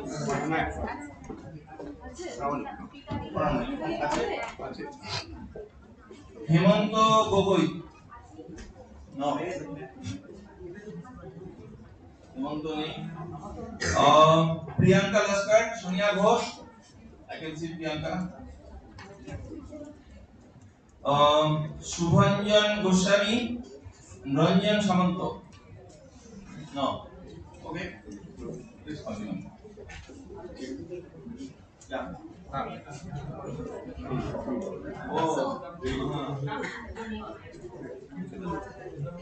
Hello.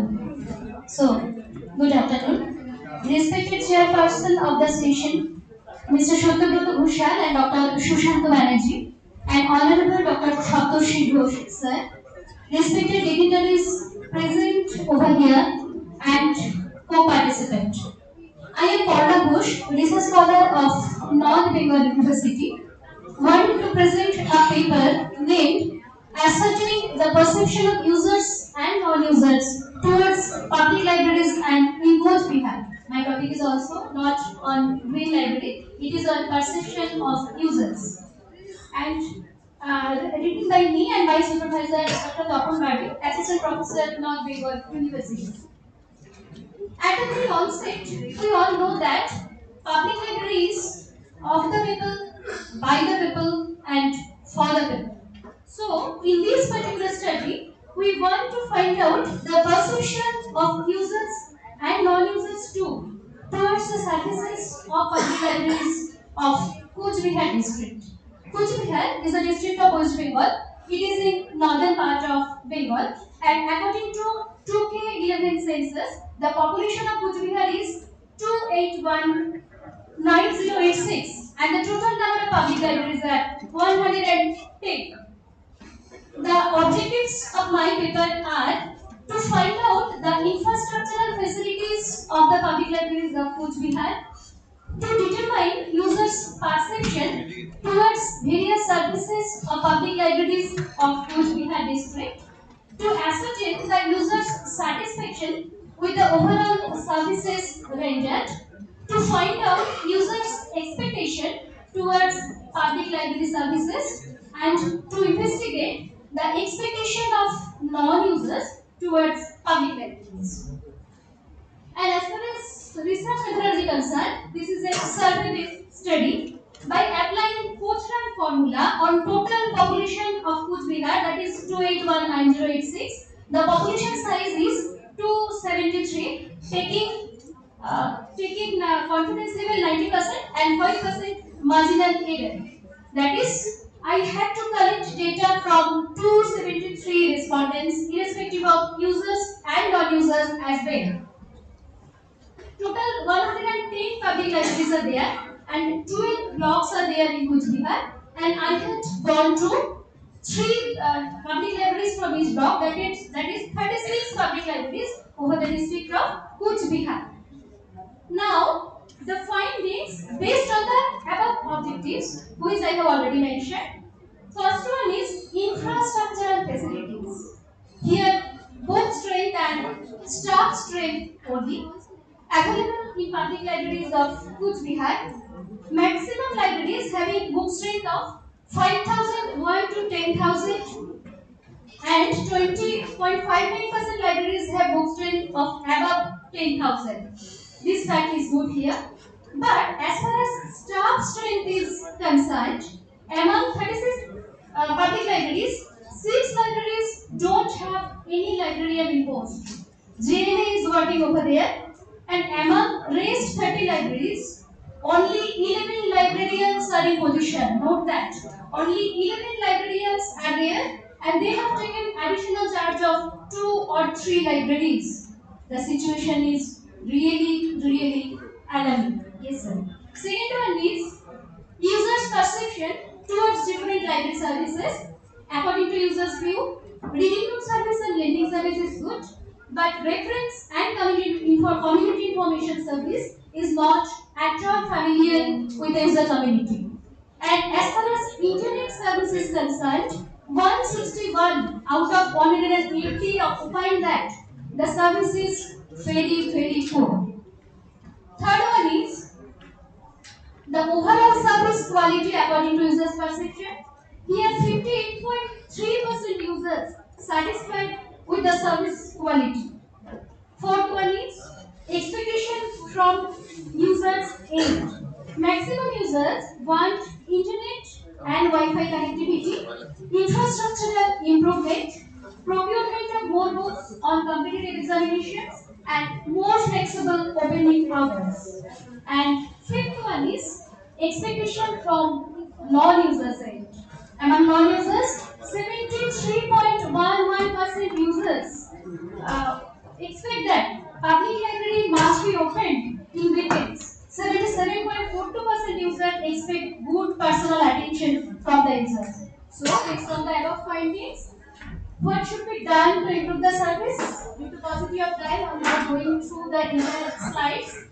More attention from government level as well as from librarians need to be implemented. So I want to conclude with the quote of R. David Lacks.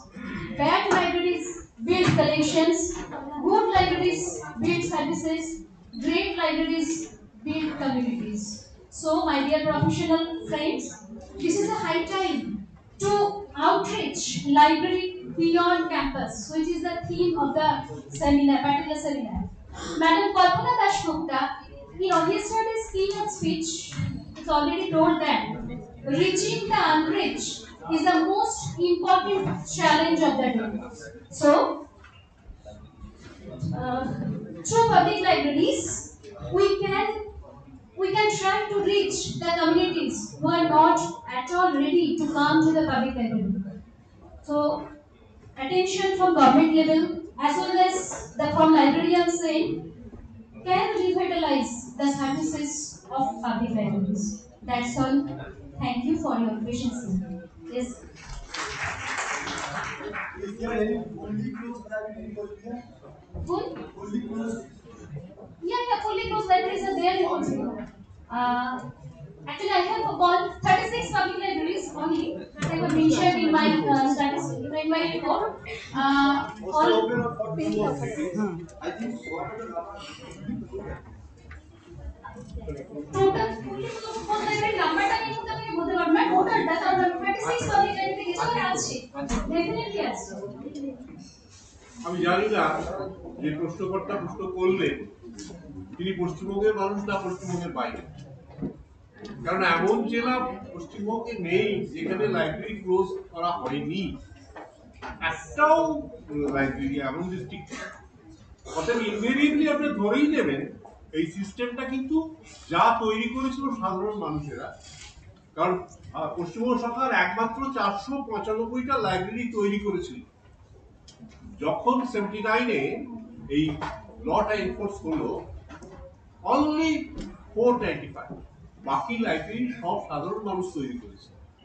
তারপরে ওটা সরকারের হাতে সরকার নিয়েছে এবং সরকারের এখন সবচেয়ে ব্রহ্মাস্ত্র বলুন যাই বলুন না কেন এগুলো ইমিডিয়েট সব বন্ধ করে দেওয়া এবং নষ্ট করে দেওয়া, এটাই হচ্ছে তাদের মোটো এবং এটাই আদর্শ, যার বিরুদ্ধে বলে আমরা সম্মিলিত হওয়াটা খুব জরুরি হয়ে পড়ছে। Thank you. Thank you. There are only 3 years working in Coachbihar district. Thank you. না ভয়ঙ্কর পরিস্থিতি নয়, পরিস্থিতি না জানার কোনো কারণে খবরটা পড় না, খবর কাগজটা পড় না, তাহলেই পাবি। তোরা আবার খবর কাগজ পড়িস না, করোনা হয়ে যাবে। না না খবর কাগজটা পড়িস না, একদম বলে দিয়েছে কাগজে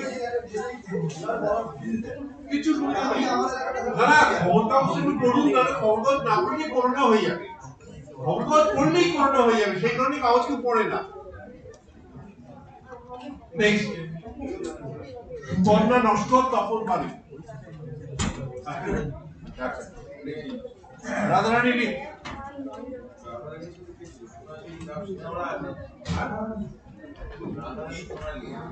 রাধারানী লিখ সোনালী দাসী রাধারানী আছে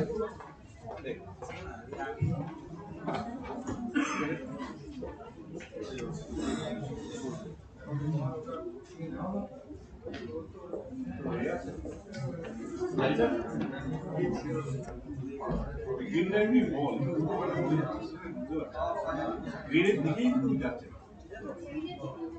হ্যাঁ গ্রিনের দিকে না গিয়ে অন্যদিকে যাচ্ছে।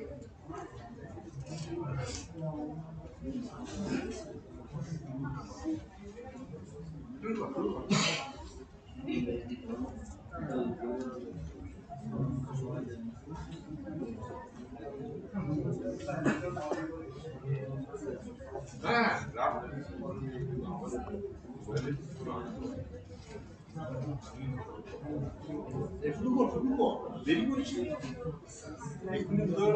Hello. Good afternoon, everyone over here. Respected sir, audience. It's a post-lunch session. Obviously, we have already had our lunch, and it's a Sunday as well. So something green should be discussed, I guess. So, what exactly our topic is over here? Evolution of library as green library, a step towards sustainable development. Now, what is sustainability? As we know, we are in a situation where everything is going like dangerous situation we are facing. Like just now, she told that every public library is going to be closed and like that. And in our nature, we are finishing everything without knowing it that we are finishing it and properly not using that. That's the thing where we have to think about our sustainability, where we have to use our resources. Whatever the resources over here, we are using electricity, we are using this microphone, like using electricity, our lights, whatever, and greeneries. So, sustainable is proper use of resources for our future user. We are not the end user. And as sir said, that next generation, we we have to think about our next generation as well. No, this is not the next, this is not the end generation. We are having many more generation in us, like coming to us. Like we have to think about them. There is the sustainability. And what is green library? As we always know, library is always is a played a pivotal role, like to say, share information, like it's the source of community information, right? So as a community information source or an academic institution or whatever the library we are using, library has played a pivotal role to share the information as well. It will help you, like how economically, ecologically use your resources. Okay, so that is the green library concept precisely. And first of all, we actually consider six steps to, when we discuss about establishing a green library. It's easier one. The library can be small, can be large, whatever it can be. The sixth point you have to understand, make sure that you are following those things. Site location. It is not possible always. The location, or if it is the old library, it is not always possible to select the site that there should be the library where the air circulation, whatever the nature we can get data from the nature. But if you are establishing a new library, you have to consider this site location. Location will be somewhere. It is the middle of the university, academic institution, or a center. And then air circulation. This is a very important part actually, and there are a lot many rules and protocols. One of the lead is leadership in energy and environmental design. They have given some protocols to follow these air circulation rules, and there are US Council of Green Library. They are having also some kind of protocols to follow this how your library will be situated, where the air circulation will be there, so that we don't have, this is a February and we are using this AC right now. AC is on over here, but if it is in somewhere where we can open all the window and the air was circulated, so then we don't need have to this AC right now, right? So it's not there. So air circulation you have to consider light as well. If your library is in a position where lights are in properly, so that we don't have to use these electrical lights. Okay?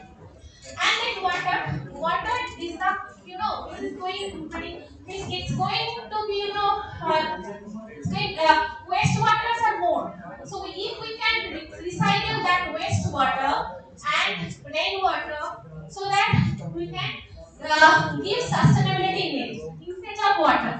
Then building constructional material. There are lot many building constructional material nowadays available, so that green library can be developed or built up. Electricity, as I've already told that if we have some good location, good air circulation, then we don't have to use much more electricity in a daytime at least. If lights are in, if airs are circulated properly, then we don't have to use this air circulation thing. Already, alternative way of heating cooling system will be there, and we can use sun rays as well.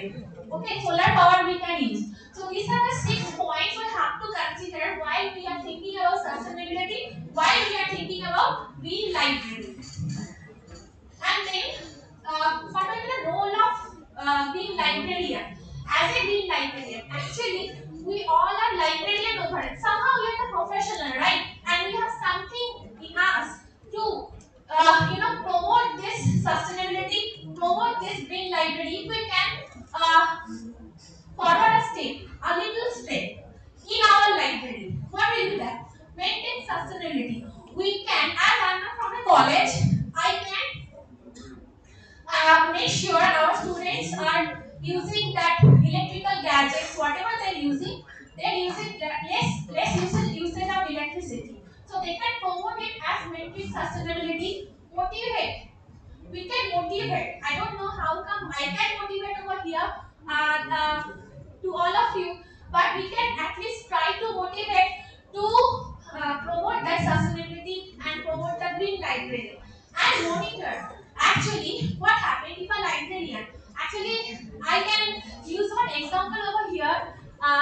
SBT studies over here. I was in RBU while I was studying realized I have seen sir, if fan is on, he used to put out those fans. So that has started over there. You are putting off the fan. You are putting off the computer when it is on and it is not being used. Okay, so you can notify and monitor what is on. There is no user. We can put off that part. Okay, and then economy, ecology, and equity. Then librarian has to follow these things and spread awareness. Like this conference, like this talk, any talk, we can spread the awareness of winning your library and go green drive. There is a go green drive. We can promote the green library. And this is the example of green library when international initiative has been taken. Singapore National Library, My Tree House. Actually, I cannot discuss all this, but they have done so lot good thing from 2003. Okay, 2005, sorry. And these are the Indian initiatives who has promoted green library here. National Library of India, Kolkata is available in a list, but the list is too less. And one very important thing is IFLA Green Library Awards. They have started it from 2016. They are promoting Green Library and they are giving the awards, IFLA Green Library Awards. So India is not in the list. And the conclusion, like library is always a community sources. So be a part of the society, we can promote green library.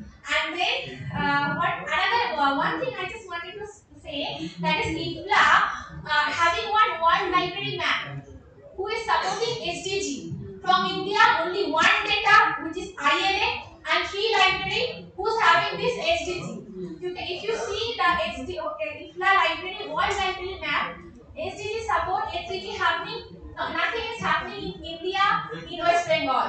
So it's a high time to think about use your resources properly. রাজারানীকে ধন্যবাদ দিচ্ছি এই কারণে, যদিও পুরো নম্বর পাবে না, কারণ একটা সমস্যা হচ্ছে আমাদের এই দেশে, আমি পশ্চিমবাংলা বলছি না, এই ভারত বলে যে রাষ্ট্রটা আমরা বাস করি, এখানে ওই সাইট লোকেশন, লাইট, এইগুলো লাইব্রেরিয়ানের হাতে থাকে না। আগে লাইব্রেরিটা তৈরি হয়ে যায়, তারপরে বিজ্ঞাপন বেরোয়, তারপরে লাইব্রেরিয়ানকে অ্যাপয়েন্টমেন্ট দেওয়া হয়। এরপরে যেটা হয়, যদি খুব অ্যাক্টিভ লাইব্রেরিয়ান হয়, তাকে কিন্তু লড়াই করতে হয়। সেই লড়াই করার জায়গাটা এখন আমাদের অনেকেরই হার্টের প্রবলেম হয়ে গেছে, এটা তো জন্ম থেকে, যার জন্য ওই এটাই কেউ আর যেতে চায় না। কারণ আশপাশের জায়গাটাও পরিষ্কার করে রাখাটা লাইব্রেরি, এটা লাইব্রেরিয়ানের কাজের মধ্যে পড়ে। গ্রিনটা এখন যেখানে ও শেষে বলেছে যে ভারত নাকি লিস্টের মধ্যে নেই, জানি না ও এখন অনেক দিন এই প্রফেশনে থাকবে। ও যদি চেষ্টা করে অন্তত এই ভারত নামের জায়গাটা বা হাওড়া নামে যে শহরে ও কাজ করে সেটাকে যদি অন্তর্ভুক্ত করতে পারে। ধন্যবাদ।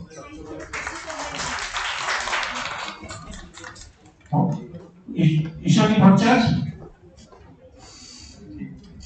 Ishani Bhattacharya.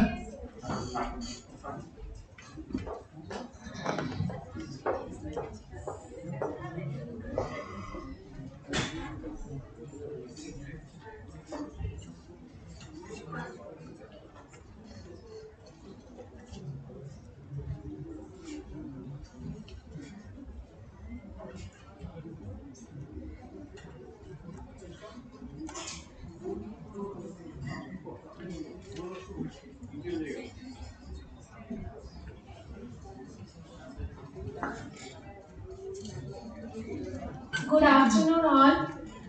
I'm here to discuss about green library and its future.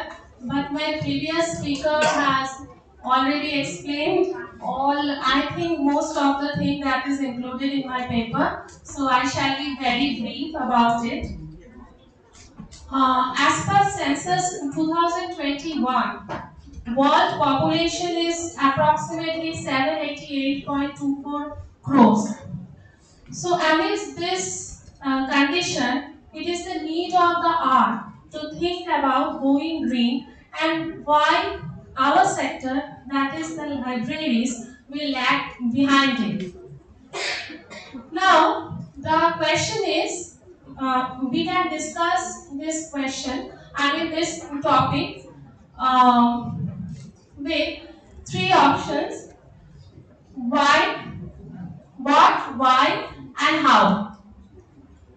So, why? That, as I have already said, that it is the need of the hour to sustain our own living. That is, we are in the world where sustainability is the main issue. Means, according to the Maslow's need hierarchy theory, the very first level is our existence. After that, we strive for more. That is, as we go upwards in the need hierarchy theory, the need arises after we have encompassed the need of the basic survival. So, and how? This concept is at its nascent stage. So, it is our consciousness that may improve this idea, and we can see some of the global and the Indian initiatives, but these are very few. Means, in comparison with the whole world, these initiatives are few, indicating that more and more work is required in this field. Now, the main hurdles while implementation is the cost, the infrastructure cost. We have to take into account that the initial infrastructure cost is very high, and another is, amid the jungle of concrete, is there enough place to do so, to implement this practically? If we can't solve these issues, then I think the physical manifestation of this concept is not possible at all. So, we should all come forward and exchange our hand in this regard to save our life and also our future. Thank you. Thank you, Ishani. Thank you, Ishani. আমি জানি না ঈশানী অনেক কিছু বলেছে, কিন্তু একটা কি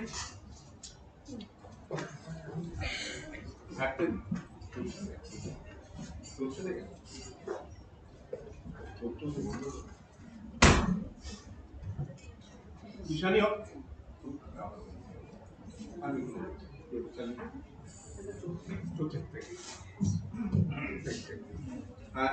ঈশানী যা বলেছে আমার মনে হয় কি যে আমাদের যে মেডিকেলি যে জায়গাটা আছে, আমি অবশ্য রাধানীকে বলে দিলাম যে ভারতবর্ষ লিস্টের মধ্যে নাম পড়বে না, আমরা ওরা একটু লাইব্রেরিগুলো যদি ভিজিট করি তাহলে কিন্তু কিছু কিছু জিনিস পেতে পারি। কারণ আমার মনে হয় আমরা একজন মানুষকে ভুলে যাই, অশোক মুখার্জি। তিনি আইএম জোকার লাইব্রেরিয়ান ছিলেন। তা তিনি যখন লাইব্রেরিতে গেলেন, প্রথমে যখন জয়েন করলেন, শুরুটা একতলা ছিল। তারপরে দেখা গেল যে অথরিটি দেখলেন যে একতলায় লাইব্রেরিটা হবে না, ওটাকে বাড়াতে হবে। যখন দোতলা হলো তখন উনি করলেন কি, ওই দোতলার ছাদের একটা বিরাট অংশ একটা ফাইবার সিট লাগিয়ে দিলেন। আমি জানি না কেউ দেখেছেন কিনা, এখন সেই ফাইবার সিট ওলা লাইব্রেরিটা এখনো আছে, এবং তারপরে সাইডে আবার বিল্ডিং তৈরি হয়েছে। কিন্তু তার উদ্দেশ্য ছিল একটাই, যে ন্যাচারাল লাইটটাকে লাইব্রেরির মধ্যে ঢুকিয়ে টেম্পারেচারটা কন্ট্রোল থাকবে, কিন্তু লাইটটা যেন আসে। তো আমার মনে হয় এই ব্যাপারগুলো একটু ভাবা দরকার, যে এগুলো কিন্তু আমার যারা পূর্বসূরি তারা এই কাজটা করছে। আপনারা জানেন কিনা জানি না, চঞ্চল কুমার সেন বলে একজন ভদ্রলোক ছিলেন, ক্যালকাটা ইউনিভার্সিটি লাইব্রেরি রেফারেন্স ডিভিশনের লাইব্রেরিয়ান ছিলেন। এবং ক্যালকাটা ইউনিভার্সিটি রেফারেন্স ডিভিশন আমি বলছি 60s বা 70s এ ধরুন প্রতিদিন 1.5 থেকে 200 মানুষ ওখানে গিয়ে পড়াশোনা, এবং সেই ভদ্রলোক অসুস্থ এবং রিটায়ারমেন্টের আগে উনি মারা যান, এবং এমন একটা দুরারোগ্য ব্যাধিতে মারা যান। কিন্তু সেই অবস্থাতেও সেই গ্রন্থাগারটা তিনি সামলেছিলেন, সেই ডিপার্টমেন্টটা। মানে যদি কোনো ইউজার চলে যায় তাদের রিসার্চ ক্যারিয়ারে যে আলোটা থাকে, আলোটা হয়তো নেভায় না। উনি কিন্তু ওইখান থেকে প্রায় 100 গজ দূরে গিয়ে উনি আলোটা গিয়ে নিয়ে আসতেন, কারণ কনজাম্পশনটা যদি কমানো যায়। এই কনসেপ্টগুলো ছিল ও আছে, কিন্তু আমরা সেটাকে ভুলে যাই। ভুলে গিয়ে আসলে আমাদের টেকনোলজি এমন দাবাদাবি আরম্ভ করেছে না, আমরা স্বাভাবিক জায়গায় আর দিতে পারছি না। যে কারণে ধরুন পরিবেশের যে কনসেপ্ট সেটা কিন্তু অনেকদিন আগে থেকেই ছিল, এবং পরিবেশ আসার পরে কিন্তু এই থিওরিটা আসার পরে কিন্তু পৃথিবীতে সমস্ত বিষয়গুলো বদলে গেছে। এটা কিন্তু ভাবতে হবে, কারণ আপনারা সম্প্রতি জানেন কি হয়েছে ভারতবর্ষের একটা জায়গা প্রত্যন্ত অঞ্চল কিভাবে এফেক্টেড হয়েছে, এবং তার জন্য সেটা জনপদ নিশ্চিহ্ন হয়ে যাবে। শুধু জনপদ নয়, সেটা প্রাণীগুলো নিশ্চিহ্ন হবে শুধুমাত্র এই মানুষের অবিশ্বাসতার জন্য। অতএব আমার মনে হয় গ্রিন লাইব্রেরি তৈরি আমরাই করতে পারি, এগুলো আমাদের নাম তুলুক বা না তুলুক, তবে আমাদের সচেতন হওয়ার জায়গাটা একটু বাড়াতে হবে। দরকার হলে আমরা তো দেখছি 2 বছর ধরে কিছু প্রফেশনাল যারা মাস্টারমশাই মাঠে বসে আছেন, রাস্তায় বসে আছেন, চলুন না আমরাও বসি, আলোচনা করি।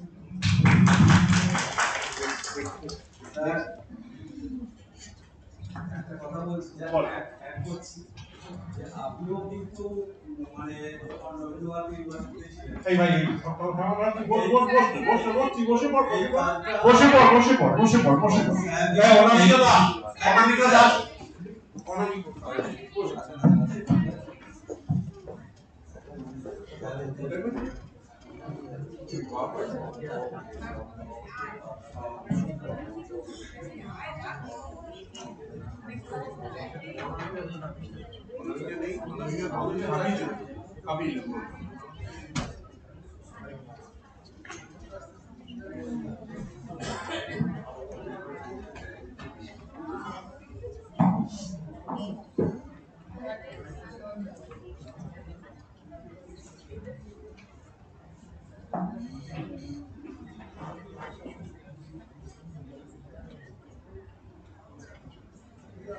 Good afternoon, all. Myself, Assistant Member, Assistant Librarian at the Institute of Engineering and Management. I am here to talking about Green Library and initiative of the International Library for Sustainable Future. তো আমার আগে বক্তারা সবাই green library সম্পর্কে বলেছে, maximum time একই ধরনের সমস্ত জিনিস তাই আমি বেশি ব্যাখ্যা করব না। গ্রিন লাইব্রেরি হচ্ছে পরিবেশের কথা মাথায় রেখে যেভাবে লাইব্রেরি সিস্টেম তৈরি করা হয়, এই পরিবেশের সমস্ত সিস্টেমগুলোকে যাতে মেনটেন করা যায়। বর্তমানে পরিবেশের অবস্থা খুবই একটা খারাপ অবস্থার দিকে পৌঁছে যাচ্ছে, যেদিকে প্রতিদিন আমাদের যেটা টেম্পারেচার পৃথিবী যেটা বেড়ে চলেছে, সেইগুলি কথা মাথায় রেখে পরিবেশের দূষণের দিকের কথা মাথায় রেখে যে ধরনের লাইব্রেরি সিস্টেম তৈরি করা হয় এটা হচ্ছে গ্রিন লাইব্রেরি। আপনারা এখানে ছবি দেখতে পাচ্ছেন যে গ্রিন লাইব্রেরি একটা ছবি দেওয়া হয়েছে। তো ওয়াটসো ইউনিভার্সিটি লাইব্রেরি পোল্যান্ডে green library of future.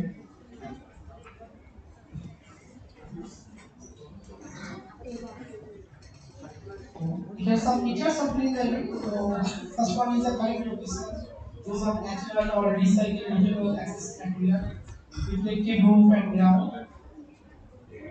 use of illustrating videos and many other things here. Some of the elements of green library is community and locality, area, light, air, electricity and water. And there is some standards developed for the regarding the green library, which is the Chicago standard, Brown Building standard, ITBC Indian Green Building Council standard, and the last one is a green rating for integrated habitat assessment standard. In India also some standard are Indian Green Building Council, ITBC, and other ones are in India. Some major green initiative in the world, anything like Greentown Library, Blair Library, the National Library of Singapore, and the Fayetteville Library. There is some picture of the National Library of Singapore, there is a green library picture. And there is the Fayetteville Public Library. Some of the challenges is the first one is the all the price constructed in green building has become cheap in different cities. library buildings are most neglected, particularly in women colleges. Suggestion for the making green library. So what library employees has already doing. So that already said that like using recycled paper, cooling paper, using plastic material strips, purchasing printer that duplex and have standing energy mode. This is all of the things we can do. This is a conclusion. To summarize, a green library or sustainable library could be a fashionable library that is environment friendly building material, maximizing the utilization of natural resource, reduce waste, and, and the conducting operation in a very additional value, effective and economical manner. Thank you. হাবিলুকে ধন্যবাদ, অনেক দ্রুত গান শেষ করে দিয়েছে, কারণ আগে লোকেরা যা বলে গেছে তাও আর বলতে চাইনি। কলকাতা এমন কোনো একটা লাইব্রেরি বিল্ডিং আছে বলতে পারবেন যার যেখানে কোনো এসি দরকার হয় না? কেউ জানেন? কোনো এসি দরকার হয় না, যদিও সে বিল্ডিং এখন লাইব্রেরিটা নেই। বিয়ে না, আপনারা ভুল করছে। আপনি আসলে লাইব্রেরি প্রফেশনের মধ্যে ঢুকতে চেষ্টা করতে পারছেন না, সেই জন্যই অবস্থা। আচ্ছা শুনুন, আমি বলছি ইন্ডিয়ান স্ট্যাটিস্টিক্যাল ইনস্টিটিউট লাইব্রেরি, আপনারা কেউ কোনো দিকে আছেন কিনা জানি না। সেই লাইব্রেরি সেই ইনস্টিটিউটটা যিনি তৈরি করেছিলেন তিনি জায়েন্ট বলাটা খুব কম বলা হবে, প্রশান্ত চন্দ্র মহরণবিশ। তিনি পুরো বাড়িটা করেছিলেন হলব্রিক দিয়ে। হলব্রিক জানেন তো, ওই যেগুলো ইট খোলাতে যে ছাই হয়, ছাই কম্প্রেস করে একটা ইট তৈরি হয় এবং ইটের মাঝখানটা ফাঁপা থাকে। এবং ওই চারতলা বাড়িটায় যে ইন্ডিয়ান স্ট্যাটিস্টিক্যাল ইনস্টিটিউটের ভিত্তি বলতে পারেন, বৃদ্ধি বলতে পারেন, সব ওই বিল্ডিংটায়। এখন অনেক মজার মজার বাড়ি হয়ে গেছে ঠিক কথা, কিন্তু সেই বাড়িতে কোনদিন এসি ছিল না। এবং কলকাতাতে এশিয়াতে প্রথম কম্পিউটার নিয়ে এসে কাজ করেছে ইন্ডিয়ান স্ট্যাটিস্টিক্যাল ইনস্টিটিউট। যাই হোক, সেখানেও কিন্তু কোনো এসি ছিল না। ওই বলদিকটা হয় কি, আপনি গ্রীষ্মকাল চরম গরমে, এই পশ্চিমবাংলার গরমে আপনি কিন্তু ভেতরে কোনো এসি দরকার হতো না। এটা হচ্ছে ঘটনা। এখন ধরুন, আমার মনে হয় কি জানেন তো, এই যা ওই সিঙ্গাপুর এই সব জায়গা চিকাগো ঘটনা আমরা অনেক বই পড়লেই শুনতে পাই। আমার মনে হয় যে গ্রন্থাগারিকরা যদি একটু বেস লেভেলে গিয়ে একটু সার্ভে করে বা করতে পারেন, চেষ্টা করেন, আমার মনে হয় সেটাই রিয়েলিটি হবে এবং সেটা মানুষকে সাহায্য করবে শিখতে। না হলে কিন্তু আমার মনে হয় এই সেমিনার কনফারেন্সে এই যে ব্যাপারগুলো হয় না, এটা কারো মাথায় থাকেও না এবং ভুলে। আমার মনে হয় এইটা যদি করতে পারেন আপনারা সবাই চেষ্টা করুন, তাহলে মনে হয় ভালো হবে। ভালো থাকুন আপনারা। নেক্সট রবীন্দ্রনাথ কর্মকার। তীর্থ চ্যাটার্জি।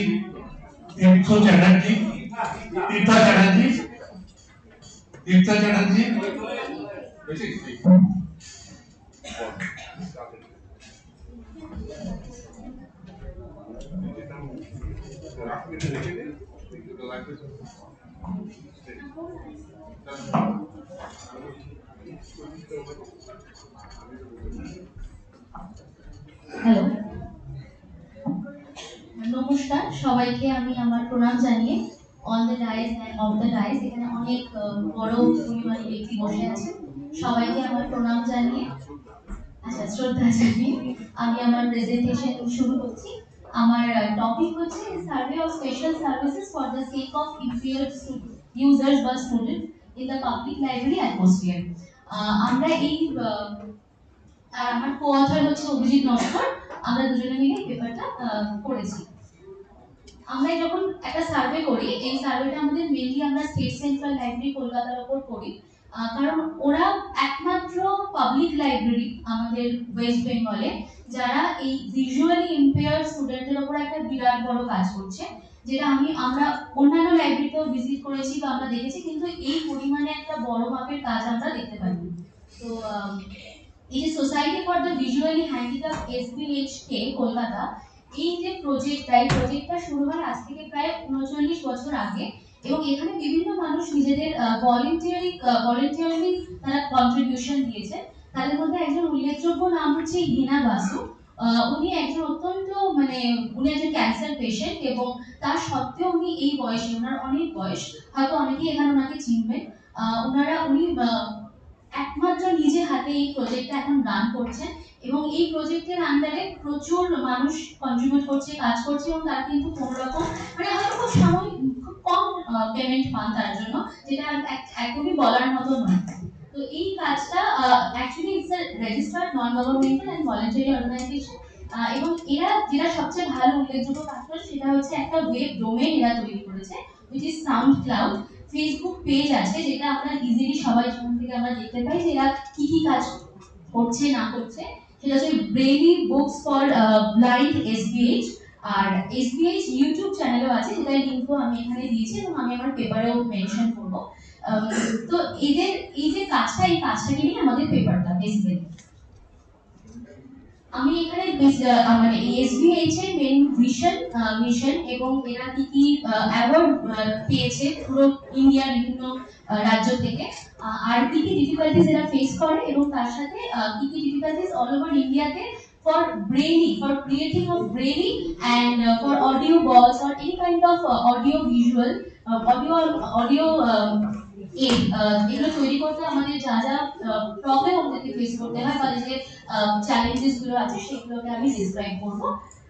তো ভিশন আর অবজেক্টিভস এর মেইনলি এদের মেইন ভিশন হচ্ছে যাতে ইন্ডিয়া অল ওভার ইন্ডিয়াতে বা বিশেষ করে ওয়েস্ট বেঙ্গলে যত ভিজুয়ালি ইম্পেয়ার স্টুডেন্টস আছে তারা যেন ইজিলি ব্রেইনি পায় এবং ব্রেল থেকে যেন পড়াশোনা করতে পারে এবং তার সাথে তারা যেন যে কোনো রকম স্পেশাল মানে ভিজুয়ালি পার্সন যেন সব রকম ভাবে হিউম্যানিটিক্যাল কেয়ার পায় এবং তারা যেন হায়ার স্টাডিজের ক্ষেত্রে সুযোগ পায়।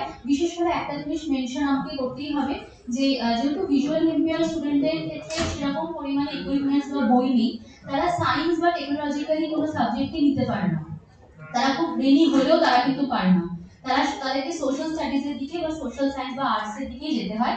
ইনফ্যাক্ট তারা কোনো আর্ট এন্ড ক্রাফটের দিকেও যেতে পারে না, তো ওদের অনেক বাউন্ডারিজ অনেক লিমিটেশনস আছে। তো পাবলিক লাইব্রেরির ক্ষেত্রে একমাত্র এই স্টেট সেন্ট্রাল পাবলিক লাইব্রেরিতে এই কাজটা খুব ভালোভাবে হচ্ছে এবং তার সাথে print and publish as many Brearley books as possible, এটা এদের প্রধান লক্ষ্য। Record and prepare a large variety of digital audio books with latest technological aids and devices so that a blind listener can complete successfully with his or her sighted peer. Generate a spirit of freedom to read, freedom to move from place to place independently, কারণ যেটা হয় আর কি তারা এক জায়গা থেকে আরেক জায়গায় যেতে বা মুভ করতে অনেকটা সময় লাগে, অনেক টাইম টেকিং, আমাদের তুলনায় তারা অনেকটাই বেশি তারা অক্ষম আর কি যেটা বলবো, কিন্তু তা সত্ত্বেও তারা কিন্তু প্রচুর প্রচুর ভালো কাজ করছে, পিএইচডি করছে and empowered with skills to pursue higher education, technical education, music, dance, theater, যেগুলো আমি বলছিলাম যেগুলোতে তাদের পক্ষে কোনো সমস্যা হয়। রিসোর্সেস অ্যান্ড প্রজেক্টস, এই রিসোর্সেস গুলো অলরেডি এসবিএইচ কে যেটা মানে এই প্রজেক্টটা যেটা ওরা করেছে, Bailey and talking book library, digital talking book library, in print books and journals library, Bailey literacy for the adult blind and senior citizens and aids for an appliances bank, RCI faculty for training and service and research। তার সাথে কিছু project run চলছে ওদের এবং constant বেসিসে ওদের project run হয়। Education empowerment project includes scholarship, assistive devices, talking book project for academic material school to PhD level, computerized braille book production project, special awareness events, publications in print and braille books। এইগুলো আমি কিছু ছবি এখানে দিয়েছি স্লাইডে, যেমন ওদের trekking করানো হয়, মিউজিক শেখানো হয় এবং প্রচুর প্রোগ্রামের জন্য ইনিশিয়েটিভ নেওয়া হয় ওদের দ্বারা এবং তাছাড়া আরো অনেক রকম অ্যাক্টিভিটির সাথে ওদেরকে যুক্ত করা হয় যাতে কনফিডেন্স লেভেলটা অনেক বাড়ে। প্রবলেমস আর চ্যালেঞ্জেস, এটাই আমি বলছিলাম যে আমাদের ইন্ডিয়াতে অনেক প্রবলেমস আছে, যেমন কোনো কপিরাইট ল নেই আমাদের ব্রেইলি বা কোনো রকম ভিজুয়াল ইম্পেয়ার স্টুডেন্টদের জন্য যে ডকুমেন্টস গুলো ক্রিয়েট হয় বা জেনারেট হয় সেগুলো কোনো কপিরাইট ল এখন অবধি ইন্ডিয়াতে নেই, যার কারণে যেটা হয় যে এই যে এত পরিমাণে খাটনি এরা খাটছে সেটার কোনো মানে লফুলি কোনো লিগ্যাল একটা সাপোর্ট নেই। আর হচ্ছে যে ordinary printed text is not accessible, তাই জন্য blind can't access print, so many can access other formats like Braille. Today, in this digital age, proper training in computer and assistive technologies help a blind to access the e-documents just like any normal sighted person. CDs and talking books in Daisy format are also less in India. Electronic books in principle can be accessible. আরেকটা জিনিস মানে এই প্রবলেমগুলো study করার সময় আমরা দেখলাম যে আমাদের সেন্ট্রাল গভর্নমেন্ট থেকে এখন যে ইনিশিয়েটিভ গুলো নেওয়া হচ্ছে যেমন এই এনপিটিএল বা স্ব্যাম প্রভা এইগুলোতে কি এগুলো কিন্তু অডিও ভিজুয়াল কিন্তু এগুলোর ক্ষেত্রে কিন্তু ব্লাইন্ড স্টুডেন্টের জন্য অ্যাসিস্টিভ সাপোর্টটা অনেক কম ভিজুয়ালি যারা আমরা সক্ষম দেখতে পাই তাদের জন্য অনেকটাই বেশি এটা ফ্রুটফুল তো এই যে প্রফেসর হচ্ছে lack of awareness is a major problem in India মানে আমাদের অ্যাওয়ারনেসটাই কম তো এটাকে বাড়াতে হবে এর জন্য অনেক বেশি সোশ্যালি আমাদেরকে অ্যাক্টিভ হতে হবে এই পয়েন্টগুলো আমি আমার পেপারও মেনশন করবো আমি বেশি ইলাবোরেট করছি না আর এই যে অ্যাওয়ার্ডগুলো এরা নিউ দিল্লি থেকে ক্যালকাটা থেকে মুম্বাই থেকে চেন্নাই থেকে বিভিন্ন রাজ্য থেকে বিভিন্ন রকম ভাবে অ্যাওয়ার্ড দিয়েছে বিভিন্ন সাল 1991 থেকে 1999 অবধি এবং সেই রিজনগুলো আমি মেনশন করেছি আমি কনক্লুশনে একটাই কথা বলতে চাই আমাদের যে নাটমো বলে আমাদের যে এখানে একটা অর্গানাইজেশন আছে দ্যাট ইজ এবং তারা কিন্তু এই প্রজেক্টটার সাথে খুব ভালোভাবে যুক্ত সেটা হচ্ছে National Atlas and Thematic Mapping Organisation এখানে যিনি আমাদের মানে যিনি এখানে যে হেড যিনি উনি কিন্তু খুব মানে বড় মাপের এদের সাথে সাপোর্টিভলি কাজ করছে এবং ন্যাটমো দেখে এতটাই বেশি সাপোর্ট করেছে doctor Tapati Banerjee director of NATMO played a dynamic role in field testing this project all over India and incorporating his feedback in the production of the Braille atlases. এই Braille atlases মানে atlases এর ক্ষেত্রে কিন্তু Bailey আমাদের কাছে এখন এসে গেছে ব্রেইল আর কি তো আমি শুধু একটা জিনিস বলবো যে আমাদের আরো পাবলিক লাইব্রেরিজ গুলো আরো এগিয়ে আসা উচিত সো এখানে আমি শেষ করছি এটাই আমার থ্যাংক ইউ ধন্যবাদ তীর্থ চ্যাটার্জিকে রঞ্জন সামন্ত স্মিতা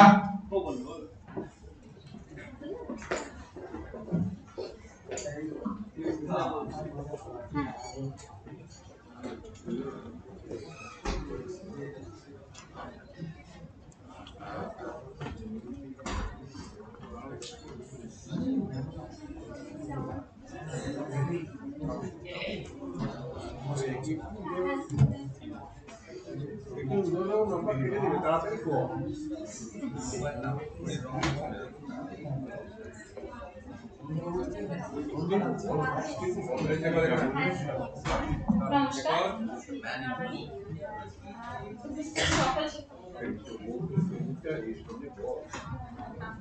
উপস্থিত সকল শিক্ষককে আমার সালাম জানিয়ে শ্রদ্ধা জানিয়ে আমি আজকে প্রেজেন্টেশন শুরু করছি আমার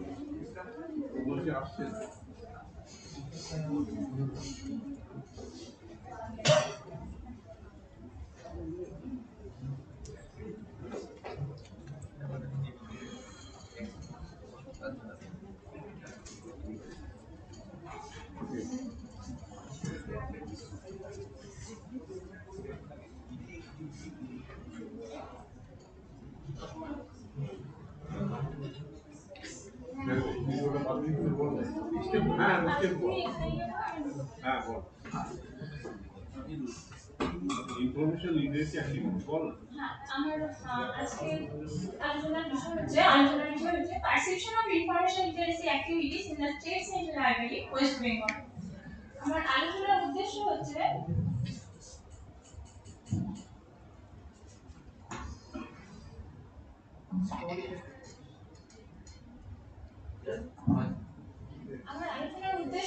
লাইব্রেরি সোর্স এবং সার্ভিস সম্পর্কে সচেতনতা বৃদ্ধি সিস্টেমেটিক সার্চিং মেথডের development current information literacy programme কতটা ইফেক্টিভ আর ইনস্ট্রাকশনাল মেথডের ডেভেলপমেন্ট এছাড়া আছে সাবজেক্টিভ প্রেফারেন্স এবং challenge of information literacy programme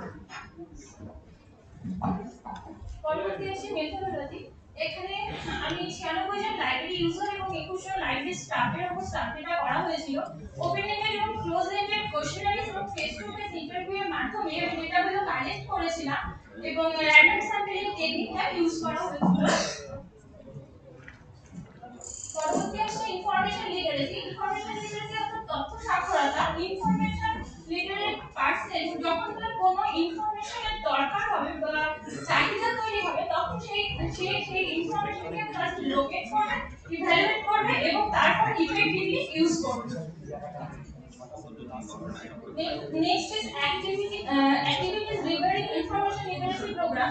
Information literacy program কে জনপ্রিয় করতে প্রয়োজন কিছু প্রিন্ট, ইলেকট্রনিক এবং communication media.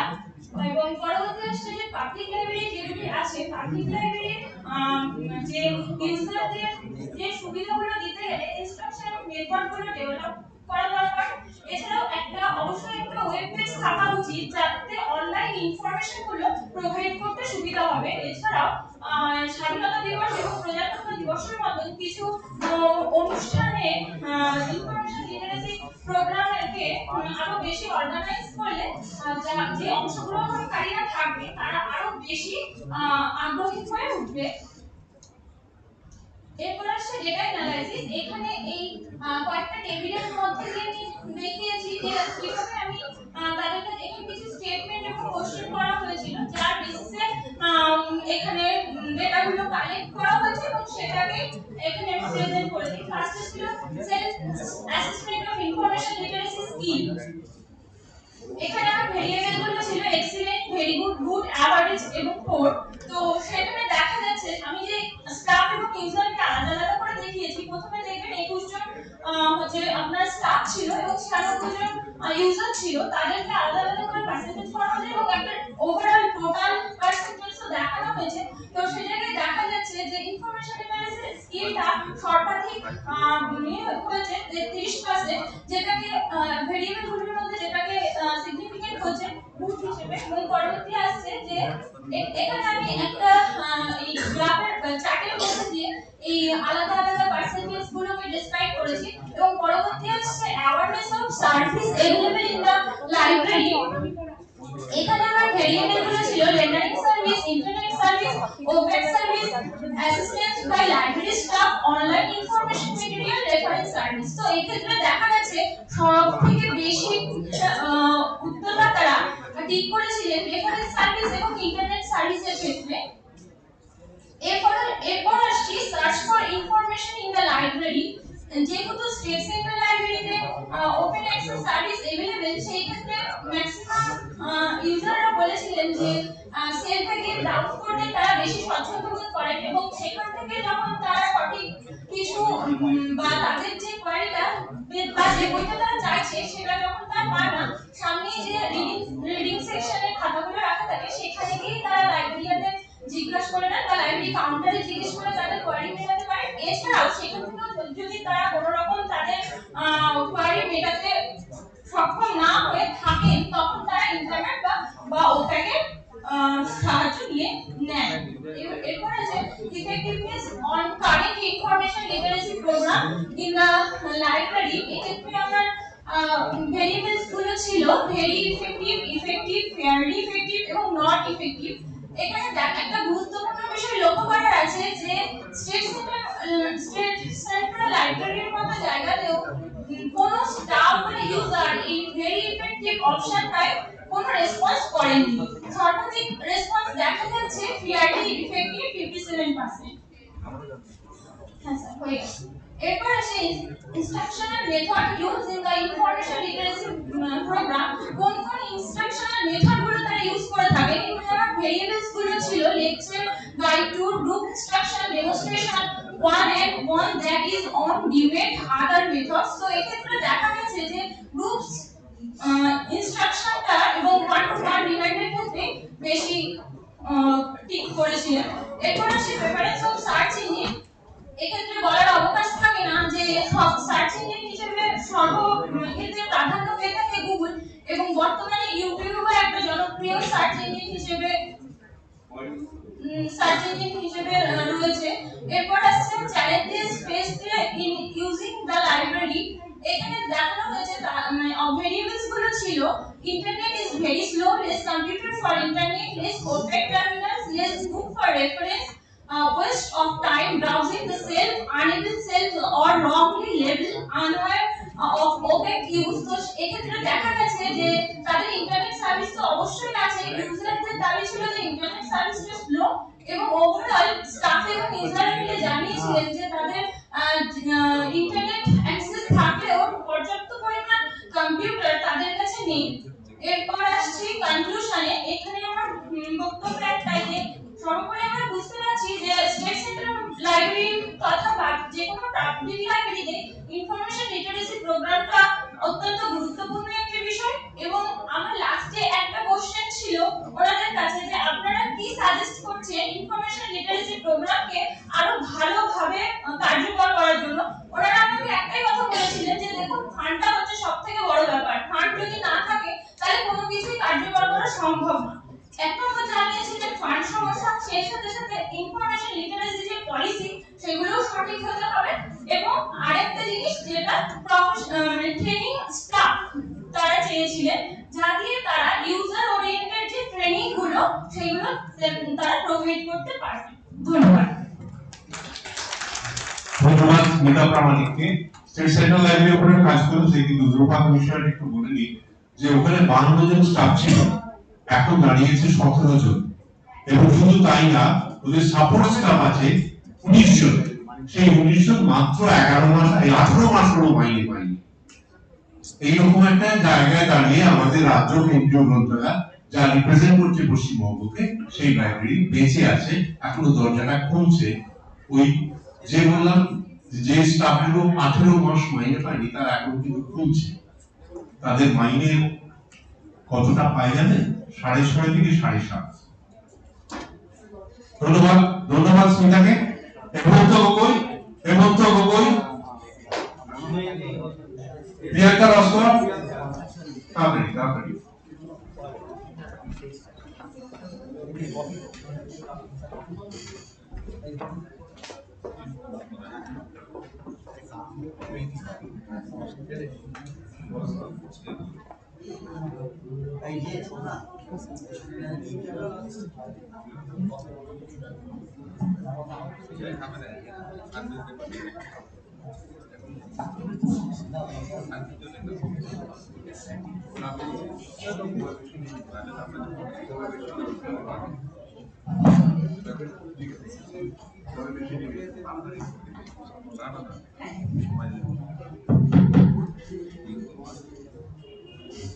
Good afternoon to all my respected teachers, members of Diet, and seniors and juniors.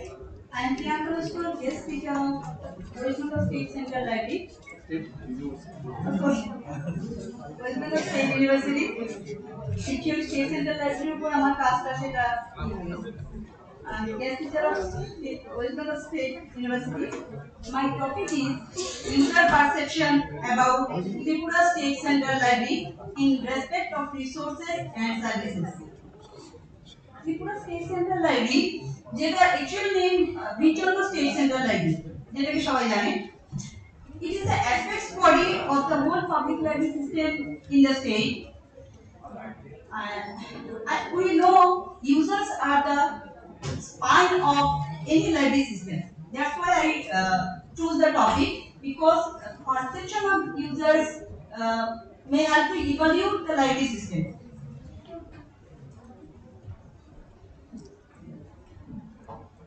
It's my introduction. Actually, this library has 20,515 users according to their patron register. But maybe all are not existing now, because in our public library system there is no time period of renewal for membership. If there is any process to renew the card after some time for some years, then it may be helpful to recognize the existing users. And at this study, I observed that many users come without library card or without registration. And another important thing is that out of 20,515, only 4,634 users are women. which is not acceptable in this modern age. And 68 users are blind. It is really good step for visually handicapped persons. And major portion of the users are youth, and they are required is career guidance section, and it is the main attraction of that library. They have a separate building as career guidance section, and with enough collection. The library has physical challenge corners also, just like library resources and different sections. And about this, all these sections, most important things are it has physical challenge corner, senior citizens corner, women sections, race sections, and cyber cafe.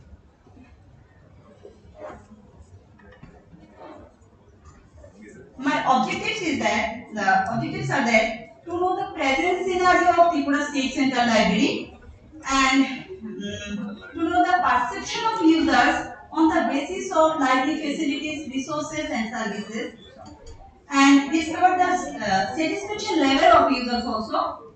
And another thing is that to collect suggestions from users to upgrade the library systems.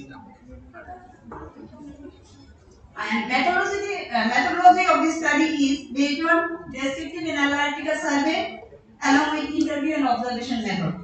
To complete the study, two types of questionnaire introduced. One used to collect data from the users, and another used to collect data from library or library professionals, librarians or library professionals, and collected data are tabulated in Microsoft Excel. Findings.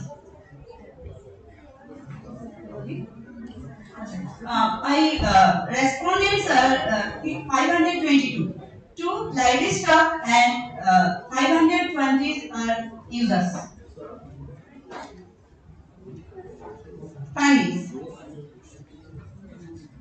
Female users are least comparison to male and not single users registers at data. I found that only 27% female users are there now existing, and 73% are male. But one thing is that there is no transgender. I think it is not good. Then it touched my heart that in that state there is no transgender who use library. And major of the users are young, and then came under the age group of 18 to 40 years. Major portion of the users access the library for prepare themselves for government job or any competitive job.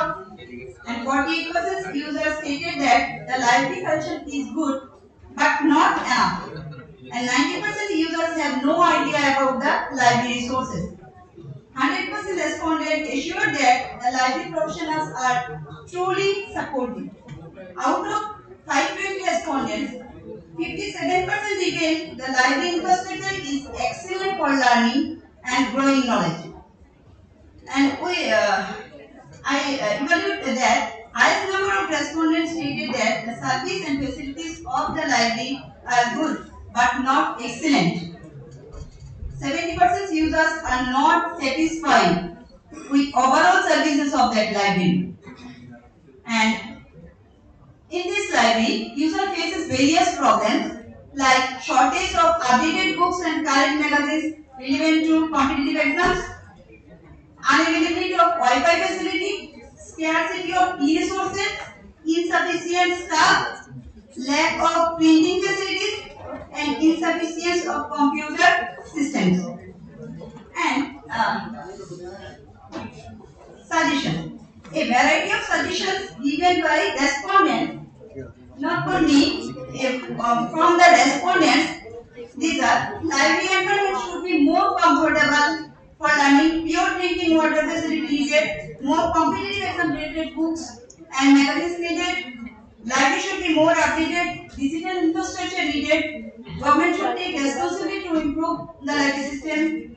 Another thing is that one interesting thing, one dining room should be arranged to take lunch or for refreshment. They need them.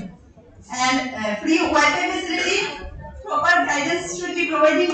Another thing, some senior citizens ask me, they told me they need proper guidance from library staff to use technological gadgets to collect information, and they all need more training staff. In conclusion, investigation of users' perceptions reveals the nature of users' needs, their satisfaction, and their expectation. As the study may develop public library systems, meet the needs of modern users. Outcomes of the study reveal that highest numbers of users are young and they mainly come to the use career guidance section. Therefore, it needs more development. The study also revealed that female users are very few, which is not good sign because we all knows an educated woman can make an educated society. The study also found that transgender peoples of the state are socially and economically backward. Therefore, I think it is social responsibility of all library professionals to motivate them to come forward and enjoy their life with the light of education. And for that, we need to motivate first their parents. Though the library infrastructure is excellent, culture and facilities are not good, are good but not excellent. We need to develop. The conclusion of the study stated that most of the users are not satisfied. Therefore, the library must be more developed. It's my paper. Out of this paper, I want to discuss or suggest something.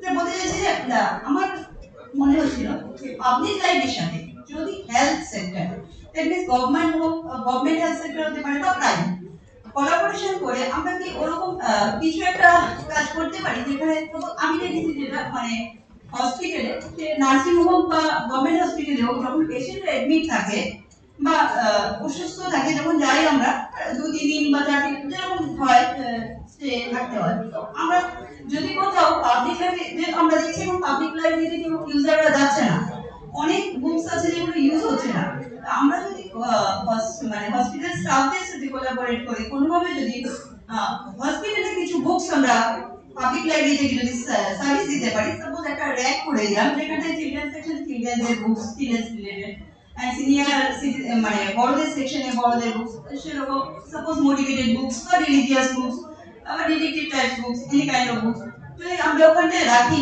তাহলে I think পেশেন্টদের কি একটু help হবে না কারণ আমার মনে হয় যে আমরা তখন সময় মেন্টালি এন্ড ফিজিক্যালি একটু ইয়ে থাকি সো মানে just it's my suggestion if we can মানে আমরা যদি এটা করতে পারি তাহলে হয়তো বা okay thank you so much Okay, Samay. Hello.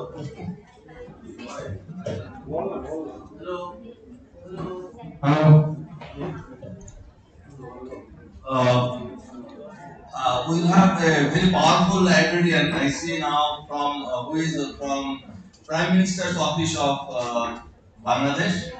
So Manirul Islam, not there. Yes, yeah, I am saying that he's there. Yeah, he's coming. Okay.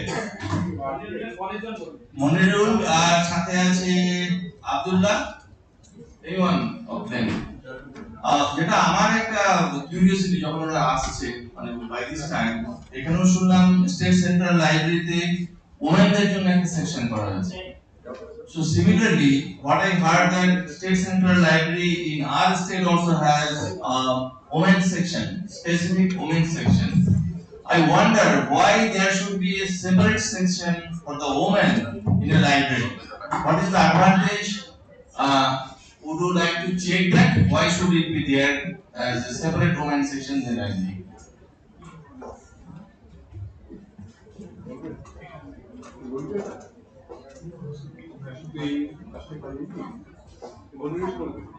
Sir ও বলবে স্যার আমি আনসার কি বল না কি বল ওই তো বলছে তো প্রেজেন্টটা গেছে তো বাড়ি প্রেজেন্টটা তো গেছে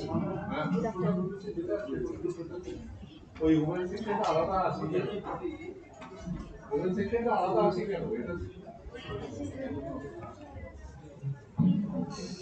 প্রশান্ত যে পয়েন্ট অফ ভিউ থেকে বলতে চাইছে যে আজকে জেন্ডার স্টাডিজ এর কনসেপ্টটা যে জায়গায় চলে গেছে সেখানে কেন ওমেন সেকশনটা আলাদা থাকবে, কিন্তু এটা এই আমাদের সোসাইটিতে এখনো সেরকম জায়গায় পৌঁছয়নি। রিজার্ভেশন অনেক জায়গা আছে, আপনারা জানেন যে 2014 পশ্চিমবঙ্গ সরকারের গ্রন্থাগার মন্ত্রী ঘোষণা করেছিলেন উমেন্স লাইব্রেরি করবেন, সেখানে মহিলারাই পড়তে যাবে, মহিলারাই লাইব্রেরি চালাবে, এবং সেই ইস্যুটা নিয়ে খুব আলোচনা হয়েছিল। সন্দীপ এখানে নেই এখন, সন্দীপ সরকার, সেই আলোচনার ফলশ্রুতি হচ্ছে এই সেখানে মাননীয় মন্ত্রী যে কথাটা বলেছিলেন সেটা খুব হাস্যকর কথা, যদিও আমাকে বলতে হচ্ছে এটা। তিনি আমি যখন বললাম যে এখন তো এই জায়গায় এই কনসেপ্টটা নেই, সবাই একসাথে যাবে, একসাথে পড়াশোনা করবে, এটা কি, তা তখন তিনি আমায় বলেছিলেন যে হ্যাঁ এটা তো ঠিক, আপনার মাথায় তো আছে ভাসুর আর ভাদ্রবাবু একসঙ্গে লাইব্রেরির মধ্যে ঢুকবে। এই হচ্ছে মন্ত্রীর কথা পশ্চিমবঙ্গে, যে তিনি এই জায়গায় দাঁড়িয়ে আছেন, ভারতবর্ষকে দাঁড় করিয়েছেন। তবে সুশান্তরও এই ভাবনাটা আমি জানি না এরকম একটা জায়গায় উপনীত করবে কিনা, কারণ গত বঙ্গীয় গ্রন্থাগার পরিষদের অ্যানুয়াল জার্নালিতে বেশ কিছু মানুষ তারা দাবি করছিলেন কেন প্রমীলা গ্রন্থাগারটা করা হলো না।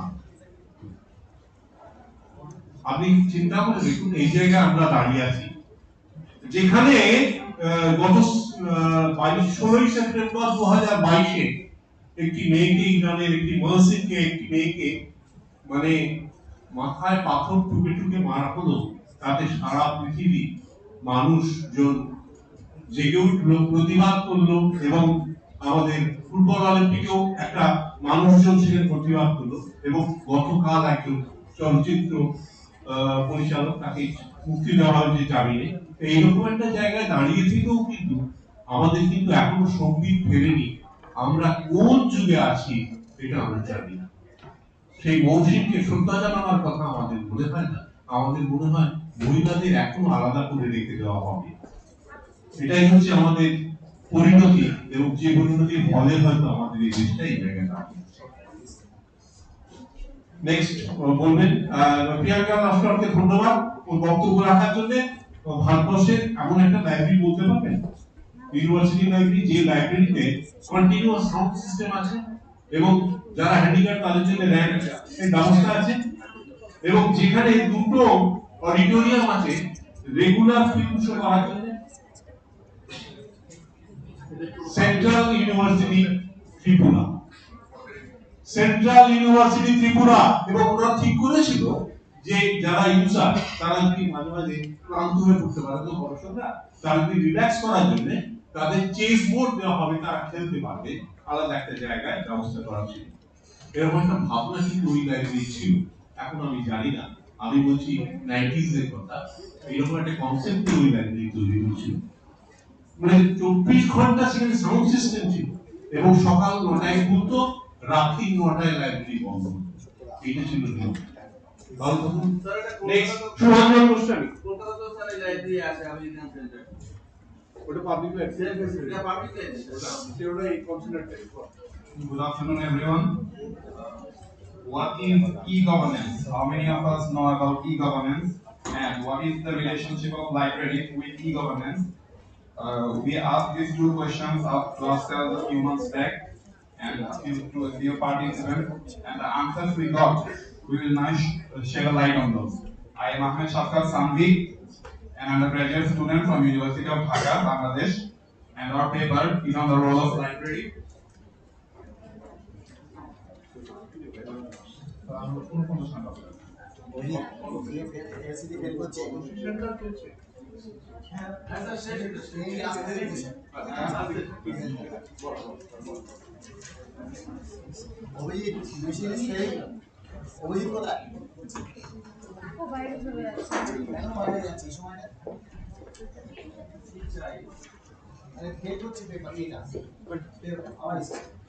Our paper is on the role of library and information centers in e-governance promotion in developing countries in the context of Bangladesh.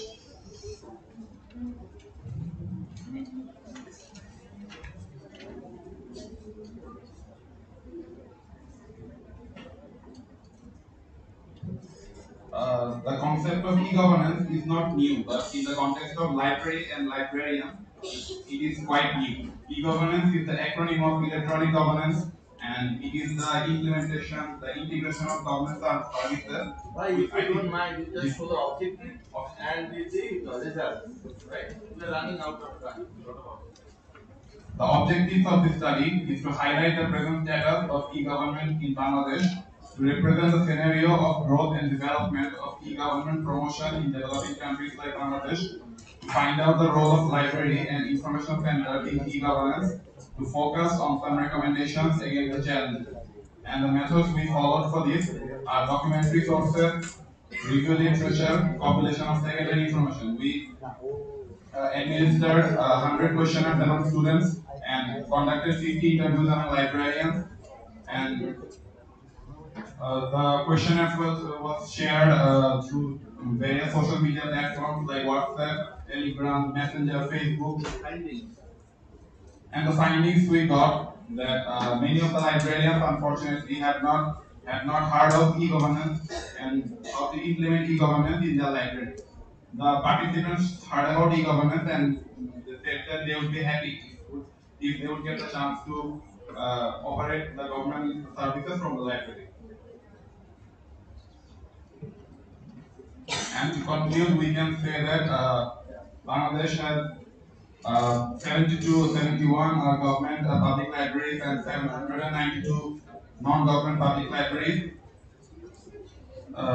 So it has a huge potential to implement government services in libraries, and if we could focus on this, it would go a long way. Thank you. Thank you Monirul. আমরা শেষের দিকে চলে এসেছি, আর কোনো বক্তা নেই। মোটামুটি আমরা এই লাইব্রেরির সঙ্গে অন্যান্য অনেক কিছু ব্যাপার নিয়ে আলোচনা করে ব্যাপারটা শেষ করলাম। তবে আমার মনে হয় যেটা যে এখন অল্টারনেটিভ লাইব্রেরি সিস্টেম কিন্তু গড়ে তোলার জন্য আমাদের এই পশ্চিমবাংলাতেও কিছু প্রতিষ্ঠান এগিয়ে এসেছে। ডট বল নাম আমরা শুনেছেন কিনা জানি না। Dot ball free little library concept 2009 চালু করেছে।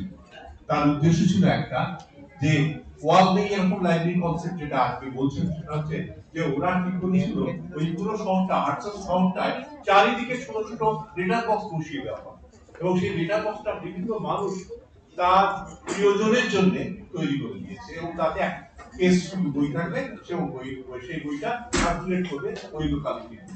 এবং আপনারা জানেন কিনা জানি না, কেরালায় পেরুন্থুলা বলে একটা জায়গা আছে কোলাম ডিস্ট্রিক্টে, সেইখানে মানে ওখানে প্রায় শতাধিক এইরকম লাইব্রেরি তৈরি হয়েছে এবং তারা চালাচ্ছে। এবং ওখানে মহাত্মা গান্ধী লাইব্রেরি বলে একটা লাইব্রেরি আছে স্টেটে, সেই লাইব্রেরির গ্রন্থাগারের কর্মীরা দেখেছে যে এটা একটা ব্যাকওয়ার্ড জায়গা, সেই ব্যাকওয়ার্ড জায়গাকে ডেভেলপ করতে হলে, এনরিচ করতে হলে এরকম লেটার বক্সের মতো ছোট ছোট ইউনিট তৈরি করে পুরো শহরটাকে সরিয়ে দিল।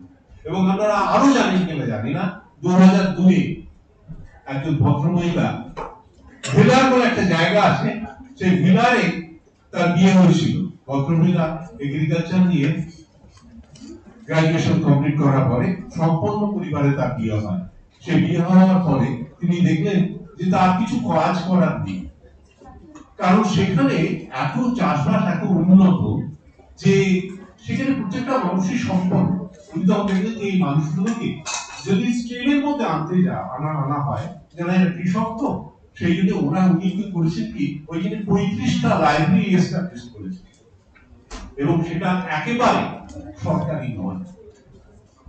এবং আপনারা জানেন কিনা জানি না, এই আমাদের কাছে বৈষ্ণবঘাটা বলে একটা জায়গা আছে, সেখানে কালিদাস হালদার বলে একজন ভদ্রলোক 2021 করোনার পরে উনি দেখলেন ওই অঞ্চলের ছেলেমেয়েরা রাস্তায় ঘুরে বেড়ায়। সেখানে উনি করেছিলেন কি, গণেশ বাবু বলে একজন ভদ্রলোক ছিল, তার একটা দোকান ছিল, সেই দোকানটা চলতো না। সেই দোকানে যে মালিক গণেশ বাবুকে গিয়ে কালিদাস বাবু গিয়ে বললেন যে দেখুন আপনার দোকানটা যদি আমাদের ব্যবহার করতে দেন লাইব্রেরি করতে, বললো আমাকে তার জন্য কি কি সাহায্য করতে হবে বলুন। তা ওর ভেতরে ওনার একটা ফ্রিজ ছিল, ডবল ডোরের একটা ফ্রিজ ছিল। বলুন ফ্রিজটা খারাপ হয়ে গেছে, বলে ওটা অন্যদানে সরিয়ে আমি বিক্রি করে দিচ্ছি বা কেউ নিয়ে নিচ্ছে। তখন না ওটাও লাগবে। সেই ডবল ডোর ফ্রিজের পাল্লাগুলো খুলে নিয়ে সেটা আলমারি তৈরি হয়েছে, আস্তে আস্তে লাইব্রেরি তৈরি হয়ে গেছে। যাই হোক, এরপরে আমি জানি আসলে তুমি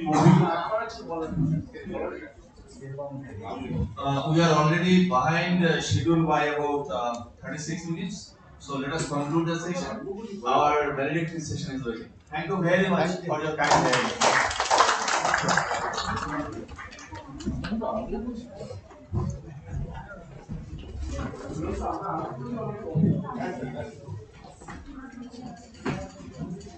Thank you to our chairperson for wonderfully conducting the session. I also thank our invited speaker, Professor Saptoshi Ghosh. With this, we have come to the end of our technical session. I now request our Rapporteur General Dr. Shoman Mondal to report the proceedings of the seminar.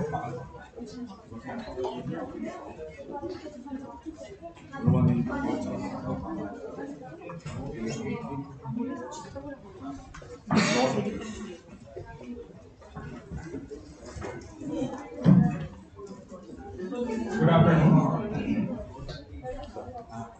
It's my privilege to stand before you today as the rapporteur for this international seminar related to the topic of library beyond campus, resurrecting public library services for the generation next. The theme of this seminar speaks to the very essence of what libraries represent. A place where people of all ages and backgrounds can come together to learn, grow, and discover.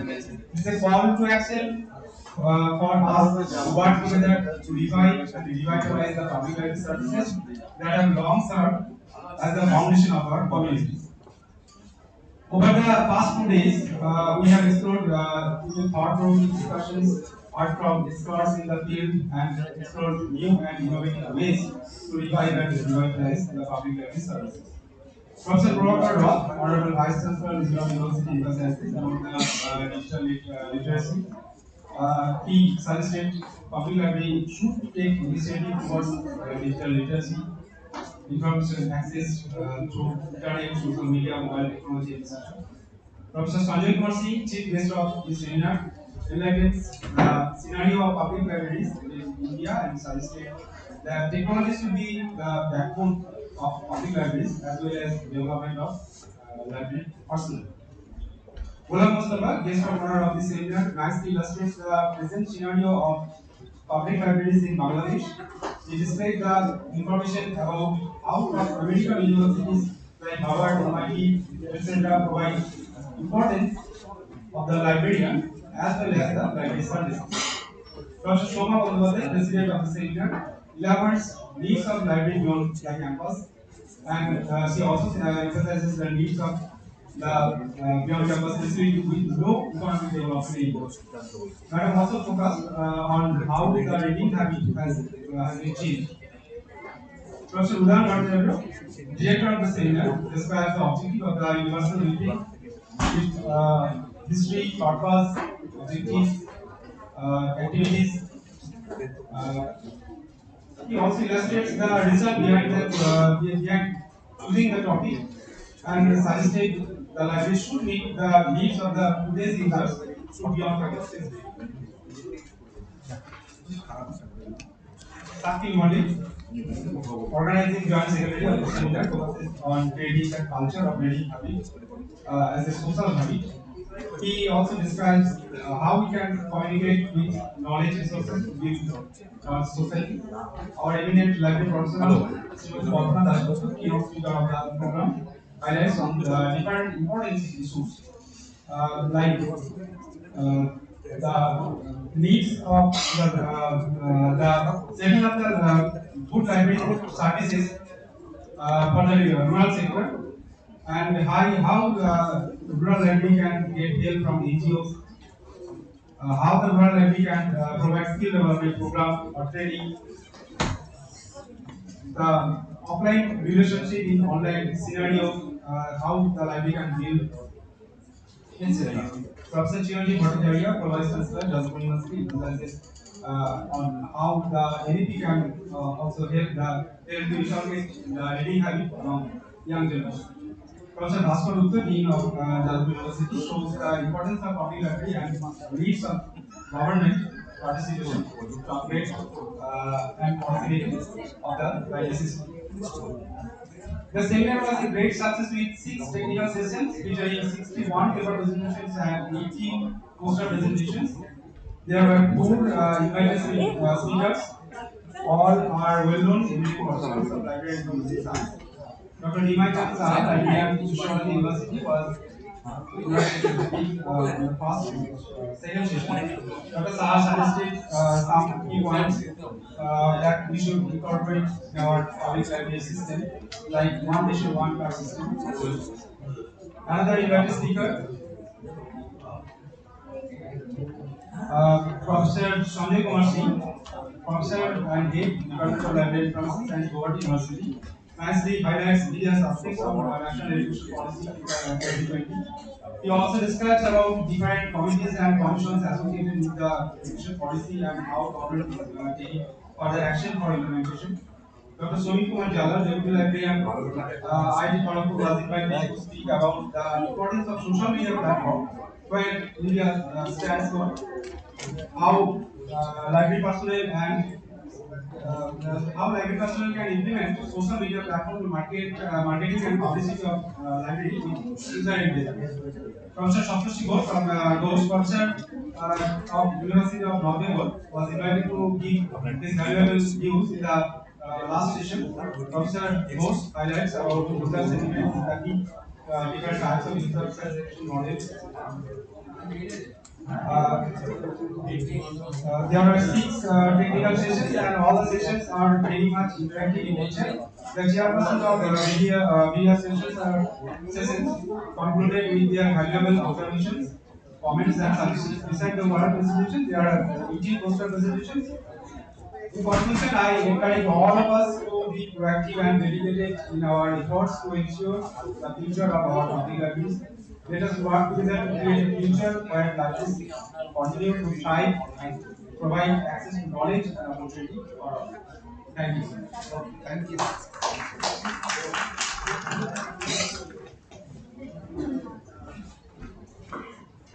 Thank you, Dr. Shomai Kondal. We will now begin with our valedictory session. I request Gati Hari to take over the session.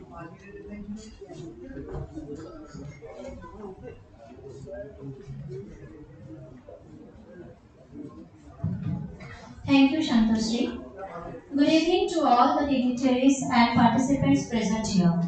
I feel privileged to extend my warm welcome to the President of the seminar, Dr. Shoma Bandyopadhyay, Principal, Narasinha Datta College, Howrah. Your presence is indeed a source of great motivation. Madam, please take your seat.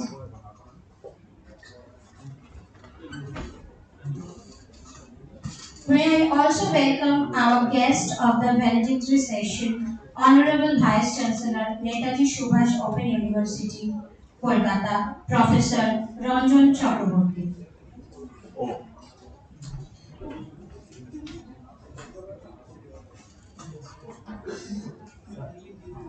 Sir, please.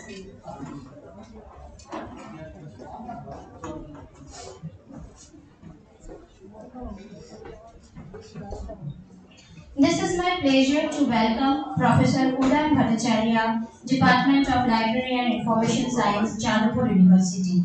He is also the President of Universal Briefing as well as the Director of this two-day international seminar. I would like to also call up on stage Dr. Madhushri Ghosh Upadhyay, Deputy Librarian, Netaji Subhash Open University, and also Organizing Joint Secretary of the seminar.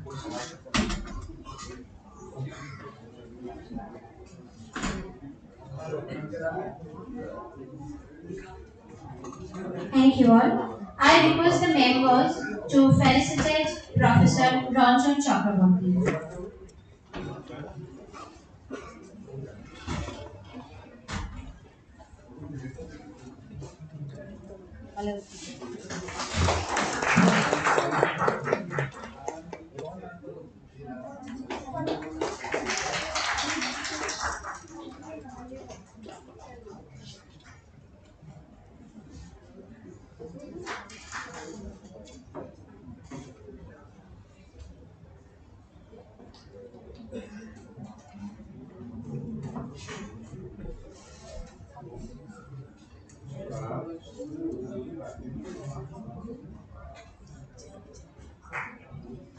request our members to felicitate Dr. Shoma Bandyopadhyay.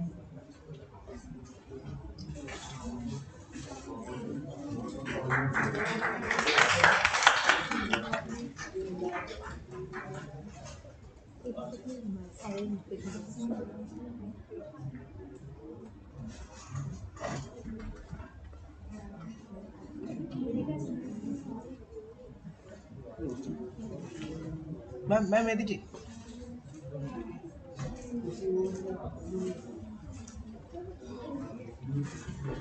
I request our members to felicitate Professor Udan Bhattacharya.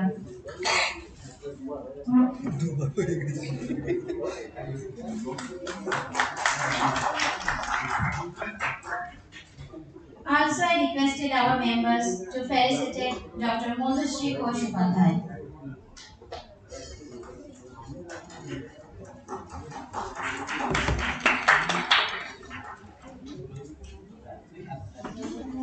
দিদি এদিকে দিদি এদিকে এদিকে ma'am এদিকে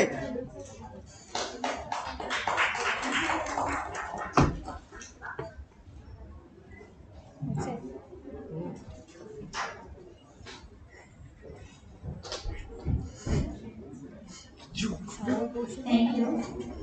I would like to hand over Dr. Shoma Bandyopadhyay to preside over this session. Over to you, madam.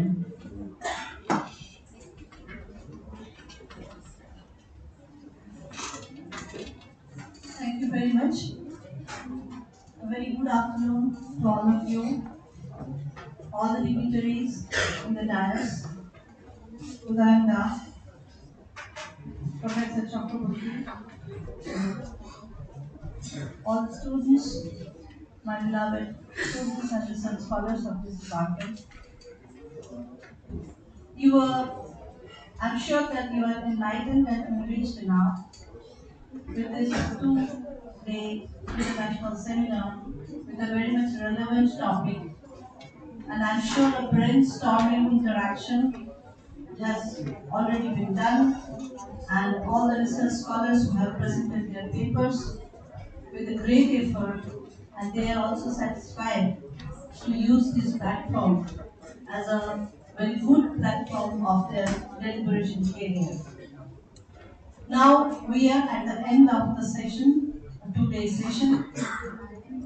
I'm really privileged that I have got an opportunity to be a collaborator of this session of this international seminar. My college is a Centurion College, the oldest college of Howrah district, and we are approaching centenary this year. The college was established in 1924, and it is really good to say that that was the one and only college in an industrial belt where education itself was a dream. And Dutt, who was the founder of that college, he was not at all a learned person, but only out of attraction and affection towards education, he has started the journey with only 124 students. And today, we are graduating more than 3,500 students per year, and we have really a very rich library with resources from 1924. It is really my pleasure to be a collaborator of this kind of seminar, and I am really thankful to you and would like to request you, all you dignitaries, please visit our college. It will be our great pleasure too, and our students will also be benefited. And please visit our library, which is really a rich one. And now I would like to request Professor Chakraborty, Vice Chancellor Netaji Subhash Open University, to deliver his valedictory speech. Thank you.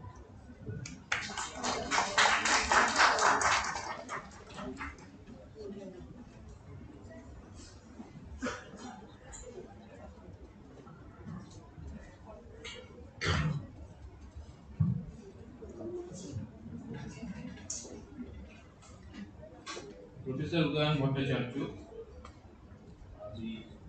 chief organizer of this two-day national conference, international conference,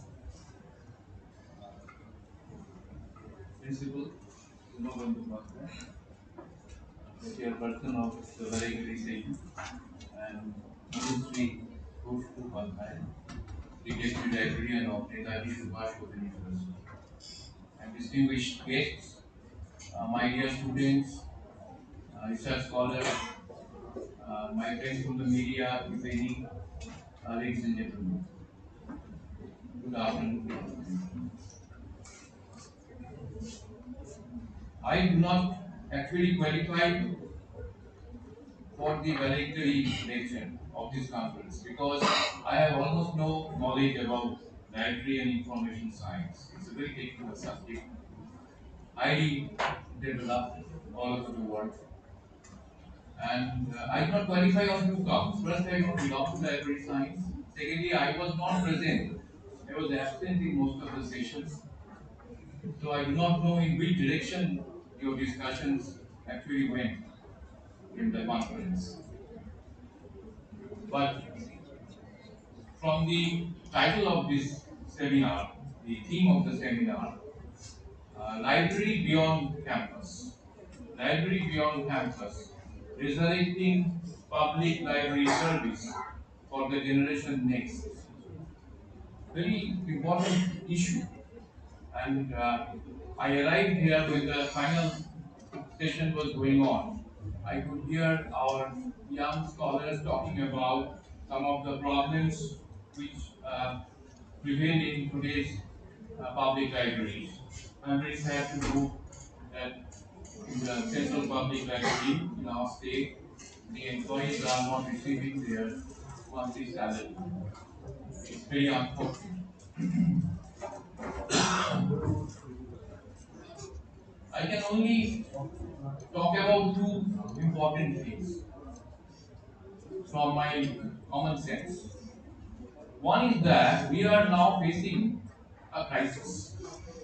It is a planetary crisis. There is almost no time.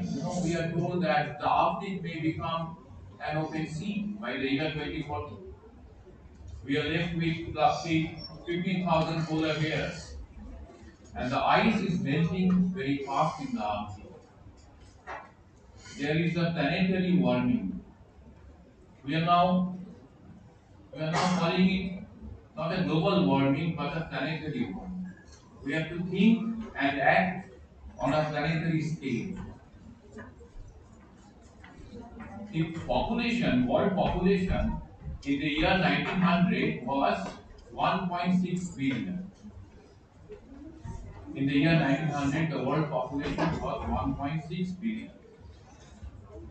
The figure rose to 6 billion in the year 2000. And today, the world population has touched the 8 billion mark. Just think of the magnitude of the growth and the way we are exploiting this world. We cannot even imagine the size of the technosphere. We are producing knowledge. We are producing knowledge in various ways. We have the laptops, this microphone, the tabs, the mobile telephones, the cell phones, the smartphones, I mean. Then you have the CDs, and of course the books. Of course the books, the physical hard copy of books. And the weight of this technosphere, the total weight of this technosphere in the year 2022 is roughly speaking 30 trillion tons. 30 trillion tons. According to one estimate, per square meter estimate, the weight of the technosphere on an average is 50 kg per square meter. If you think about the entire surface of the planet, the Earth. So, this is my point number one. In this situation, it is understandable that the the library management, the physical structure of libraries is going to change qualitatively. It is no more possible to maintain the traditional conventional libraries because we may not have that amount of space, and the production of books, the hard copy of books may not be very feasible. Nowadays, if you take the figures from the branded publishers like Oxford University Press, Sage, the Springer, all the publishers, the Routledge, the university presses in the United States, they are no more printing paper copy of books, hard copy of books. Most of them are switching over. They are printing 100 copies. They are printing maximum 100 copies, and they are switching over to digital copies in most cases. So it is understandable that the structure and appearance of the library system would undergo a qualitative change in the near future. This is my understanding, and this is my point number one. The second point I am trying to make is that the public libraries in our country, most of the public libraries was a kind of a free service. I don't know how it is in Bangladesh, but in India, the public libraries they run, mostly from government funding. Their employees get salary from government fund, from the public exchequer.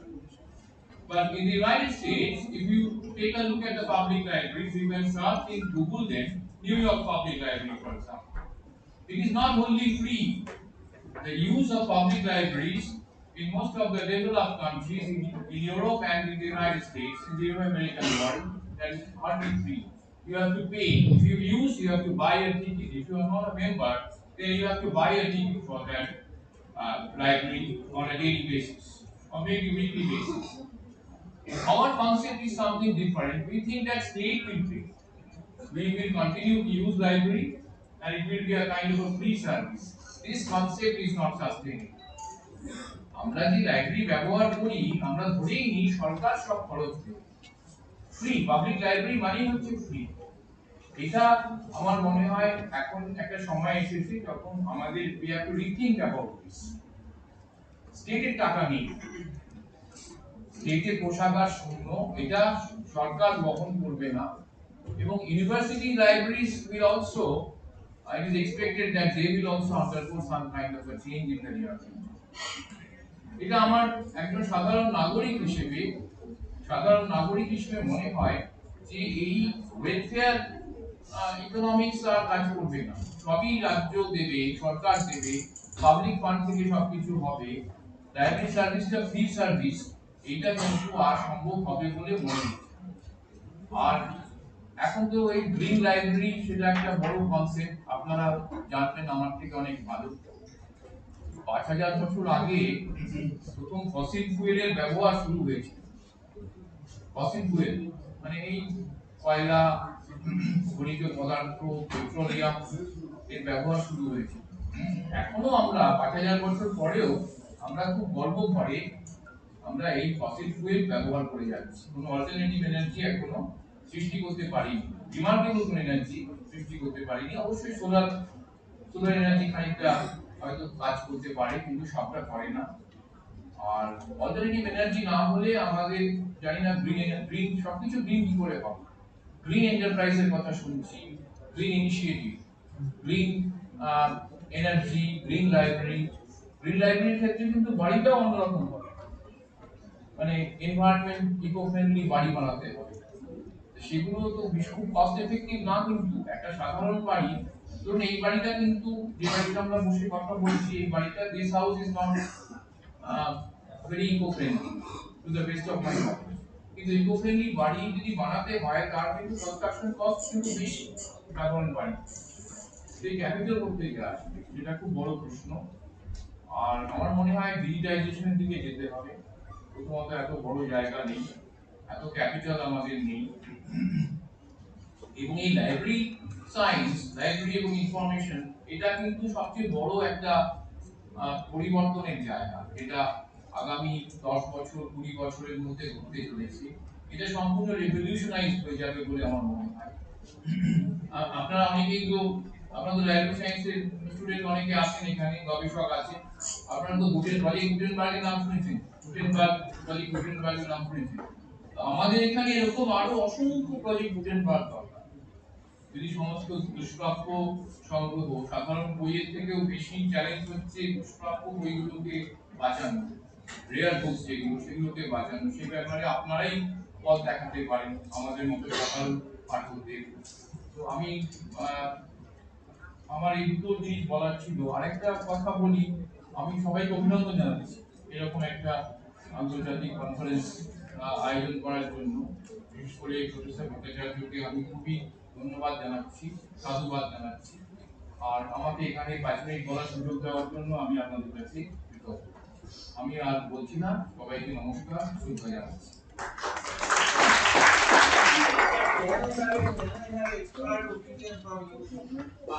Why no expert? No. May not be in art field, but you are an expert. You are an asset for education. What I wanted to know actually, very simple question. How do you see the library profession? You know, your general, your perception. Next 10 years, I am not going to have it for 20 years. How do you see that where will be next 10 years? In the field of Library professionals. We are library professionals. We are proud to be librarians. You are academicians. You are academicians, you are researchers, and I think according to the UGC regulation as well as the state government guideline, librarians are treated as faculty these days. If I am not wrong, librarians are faculty members. They are required to do teaching and research. Like No, maybe my question was a bit different, sir. I am not. No, you are talking about. I am coming to that. You are talking about the library professionals. You can say those are public libraries, rural libraries, district libraries. How do you see their thing? I'm not very sure, but there are two possibilities. Yeah. Either some of the libraries will close down, or make some of the libraries may be privatized. If someone takes the initiative, you see, everything is actually eventually a political decision. Whatever comes on these matters, they have to be some kind of a political decision driven by a political will. That's right. So if the political will is good, then we shall see that good libraries will survive. They will be either privatized or the government would pool their resources to fund them. This is a possibility. But the dangerous side is that we may see that some of the libraries may close down. Yeah. This is my feeling. I mean, I'm not very sure, but something has to be done in this sector. It's very urgent because this is our heritage. This is our heritage. This is our tradition. That I mean, from the point of view of education, all the libraries should be saved by hook or by crook. There should be a boarding hall, what time and what time. This much I can say. This is my humble submission. Well, there is another thing, sir. That if we all are recognizing that the libraries are crucial for our society, for education, for economy, for growth, everything, then why the authorities are not, addressed? Do you think? I have no clue. But there is a library. একটা দপ্তর আছে না? আমাদের পশ্চিমবঙ্গ সরকারের একটা separate দপ্তর আছে। কিন্তু কেন্দ্রীয় সরকারের টাকাও আসছে না। আগে যে লাইব্রেরি ফান্ডিং আসতো তাও আসছে না। কিন্তু এখন সরকার বলছে যে আর্টিফিশিয়াল ইন্টেলিজেন্স ইউজ করে সমস্ত নাকি সাধারণ মানুষের জন্য পৌঁছে দিচ্ছে। ইজ ইট পসিবল দিন আমাদের এখনো সেই ইনফ্রাস্ট্রাকচার আমাদের তৈরি হয়নি। কিন্তু এই বাজেটে তো দিয়ে দিয়েছে 1.39 lakhs টাকা দিয়ে দিয়েছে এবং বলেছে ন্যাশনাল ডেপোজিটরি লাইব্রেরি করতে এবং ফর দি চিলড্রেন্স। না সেটা তো হলো। না ইজ ইট পসিবল? যেগুলো পুরনো লাইব্রেরি ওরা তো ওদের কনভেনশন আছে সেগুলো কি হয়? ওটা তো ভুলে গেছে। এটা তো চিন্তার ব্যাপার। ঠিক আছে, ধন্যবাদ। আমাদের প্রশ্নের জন্য অনেক ধন্যবাদ। Sorry,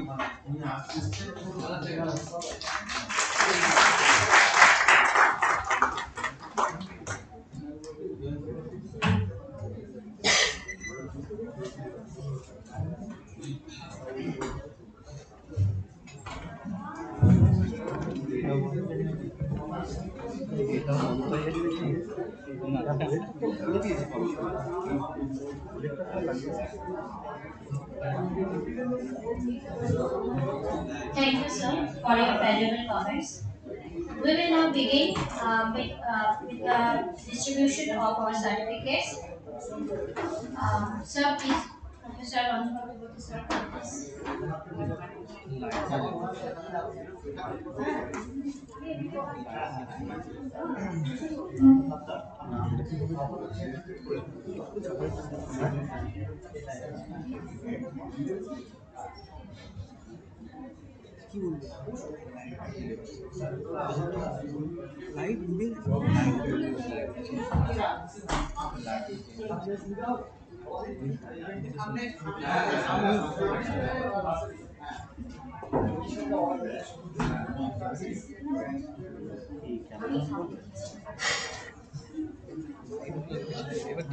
Professor Subhana Kumar Das.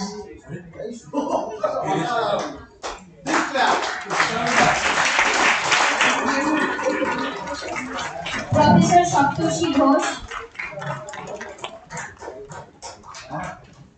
Dr.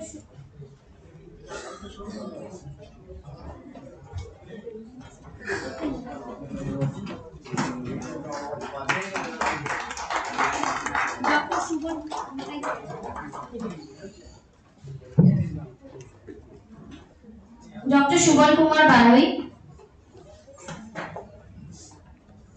Dr. Antra Chakraborty, again Dr. Subal Kumar Baroi,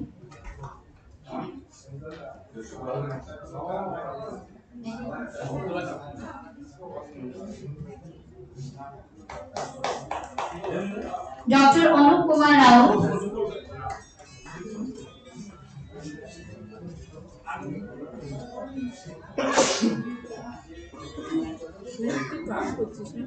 Nikita Lama, Dr. Sudeshna Moitra,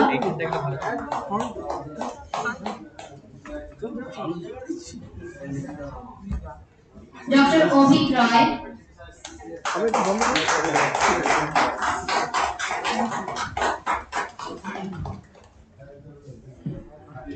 Deepanita Sarkar,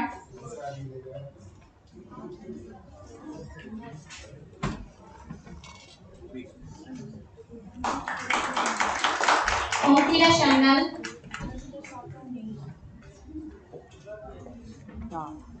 Pradut Kumar Mondol,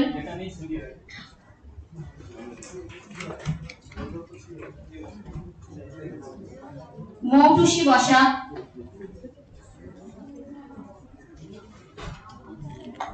Shonku Vilas Roy, Abhijit Haldar, Atanu Mondol,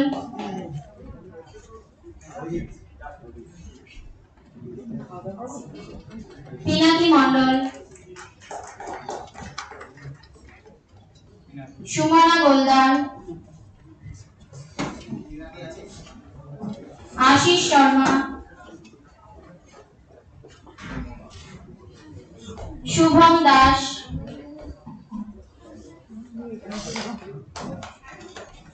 Shushmita Sarkar Basu,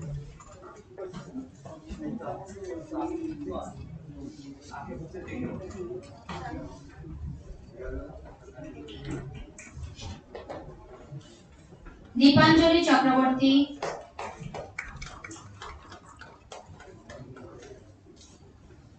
Bikash Kumar Haldar,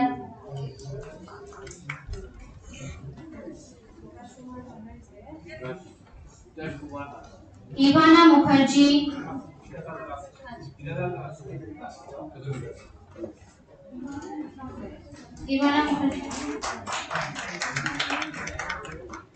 Ivana Mukherjee, Sagar Sherpa,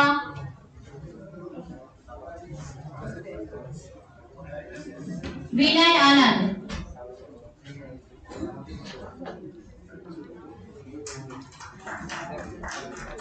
Sophia Banerjee, Mohammed Habib Kibriya Chaudhary,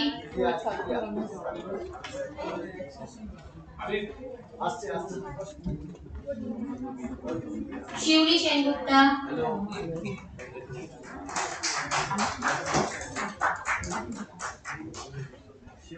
Kishore De,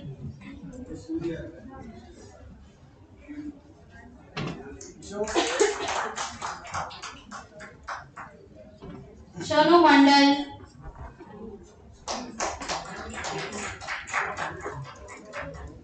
Aditi Roy, Kartik Chandra Das,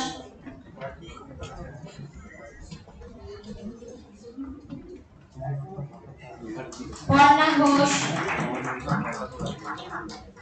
Professor Anamika Das,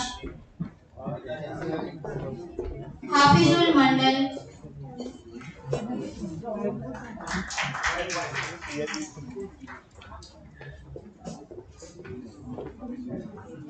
Tirtha Chatterjee,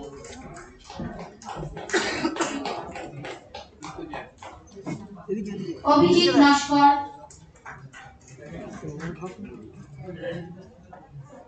Smita Pramanik,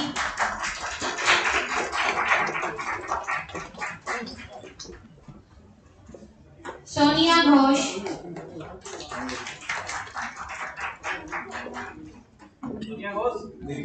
Priyanka Laskar,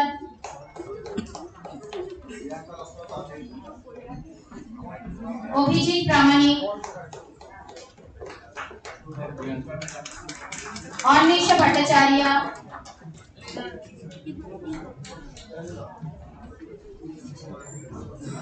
Muhammad Monirul Islam,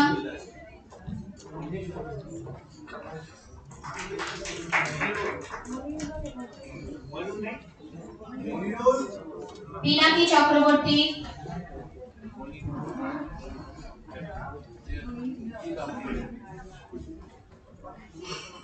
Shakibul Hasan,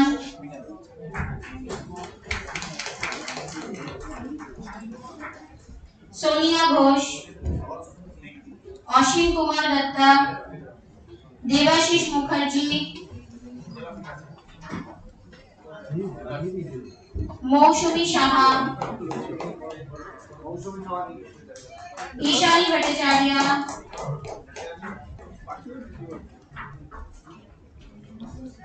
Jayashree Patra.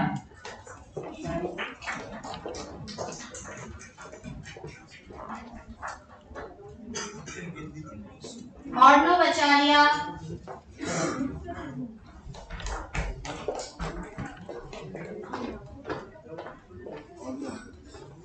Shantu Srivasu,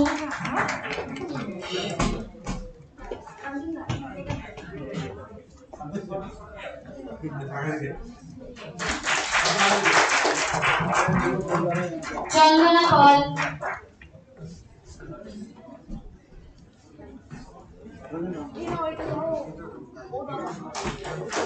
Debolina Vishwas,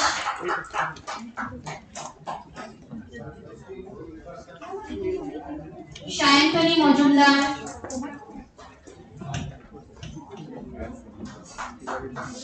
Rupani Rupashmita Pradhan,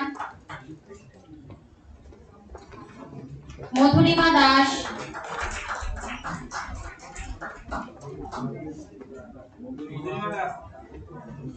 Chaitani Ghosh,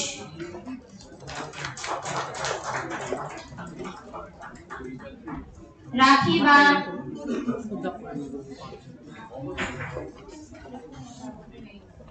Onurima Ghosh, Neelandri Mojumdar,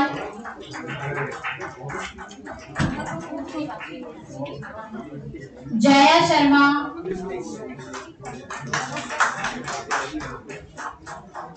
Mowgli Purakai,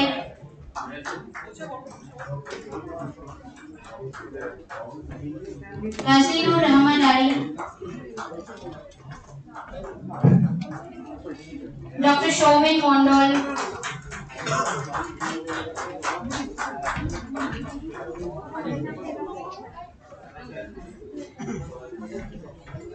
Rati Hari.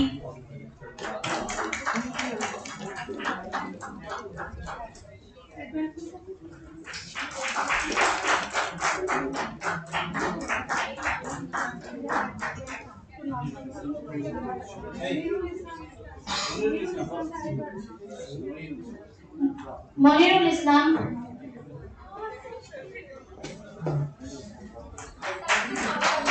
Sanjeev Purakai.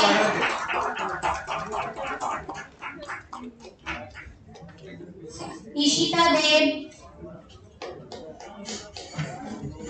Anupam Ghosh.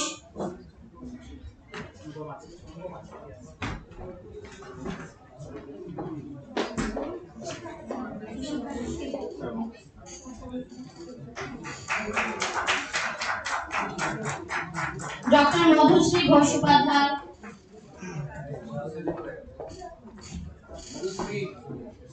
Abhijit Mukhopadhyay,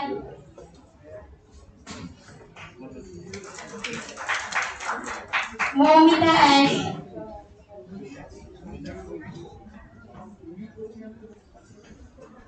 Dipankar Roy,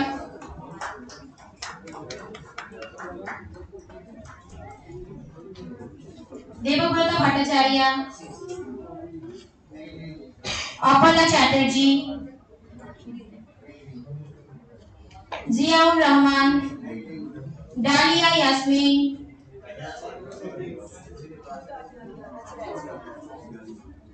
Anwesha Bhattacharya,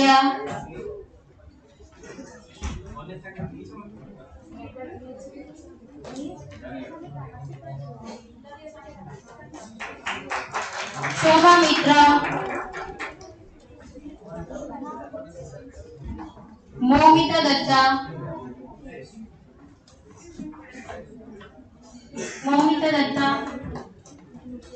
Nitai Shaw, Kaustav Chakraborty,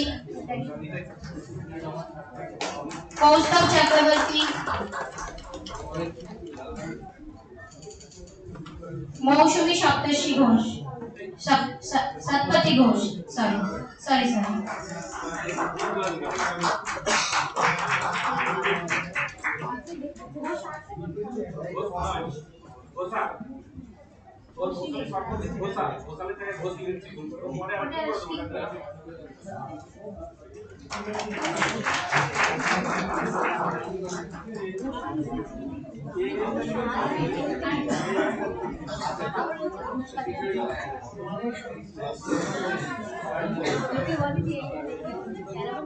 we are going to end our session over here.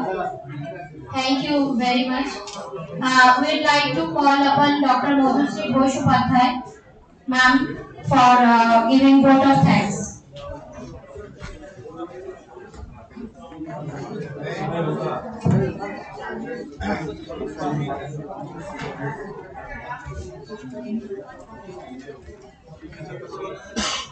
vote of thanks টা দিয়ে দাও।